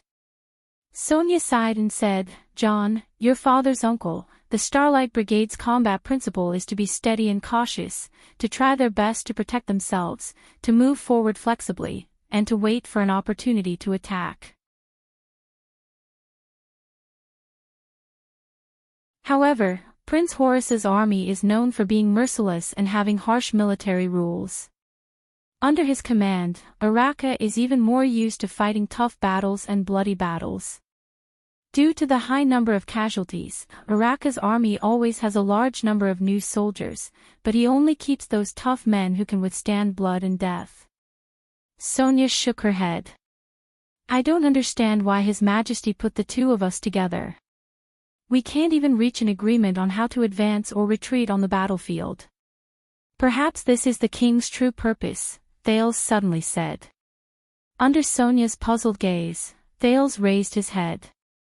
When defending the fortress for a long period of time, he needs a chief commander who is steady and cautious. However, when Ekstet's army presses on the border, he needs someone who can fight tough battles head-on. Sonia raised her head and glanced at him. Perhaps. Sonia chuckled softly. They are right. You are indeed not like an ordinary child. His Majesty did not choose you to head north without reason. Ahem, Thales scratched his head awkwardly and tried to find something to change the topic. Oh yes, with such a glorious battle record, why is Araka not very famous? Sonia was completely stunned for a moment. Not very famous. Sonia widened her eyes and stared at him with an expression that said, how is this possible? Thales narrowed his eyes in puzzlement. No. Sonia came to her senses and shook her head with a smile. You definitely know him, even if you don't know his real name. Under Thales' confused gaze, Sonia raised her head and looked at the Ekstet military camp in the distance. Her eyes shone brightly. From the beggars to the king, every constellatiate knows him. At least, they know his nickname. Thales widened his eyes in shock. Everyone knows. At that moment, he knew who Araka Merch was. Under Ramon's treatment, Korra's injuries had stabilized. However, he obviously could not follow them to the north. Yes, we need to replenish our entourage. Behind them were Waya, who was wrapped in bandages, Ralph, whose arm was in splints, and Ida, who was still extremely dispirited because of the cold. At least there are some benefits. The ones we replenish from the fortress are veterans who have been on the battlefield for a long time. They are not the private soldiers from the Jade Star family's manor who are mainly trained in single combat and protection. Thales stared at the 30 veterans in front of him who stood with stern postures and firm gazes. They were equipped with weapons ranging from swords and shields, bows, pikes and axes. The former Duke's personal guard of the Starlight Brigade, Gened, stood resolutely at the front, causing Thales to be a little stunned. Putre continued to speak. Thanks to your trial under the gallows, many veterans are willing to join our diplomat group, even though many of them think that our journey is very dangerous. They walked past the last row of soldiers. A black-haired young man with 2 pikes waved at him happily. Thales frowned. Veteran. He insisted on coming. Putre looked at the cheerful Willow Ken and spread his hands. But there are only 29 veterans among the volunteers. The rest are new recruits. If I want to gather 30 volunteers, at least this new recruit who owes you a favor is more reliable. Putre looked at the cheerful Willow Ken. Thales smiled at Willow. At least they gave him a new pair of weapons. Putre shrugged. There were many broken pikes in the warehouse. It was not difficult to cut a pair of short pikes, but that suspicious doctor. Do you really want to bring him along? Putre turned his head to look at Ramon. He pursed his lips and shook his head. I thought you had learned your lesson from the Duke of Iris Flowers. Ramon was cowering in the group. He inadvertently raised his head and saw Thales' gaze. He was slightly shocked and immediately lowered his head. Don't worry, I have asked about his background and made an agreement with him. Thales stared at Ramon with a complicated gaze. And he did save Cora. Strange doctor. The power in his hands. If my guess is correct, then it is. I need to know more. If you have no more questions, Your Highness, according to the agreed time, it is time to depart. Sonia walked over from afar. Behind her was a cold-looking Miranda. Araka has already chosen 300 sword and shield soldiers of the Fury Guards. The fortress flower squatted down and patted Thales' shoulder. But this time, she used a little more force. I am sorry, but I cannot bring more people. There are only 3,000 people in the fortress, but Araka has chosen all the old soldiers under his command. She gestured with her chin at the lightly armored man who was carrying a bow and arrows on his back. He was obviously impatient. They will escort you all the way to the border. Thales exhaled a mouthful of mist and stepped on the snow that belonged to Constellation. He raised his head and said quietly, "Of course." Sonia nodded at him. The second prince of Constellation flashed a relaxed smile at the group. "Let us depart. Follow me to see the Dragon's Kingdom." Hence, the double cross-shaped star flag that represented Constellation and the 9-pointed star flag that represented the Jade Star family were erected at the same time. Waya mounted the Northland horse with broad hooves unique to the north and pulled Thales onto the saddle. "I will hold the reins properly with my life, Your Highness," Waya said solemnly. "Please do not worry about your safety." Thales nodded naturally. "Then I will leave it to you, attendant." He was already used to Waya's attitude of using too much force. Putre and a few of the remaining Jade Star private soldiers who were trained to ride horses rode on the remaining horses. Ralph was obviously not suited to ride a horse. For some reason, Ida shook her head violently the moment she saw a horse. Araka rode the horse and walked to Thales' side. The sword and shield soldiers behind him followed with stern expressions. "Don't be so scared that you wet your pants, brat," Araka said coldly. "I heard from the people on duty that Ekstedt has prepared a welcoming ceremony for us." "Ha!" Thales was startled. Before he could react, he heard Araka shout at the gate rope above his head. "Open the gate." As the sound of metal rubbing against the hinges rang out, the north gate of Broken Dragon Fortress slowly rose. Thales took a deep breath. He followed the Constellation diplomat group, which consisted of less than 40 people, and the escort team of more than 300 people. They slowly walked out of Broken Dragon Fortress and headed north. They first passed by the 5 fortresses to the north of Broken Dragon Fortress. The soldiers on the fortresses had their bows drawn and were ready for battle. However, Thales soon understood what Araka meant by the welcoming ceremony. Many people suddenly appeared on the vast expanse of white snow before their eyes. Or rather, Ekstedt's army. There were 6 battalions of infantrymen. They formed an 8 on both sides of the road in front of them. Putre's pupils shrank. There were nearly 400 infantrymen in each battalion. In other words, there were more than 2,000 Ekstedt infantrymen waiting for them to head north. The people in the diplomat group could not help but become nervous.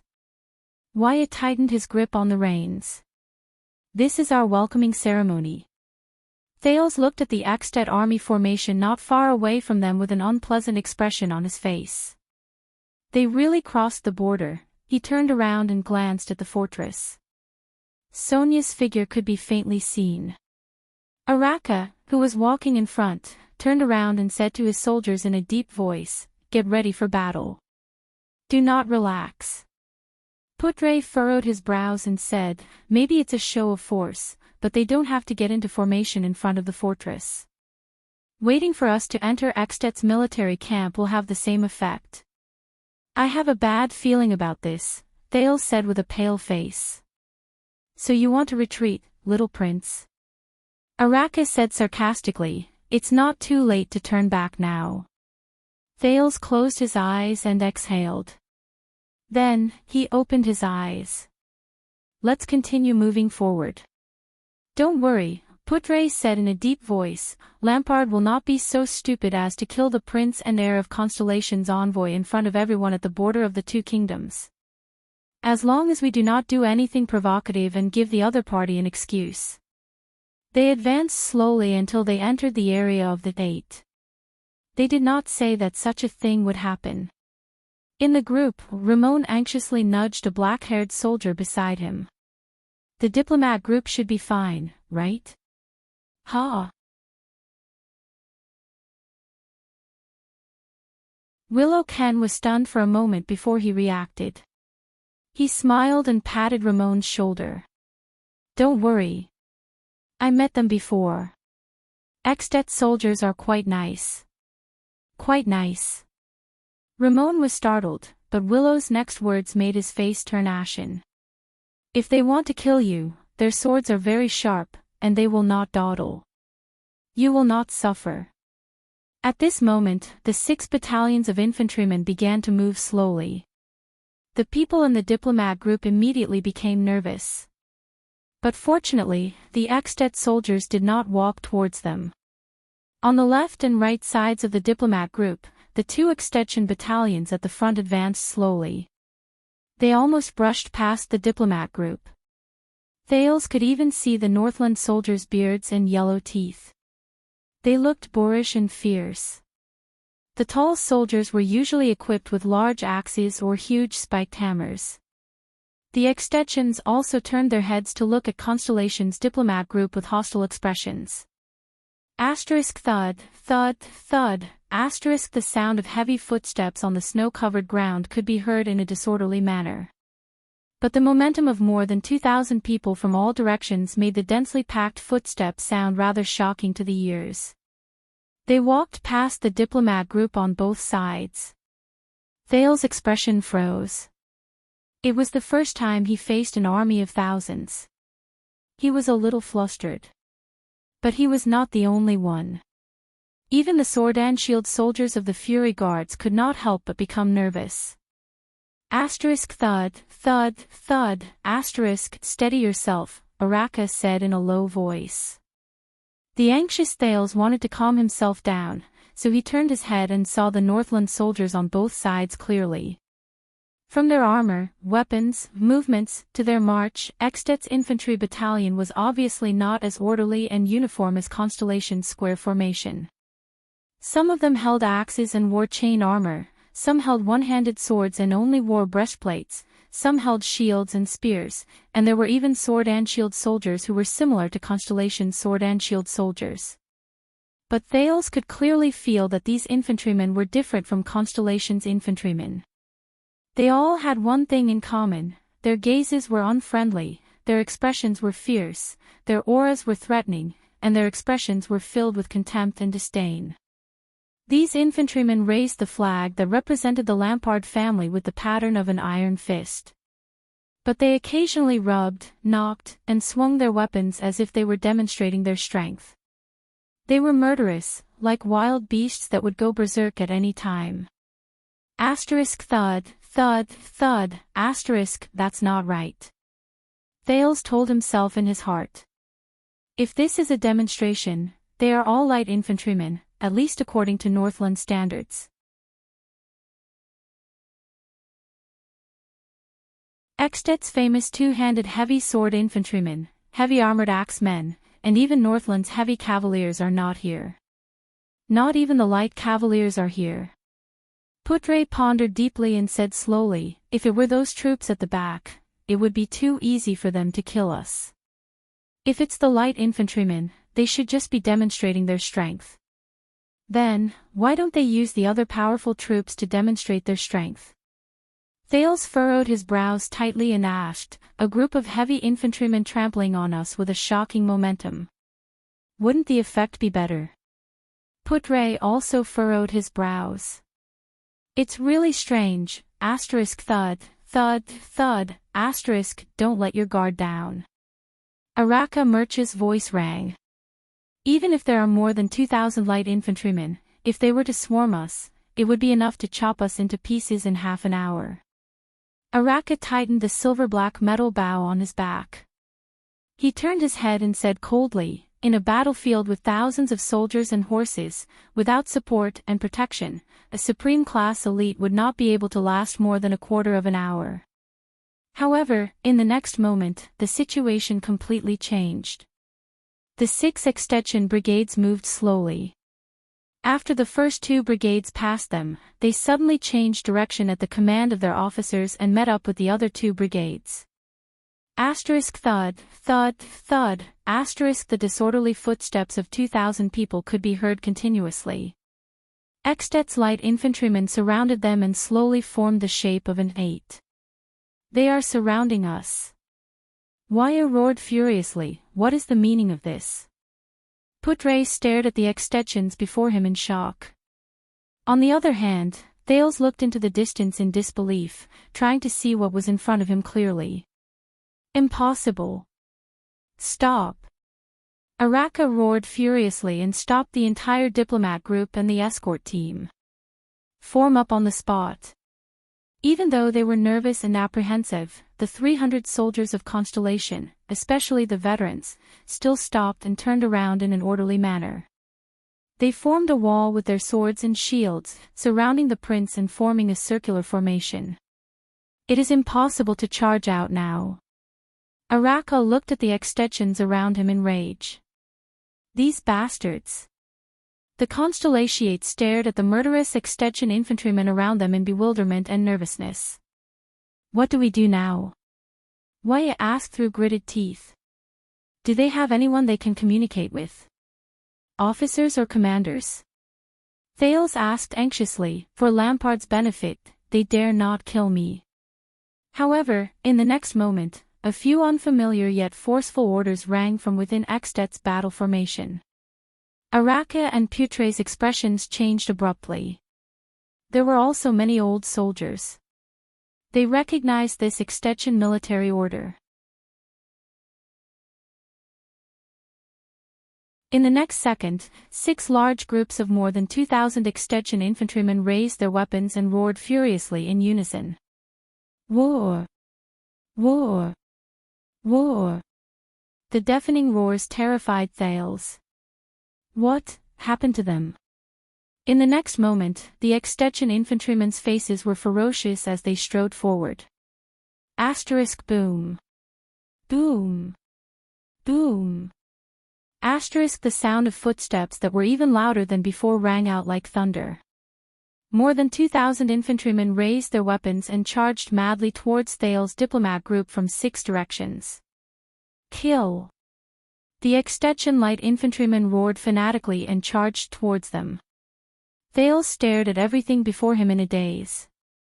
Didn't they say that Lampard would not dare to endanger my safety? Quietly awaiting the prince's arrival. Then why does he want to kill me?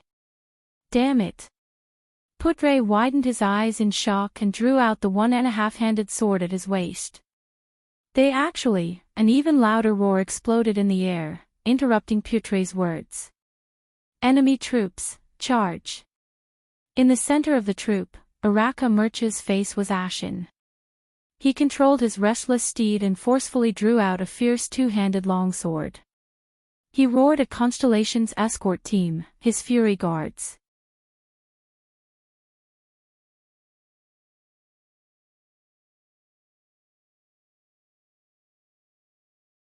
Chapter 104. A soul-stirring battle howl erupted from the throats of more than 2,000 extension men as they pounced towards the Constellations, who resembled a lone boat. His first large-scale battle experience came in a situation that Thales did not expect. The sword and shield soldiers of the Fury Guards were in the first row. They held their long swords in their hands and pressed them against their comrades beside them. Araka had long since dismounted from his steed. He raised a terrifyingly large sword that was almost as tall as a person with both hands. His eyes burned with a fiery fighting spirit as he strode forward. The soldiers in front of him consciously gave way to their commander, making a space that was 3 people wide. The first round of attack. Araka looked around and shouted, "Hold the line of defense."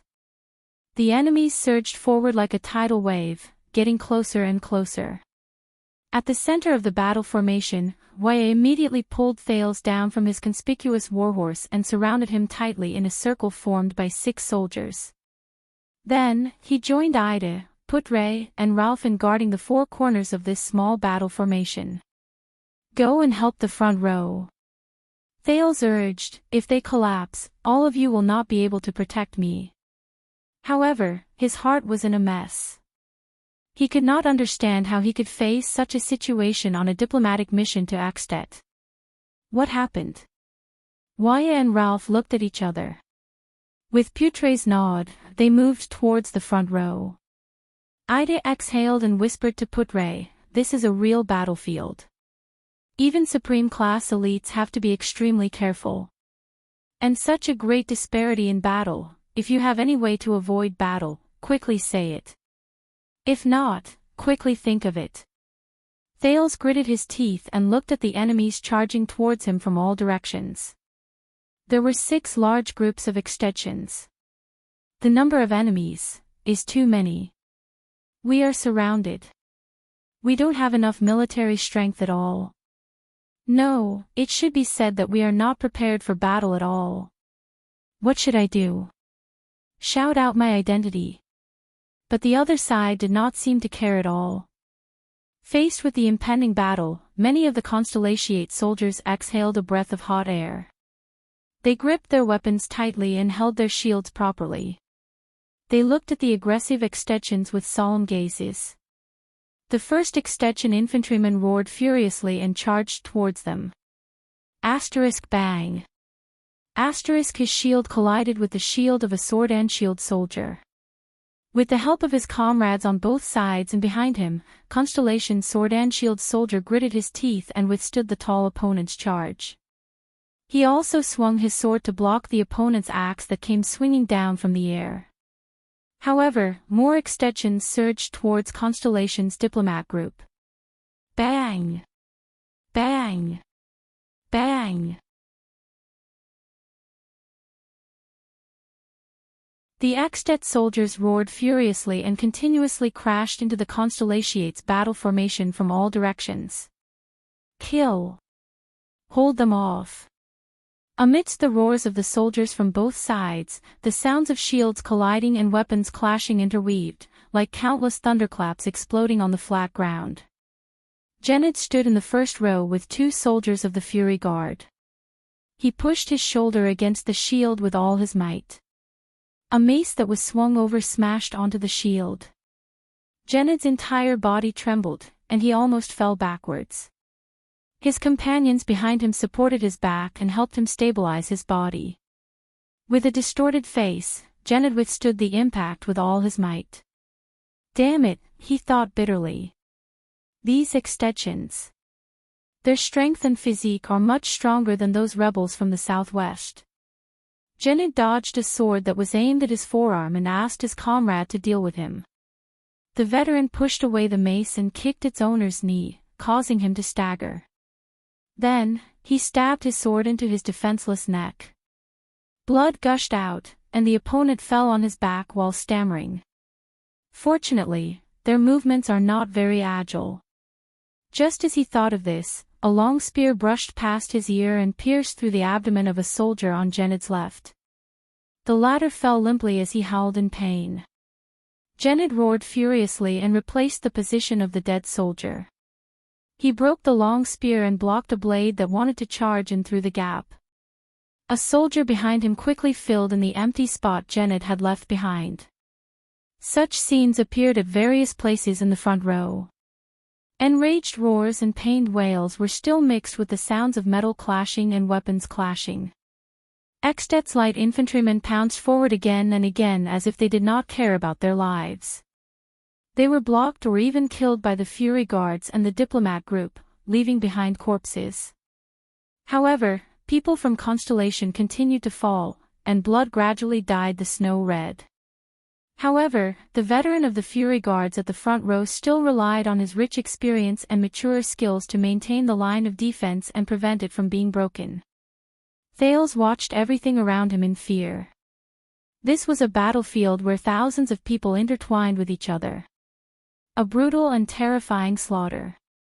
Blood that splattered everywhere. Roars that risked their lives. Corpses that kept increasing in number.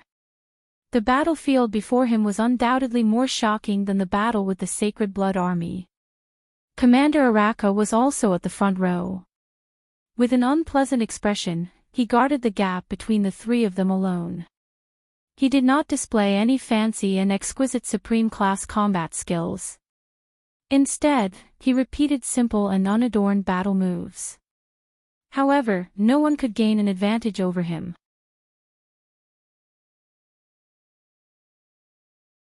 During the first round of attacks, Araka's two-handed greatsword made a deathly howl in the air as he chopped off a head with a horizontal slash. He then took the opportunity to slash open the shield, chest, and abdomen of the second extension. Then, as blood gushed out, he swiftly parried a longsword that came thrusting towards him. Before the other party could react, he pierced the greatsword into his chest. However, next to him, a soldier of the Fury Guards had his skull split open by an axe. He fell limply to the ground. Extet's bastards. Araka gritted his teeth and exhaled. His face was full of ferocity and savagery. He turned around and swung his sword hilt, causing the enemy to stagger. Observe the situation behind us and wait for an opportunity to break out of the encirclement and return to the fortress. Araka, whose face was covered in blood, lowered his head to avoid an axe as he shouted his orders. I am afraid that it will be very difficult. An officer of the Fury Guard struggled to push back a fierce extension and reported, more than half of the enemies are blocking our way behind us. Persevere. They are only relying on their morale from the first round of attacks. Araka gritted his teeth and kicked down a shield.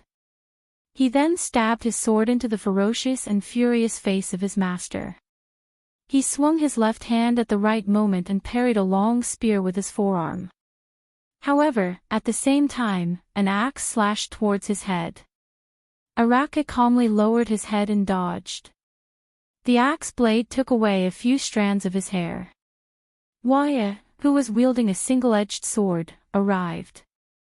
He thrust his longsword forward and activated the edge of no return. He sliced his opponent's throat with a backhand, but his ribs were grazed by the axe blade. He groaned in pain. Beside him, a comrade's head was smashed by a hammer as he tried to save him. Blood and white matter splattered everywhere. Stop using those boring swordsmanship. Put away that beautiful posture of yours. Araka parried a straight blade that was slashing towards Waya with his sword and roared furiously, on the battlefield, supreme-class elites are not much stronger than ordinary people. You will only be able to stand for more than 10 minutes and kill a few more soldiers. Save some strength for every attack and leave room for dodging. Just stab and dodge honestly. An infantryman's weapon was sent flying. He roared and wanted to rush forward to hug Araka. Without hesitation, Araka held his sword with one hand and punched him in the face. He fiercely elbowed him and sent him flying backwards. The sound of his ribs breaking could be vaguely heard. Otherwise, retreat to the back. Don't be a burden. Waya, who had yet to recover from his injuries, could only clench his teeth and retreat in shame. A strange gust of wind suddenly attacked them and blew up snowflakes. A few Axtet infantrymen who came forward to replace them could not help but raise their hands to protect their eyes. Araka roared madly and swung his sword with both hands. He cut open a person's shield and chest at the right time, then suddenly stabbed into another person's abdomen. This psionic ability is not bad. Araka wiped the blood off his face and frowned as he looked at Ralph's one-handed hidden blade.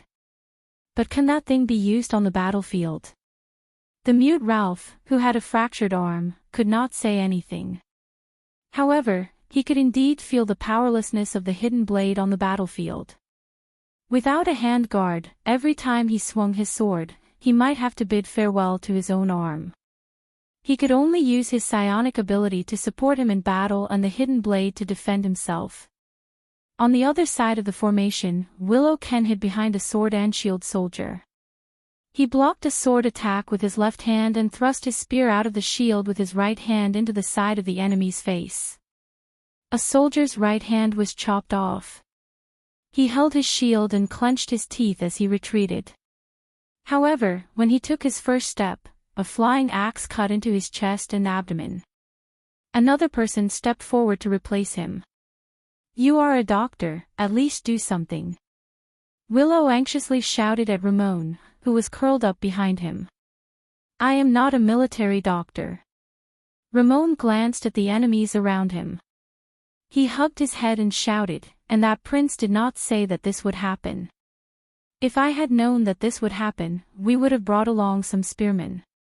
Ida stood guard around Thales. She looked at the situation around her and sighed. Her scimitar, which had no defensive capabilities, was only suitable for small-scale battles. Unless it was aimed at a vital point, it would not cause enough damage to armor. Moreover, it was impossible for her to dodge to the fullest extent in a crowded battlefield. If I had known that this would happen, I would have brought along my father's two-handed machete, which was said to be able to pierce through armor. That was the standard equipment of the ancient Elven Kingdom's Imperial Guards a long time ago. No one expected this battle to happen. For the time being, no enemy had broken through to the back of the second row. However, Putre still turned his head around worriedly and glanced at Thales. He anxiously shouted, "This is unreasonable." There is nothing unreasonable on the battlefield. At the forefront of the formation, Araka swung his greatsword madly. There was already a wound on his body. Surviving is reasonable. Withstand the first round of attacks. There will be a time when their attacks will weaken. Find a chance to break out of the encirclement. Otherwise, we will all be exhausted to death here. At the center of the formation, Thales lay prone and hid in the shadows of the soldiers. He breathed rapidly. He was extremely flustered.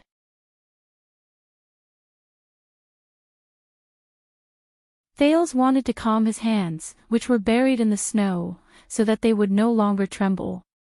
However, amidst the deafening battle cries and sounds of collisions from thousands of people, his forearm was like a wild horse that had gone out of control. It disregarded its owner's will and shook disappointingly amidst the endless sounds of battle. Damn it! Thales' teeth and lips trembled. He was extremely ashamed of his performance on the battlefield for the first time. Hurry up and calm down. However, no one seemed to care about him. The soldiers beside him looked around anxiously, afraid that the layers of defense would suddenly be broken through from one direction. A horrible howl was heard. It was the sound of a Constellation soldier being cut in half at the waist. Thales shuddered and closed his eyes. Calm down. At this moment, the already familiar fluctuation spread from his heart. The world around him seemed to have quietened down. Thales instantly grasped the situation of his entire body. He could clearly feel which muscles were trembling. With the help of that fluctuation, he breathed deeply and rhythmically. He soothed those muscles and finally calmed down their involuntary trembling. His heart and breathing calmed down. But this was not enough. Thales turned his head extremely slowly. It was as if time had also slowed down countless times as he thought desperately. How do I get out of this predicament? No, I don't understand military affairs at all. That's Araka and Sonia's specialty. I can only think from a more comprehensive and fundamental perspective, for example. Why? Why does Lampard want to kill me? No, I should think in reverse. If I die here, what is Lampard's purpose? What benefits does he have? Think clearly about his motives and benefits. Impossible.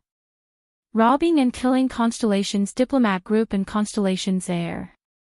He has no benefits at all. Then what is Lampard's purpose? Did someone bribe him? At this moment, the long-lost memories of his previous life surged again. War is a highly complicated and ever-changing form of social conflict, but it has long been neglected in our field of study. Many scholars' research results are in response to Clausewitz's classic exposition, Male. Ev. He proposed that structure, organizational ability, and legitimate ideology are the prerequisites for large-scale collective violence. Weber never explicitly included war as a social phenomenon in his theory. However, in his definition of a modern country, he mentioned that the country's power monopolizes the legitimate use of violence in the territory it claims. Thales resisted the flashbacks of his memories and the urgent situation before him with great difficulty. Damn it. In the territory it claims, wait a minute. Thales' pupils shrank. Maybe it's not that complicated. War is never about killing. Territory. Lampard's original intention was to conquer the Northern Territory.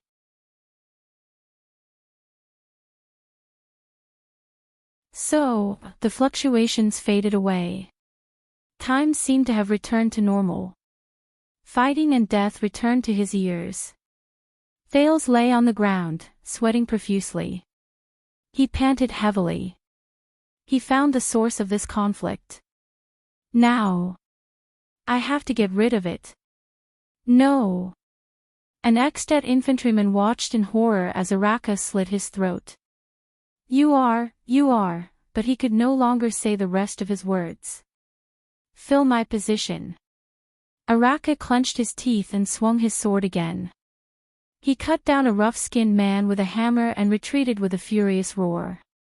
Two sword and shield soldiers covered his line of defense with resolute expressions. We have almost exhausted the momentum of their charge this time. Araka panted and dragged his great sword to the center of the battle formation. He said to Ida, "Leave some people behind to guard the rear and bring the prince along. I will fight my way back to the fortress." Wait a minute. Thales could not care less about resting. He raised his head anxiously and shouted loudly, attracting Putre and Araka's attention. Lampard. Lampard's army. They did not send heavy infantrymen, no cavalry, not even crossbows and archers. These are just light infantrymen that were recruited at the last minute. Thales anxiously recalled the little military knowledge he had. They do not intend to defeat us in an instant. So, do you want to stay behind to repay him?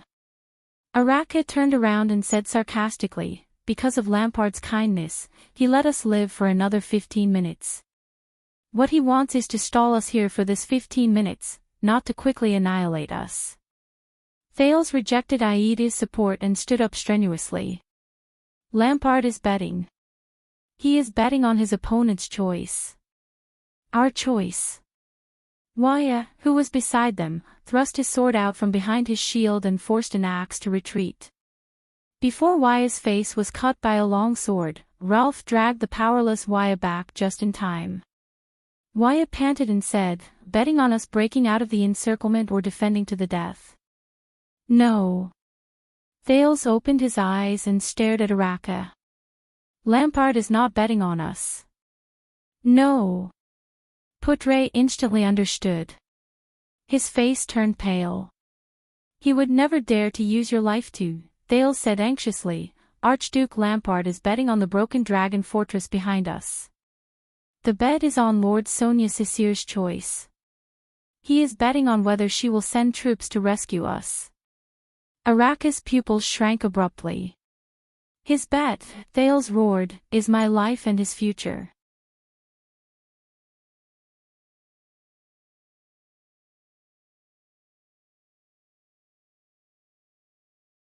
Chapter 105. In the distance, the Archduke of Black Sand region, Chapman Lampard, was fully armed as he rode on his horse. Under the protection of countless infantry and cavalry troops, he looked into the distance with cold eyes. Under the deafening battle cries, the two constellation flags in the distance began to shake under the siege of 6 large troops and more than 2,000 extension light infantrymen. Archduke Lampard touched the sword at his waist. It was the sword he used to kill his elder brother in a duel. It had never left his side for more than 10 years. It has begun, Count Levon said softly behind him. They will soon break out of the encirclement and retreat towards the fortress. We only need to wait for Cecere to send reinforcements. His most trusted strategist, Viscount Canvita, also nodded. The light cavaliers and mounted infantrymen on both sides of the battlefield are ready. We can quickly tie down any troops that come out from the fortress as reinforcements. The knights and 300 heavy cavaliers have already unloaded half of their burdens. They can charge at a faster speed. Even if all 3,000 people in the fortress rush out hand in hand, we can at least defeat their vanguard at the first instance. That is, if they do not retreat within 5 minutes. 500 heavy swordsmen and 800 heavy armored axemen are on standby. They can follow up later. Archers, mystic gun troops, and the remaining ordinary recruits can also attack. When they start to break out of the encirclement, we can advance at the right time. The heavy infantrymen can set off first. The stern-looking Chapman Lampard raised his hand at this moment and stopped Canvita's report. No, have everyone stay put and wait for orders. No one is allowed to approach the battlefield without permission. Let the light infantrymen continue to fight. We have to give the fortress flower some time to consider whether to send reinforcements or not. Beside Archduke Lampard, Lord Tolja's expression tensed up when he heard that. If they break out of the encirclement in the direction of the fortress, it is best for us to have the main force follow up appropriately. Being familiar with warfare, he frowned and said, if they are too far away, even if our cavaliers hold back Cecere's reinforcements, the heavy infantrymen will not be able to catch up, let alone destroy the opponent in a field battle. With her ability, she can definitely snatch their prince back in time.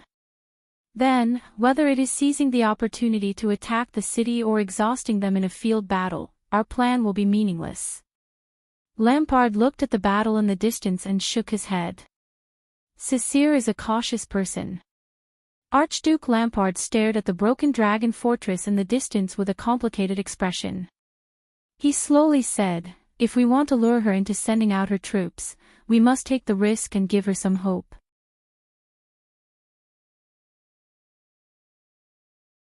If we do not send out our troops, their prince will definitely perish on the battlefield. If we send out our troops, we might have half a chance to snatch the prince back.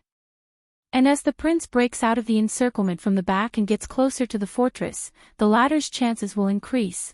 Even the most prudent and rational person, such as Sonia Cecere, will be swayed when she sees that the hope is getting bigger and the possibility of success is getting higher and higher.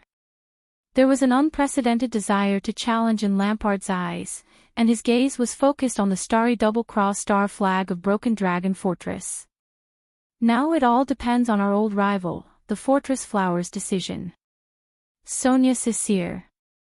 Are you going to send reinforcements and rescue their only prince, or are you going to watch the heir of Constellation perish in battle? What is going on? Sonia stood on the tall fortress wall and watched the chaotic battle on the plains in the distance. She gritted her teeth and punched the wall of Broken Dragon Fortress. Does Lampard want to kill His Highness in public here? The ones besieging the prince are only 2,300 light infantrymen. With the Fury Guards, they might be able to hold on for a while. But the disparity in numbers is too great. Miranda observed the situation of the enemy on the plains and said with a frown, Lampard's other main forces are far away. If Baron Murch can break out of the encirclement with the prince and at least retreat a certain distance, we should be able to send reinforcements in time to tear apart the light infantrymen's encirclement and bring the prince back. She turned her head and said to Sonia, I can attack. I need 1,000 men, including elites like the Starlight Unit who can break the enemy's formation. The Starlight Unit can ride out on horseback. The opponent is just some light infantrymen. If we only need to break through the encirclement and rescue His Highness, no. Sonia stared furiously at the stalemate on the battlefield and said with difficulty, the prince's diplomat group is not his focus, sending out the only elite troops we have to defend the city to rescue the prince. This is what Lampard wants. I can guarantee that his cavaliers are already prepared. They will stop our reinforcements at all costs. They will even attack the fortress sluice gate without caring about casualties and injuries. Then, they will press forward on a large scale. At least, they will be able to destroy our reinforcements. If it's the former, then the fortress will be in danger of falling. If it's the latter, it will also be able to greatly deplete the fortress's military strength and pave the way for him to attack the city later on. Sonia clenched her fists tightly. We will never do as the enemy thinks. Miranda raised her eyebrows and remained silent for a while. The sounds of battle in the distance continued.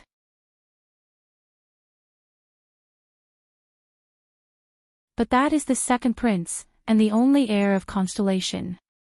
Miranda thought for a while and said quietly, if the fortress does not send out troops, then it is very likely that he will be annihilated in the battle.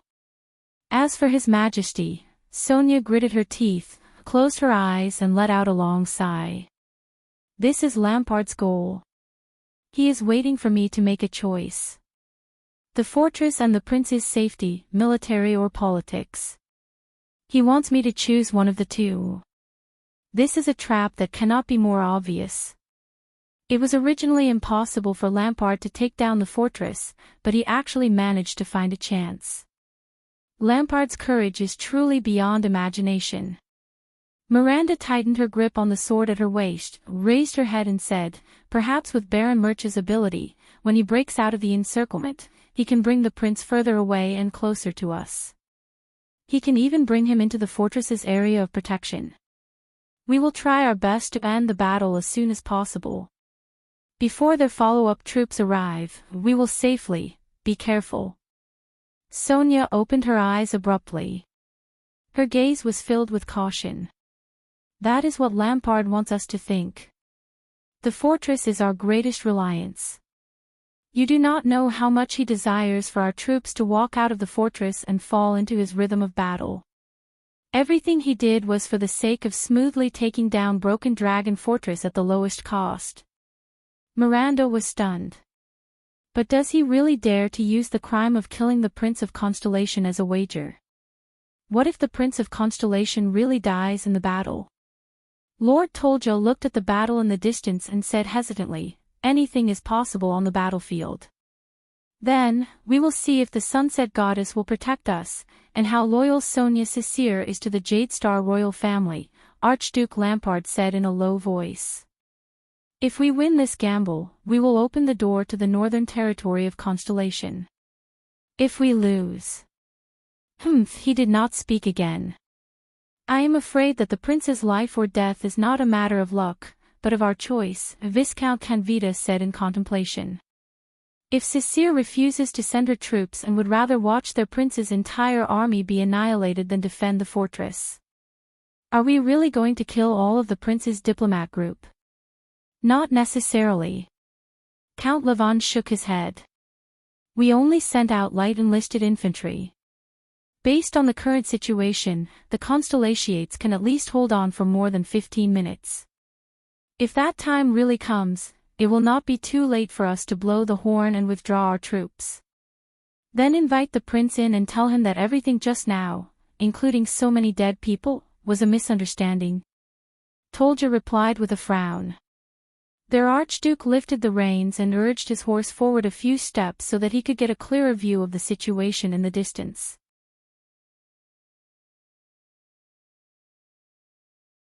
Archduke Lampard stared at the huge fortress with an indifferent expression. If Cecere still refuses to come out, it will be fine. Archduke Lampard tightened the sword belt around his waist and inhaled a breath of the cold winter air. When that time comes, we will slaughter everyone in the diplomat group, leaving only that 7-year-old brat alive. Then, everyone in the fortress will see how we strip their only prince and tie him to a flagpole.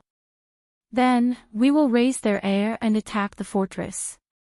Let's see how much of a test the Constellations' morale can withstand.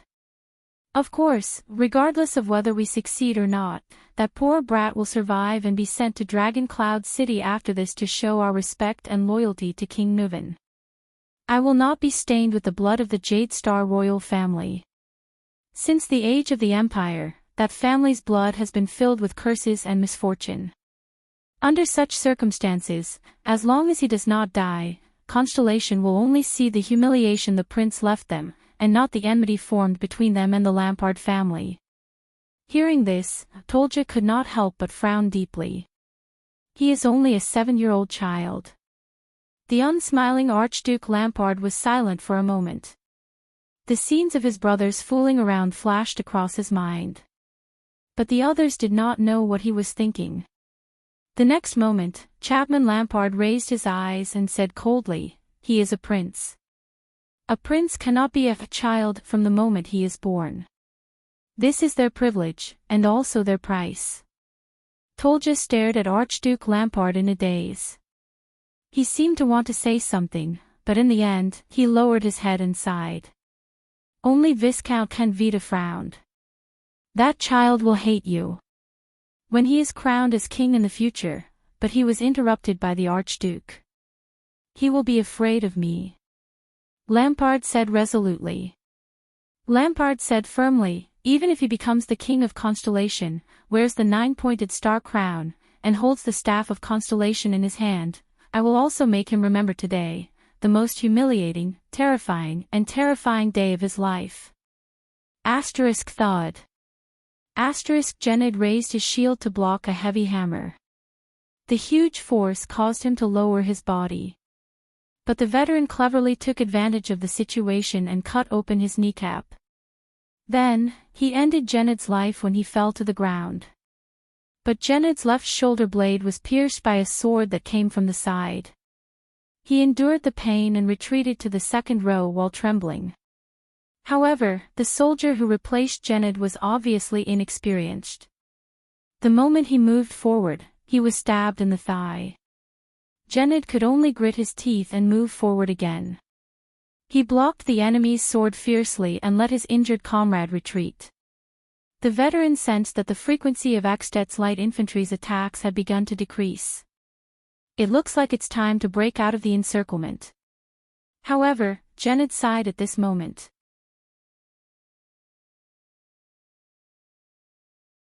On the battlefield, the first to die were the unskilled new soldiers. The surviving veterans were all smart, tough, and steel-like existences. What comes next is a tough battle. So, the key to the battlefield lies in Sisir's choice. At the center of the battle formation, Thales panted harshly and said to Putre, who was nodding slightly, and Araka, whose face was covered in blood. "And no matter what she chooses, Lampard should have his own corresponding strategy. Attack the fortress, weaken our military strength, or capture me in a humiliating manner to use as a bargaining chip to attack.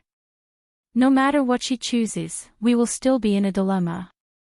Putre furrowed his brows. "Lampard's light infantry is enough to give us a hard time. The soldiers will not be able to hold on for too long." Araka looked at the dead and injured subordinates around him. He was extremely furious as he sneered, "If you have any ideas, you better say it out loud before the extensions chop us into minced meat and hang you up while they're at it." Thales did not mind Araka's disrespect. He raised his head and glanced at the Lampard family's iron fist flag not far away. He exhaled and slowly said, "No matter what, Sonia's choice is a dilemma. So, she cannot make the choice." Thales' gaze was cold. Under Putre and Araka's different expressions, he clenched his fists. "We can only choose on behalf of Lady Sisir. To eliminate her hesitation. Prepare to break out of the encirclement," the second prince said coldly. Putre was slightly startled. On the other hand, Araka grinned. "It seems like they are about to break out of the encirclement." Miranda looked at the battle situation in the distance and said hesitantly, "Are we really not going to send reinforcements? Even if they really break out of the encirclement and get closer to the fortress?" Sonia closed her eyes in pain. "No, guarding is my greatest duty. I have already failed once. This time, I cannot, no." Sonia gritted her teeth and lowered her head. She placed her hands on the city wall and said with difficulty, "It is impossible to save them by sending only a small number of troops. If we send out all our elites, we will be falling into Lampard's trap. Guard our fortress well. We cannot give him even the slightest chance. I will face His Majesty." Miranda did not say anything. The city wall was silent for a while. But the silence was soon broken. The sounds of battle rang again in the distance. "Commanding officer." Miranda looked at the chaotic battlefield in the distance in shock. "They are starting to break out of the encirclement. But it is very strange." Miranda's face was filled with disbelief. Sonia opened her eyes in puzzlement. "Sir." Tolja urged his horse anxiously from afar. "News from the Light Cavaliers. They are starting to break out of the encirclement." Archduke Lampard opened his eyes and looked at the two flags of constellation.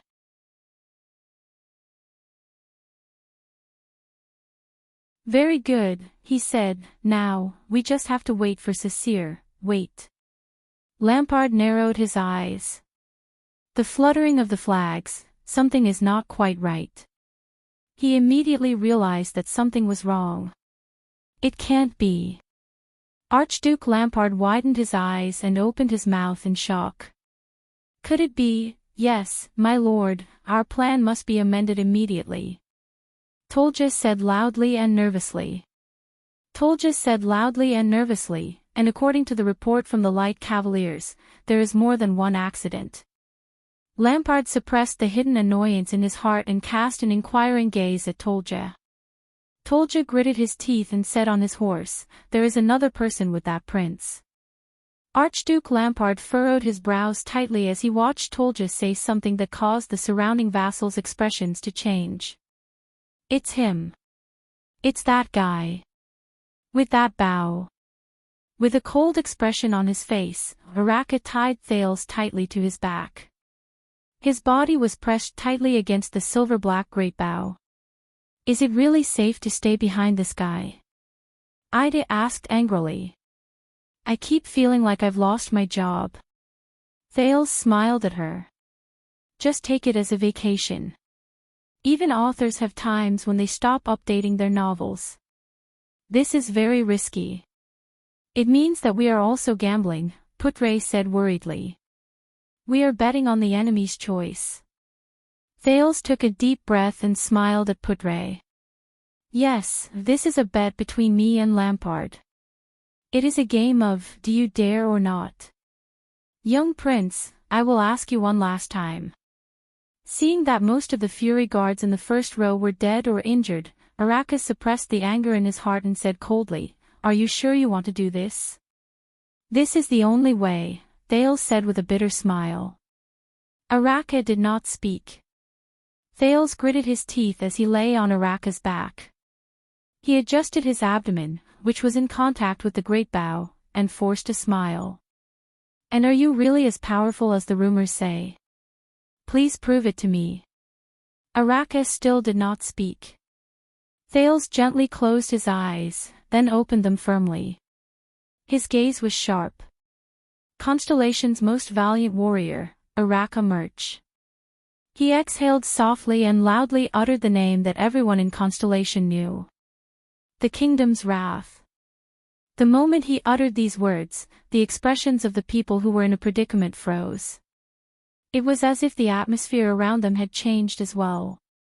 In the next second, Araka tilted his head and sneered at Thales. "A long time ago, in a hopeless situation, a jade star told me." Thales could not help but be startled. Araka pulled out the two-handed great sword from the ground, swung it around, and strode forward. Putre, Waya, Ralph, and the others followed behind them with either determined or worried expressions. Araka strode onto the stirrups. His gaze was fierce. Ida nimbly followed behind their horses. Araka continued to speak coldly.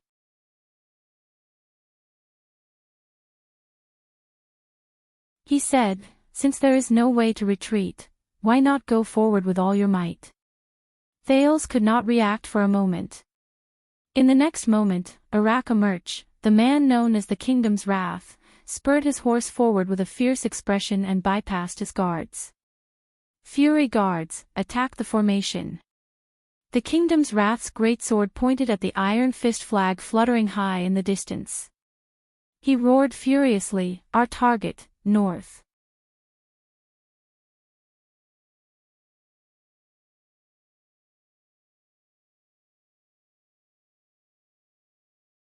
Chapter 106.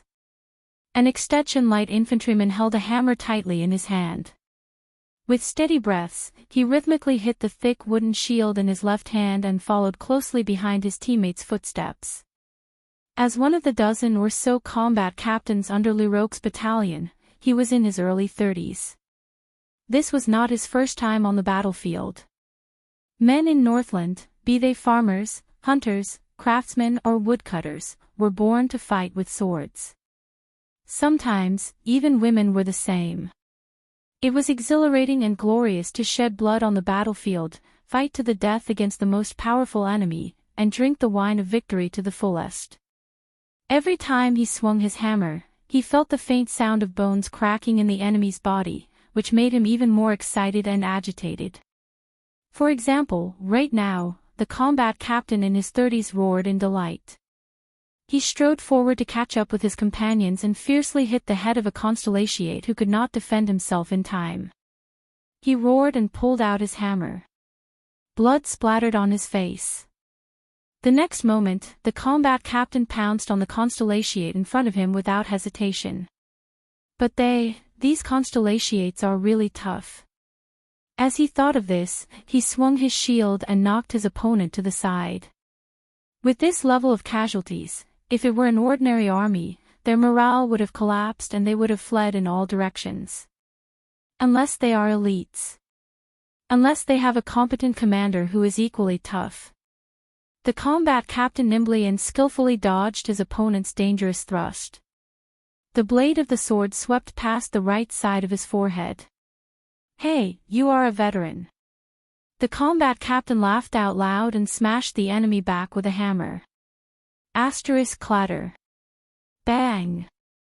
Crack. Asterisk the sound of horse hooves colliding with each other, as well as the sound of the blade cutting through armor came from the side. A deep and fierce male voice came from the warhorse. Let's go find Lampard. The constellatiates, who had formed a defensive formation, became spirited. With a loud shout, they strode forward and followed the knight on the warhorse towards the extensions. The combat captain's expression changed. They are going to break out of the encirclement. But why are they heading north? Although the encirclement in the north is indeed weaker than that of Broken Dragon Fortress. Even if we break through, we will still face the Archduke's military camp and other more elite troops, right? And that knight who rushed out of the formation. It was a man with a murderous aura. He waved a large sword with great force, and as the sword flashed, a head was cut off, along with scattered flesh and blood. The warhorse under him rammed into two people. There was a child tied to his back and a silver-black bow. Wait a minute. The combat leader's pupils shrank. Is that bow? The next second. Him. It's him.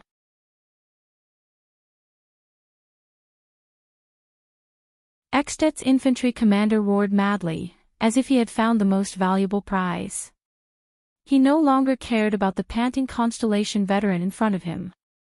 He gritted his teeth in excitement and rushed towards the horse without hesitation. The combat leader roared madly, Kingdom's Wrath. Many extensions shuddered and turned their heads towards the man on the horse. The team leader raised his shield over his head to defend against the man's sword. The hammer in his hand smashed towards the horse's belly. However, the great sword did not slash at him as he had expected and was deflected by his shield. Instead, it trembled in the man's hand and stabbed downwards. The combat leader felt a chill on his right collarbone, and a sharp pain assaulted him. The warhorse swept past his side. His knees buckled, and blood gushed out from his shoulder. But he still tried his best to throw the weapon in his hand. The hammer slashed across the horse's belly and opened another wound on the warhorse, which was already riddled with scars. The warhorse neighed sorrowfully and fell in front of him along with the man. Hee, at least I stopped the kingdom's wrath steed. The combat leader thought strenuously. The shield fell from his hand. The combat leader covered the bleeding wound on his shoulder and felt the pain that penetrated deep into his lungs. He raised the hammer with all his might, wanting to smash the man who was climbing up from the ground and the boy behind him. Then, my final attack killed the kingdom's wrath, he thought. However, just as this thought appeared, a petite figure wearing a cloak rushed towards him from behind. She attacked him with a machete and chopped off his right hand, which was holding the hammer. Ah! The combat leader howled angrily in indignation. In the next second, Gened, who rushed towards him from behind, chopped off his head with his sword. That's right, Gened said to the corpse while panting, I am a veteran. One by one, the soldiers of the Fury Guards charged forward with all their might. They pushed aside the enemies who were blocking their way and fought to reach Arakamerch's side. Only then did Putre and the others manage to catch up to Arakamerch. The battlefield became chaotic due to the Constellations breaking out of the encirclement. The kingdom's wrath. He's here. Many extension soldiers shouted excitedly. The news spread rapidly on the battlefield. From the front, the sides, and the rear, countless extensions charged towards them while roaring madly, like sharks who smelled blood. Really? Waya, who was at the back, said in dissatisfaction, he's just like a target. And he's carrying His Highness. Do not doubt your commander. Putre also fell off his horse. He hurriedly advanced in the triangular formation used by the soldiers for assault. At least believe in the kingdom's wrath's reputation. His Highness is the safest by his side.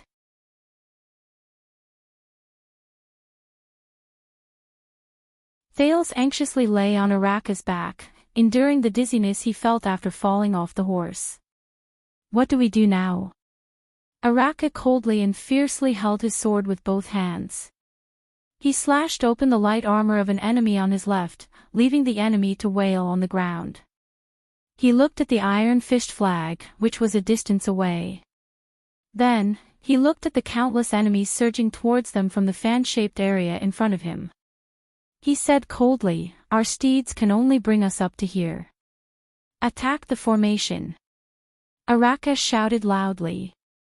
His entire body trembled. Thales, who was stuck close to him, could clearly feel that Araka's heartbeat accelerated. His body began to heat up. His muscles swelled and trembled rhythmically. It was as if he was a predatory beast that was ready to start its hunt. He immediately realized that this was Araka's power of eradication. In his field of vision, Araka was like a raging volcano. Dull and terrifying explosive waves were continuously emitted from within him. Araka clenched his teeth. He held his sword in his right hand and held the leather sheath on the sword's spine with his left. He dragged the weapon behind him and charged towards the numerous enemies in front of him. The remaining soldiers of the Fury Guards followed him on both sides as if it was a conditioned reflex. They followed their commander and charged towards their opponents without hesitation. Araka was at the very front, like the tip of a wedge. The 5 weapons at the very front whizzed towards him at the same time. 3 of them were aimed at his head and chest, while the other 2 were aimed at his left and right. The next moment, Araka let out a furious roar from his throat. He stomped on the ground with his hind legs, lowered his body and charged into the area where the weapons surrounded him. Thales, who was tied up tightly, tried his best to shrink his head and stick closely to Araka's shoulder. Even so, he could still feel at least 3 weapons whizzing past the top of his head. Araka let out a violent roar. The blood vessels in his arms bulged and released an explosive force. He swung his huge two-handed sword ferociously and drew a blood-red arc in the air. Asterisk splat, asterisk the three weapons, along with the three forearms, broke away from their owner's control and fell weakly from midair. Blood splattered on Thale's forehead, causing him to grit his teeth and frown. Do I have to be so bloody every time? Araka ignored the weapons that came at him from his left and right. He roared and crashed into the chest of the infantryman in front of him, who was howling miserably while holding his right hand. He fiercely knocked him down with his elbow. The Fury Guards on both sides were only one body's length slower than Araka. They similarly roared and pounced forward. They stopped the enemy before the two weapons that Araka had missed could pierce into his left and right vital parts.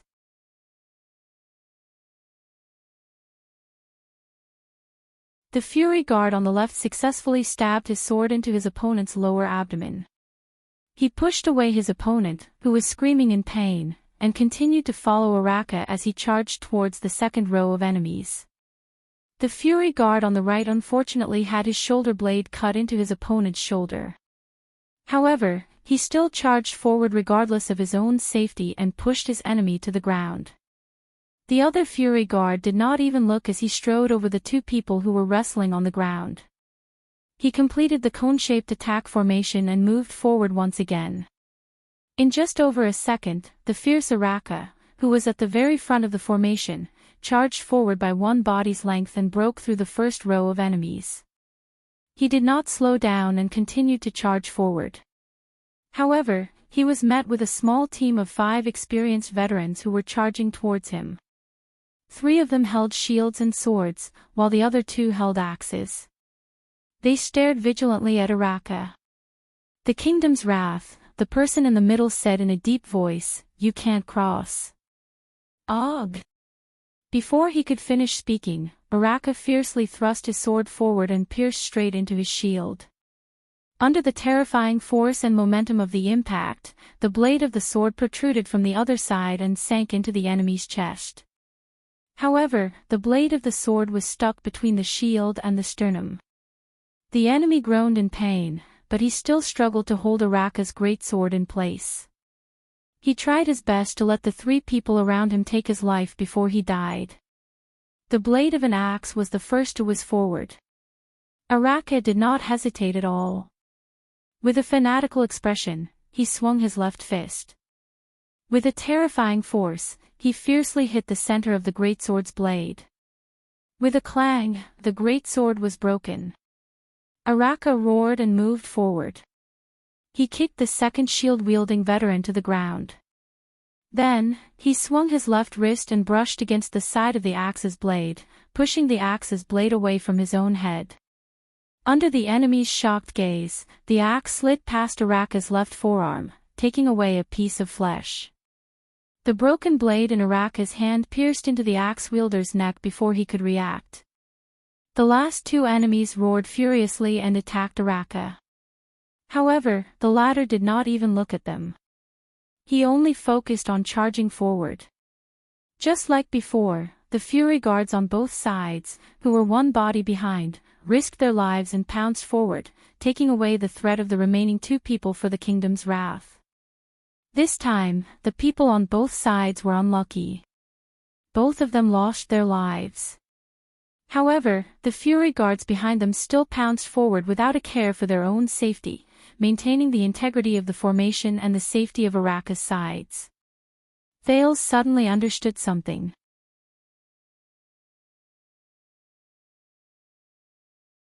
They, the sword and shield soldiers of the Fury Guards, were using their lives to cover Araka's flanks.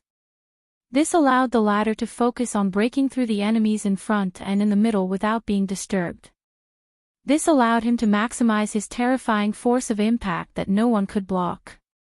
In a little over 2 seconds, Araka broke through the second row. Once again, the next batch of enemies faced him. The 2 enemies in front of him held long spears in their hands. The tips of the spears were pointed at Araka's heart. They were determined that no matter how Araka charged forward, they would use the movement of the spear tips to force him to retreat. The other 3 people closely covered their sides. However, Araka did not give them the chance to do so. He let out a loud shout. Explosive waves of power of eradication surged into his right arm. Like a volcanic eruption, he threw out the extremely damaged broken blade in his hand abruptly. The whistling sound of death lasted for a few tenths of a second. The tip of the blade, which was still covered in blood and flesh, pierced into the face of the spearman at the front. He trembled abruptly. The long spear in his hand that was pointed at Araka fell limply. "No! Brother!" The other spearman beside him screamed mournfully. Araka's expression was ferocious. He reached for the front part of the falling long spear with both of his hands. He took advantage of the momentum and pulled the long spear out. The power of eradication erupted once again along with the spear shaft that was thrusting towards him. The other spearman, who was roaring madly, was hit squarely in the chest by a force that was as strong as a siege hammer. He fell to the ground with a muffled groan, and his roars stopped abruptly. The long spear was retrieved from Araka's hands once again. Then, the latter used it as a stick. With a great force, he swung the spear and ruthlessly swept it towards the lower bodies of the remaining 3 people. Without changing his expression, Araka turned his spear around and stabbed one of the 3 people who fell to the ground to death. He then continued to charge forward without looking back. The guards on both sides caught up once again and took care of the remaining 2 people while they were at it. "How long can you maintain this kind of attack?" Thales looked at the densely packed enemies in front of him, then at the iron fist flag in the distance. He calculated the time and distance in his heart as he asked Araka. "Long enough," Araka said in a low voice and charged towards an enemy who was holding a sword. "As long as my guards are still here." 5 seconds later, Araka broke through the 3rd row. Under Thales' dumbfounded gaze, Araka threw his long spear steadily and pierced the thigh of an enemy who was in front of him. Unarmed, the Kingdom's Wrath charged forward with all his might. He dodged a sword attack, but a wound was left on his right arm.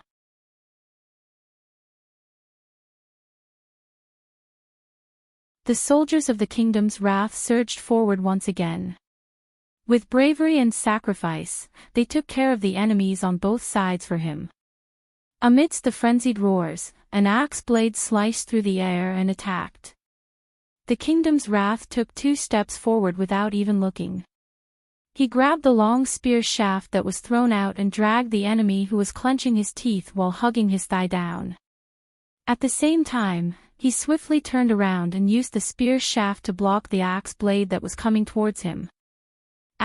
Crack. The spear shaft broke. Araka seemed to have expected it.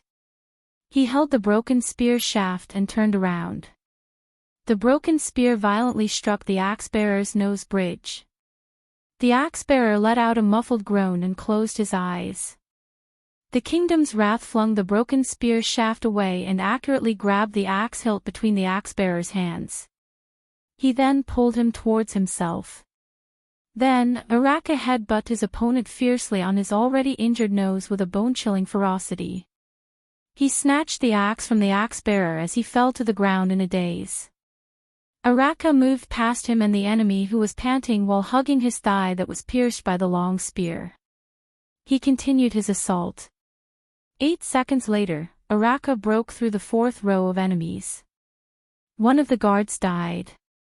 11 seconds later, Araka used his axe to chop off 2 people's skulls. He broke through the 5th row and 2 of the guards died. 16 seconds later, 2 chain-armored infantrymen, who were obviously military officers, came forward. Araka used his axe to chop off a shield-bearer. After spending some time, he finally snatched a short sword and stabbed it into the unprotected eyes and throats of the 2 military officers. He broke through the 6th row. 19 seconds later, Araka easily pierced a person's habitual hand with his flying sword. Then, he used the enemy as a shield and jammed the blades of 2 people's axes. He twisted their necks and used one of the axes to chop open the chest of the 4th person. He broke through the 7th row and one of the guards died. Thales watched all of this with his mouth agape. He watched the bare-handed Araka snatch the enemy's weapons with a fierce and violent aura, as well as his instinctive battle skills. He broke through the interception of countless opponents. Could this be what the Chinibu in my previous life said, a knight does not die by his bare hands? Under the kingdom's wrath's assault, Ekstet's light infantryman's line of battle was as thin as a piece of paper.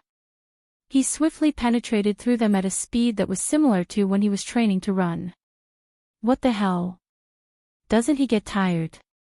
Waya, who was panting behind Thales, sliced open the throat of an enemy who was wailing on the ground.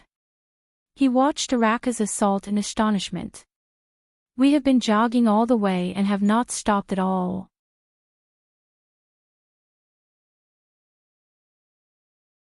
Is this the first time you've heard of his nickname? Putre snorted softly. Beside him, Ida only pursed her lips. This fellow's movements when facing multiple enemies and multiple attacks are even smoother than 5 years ago.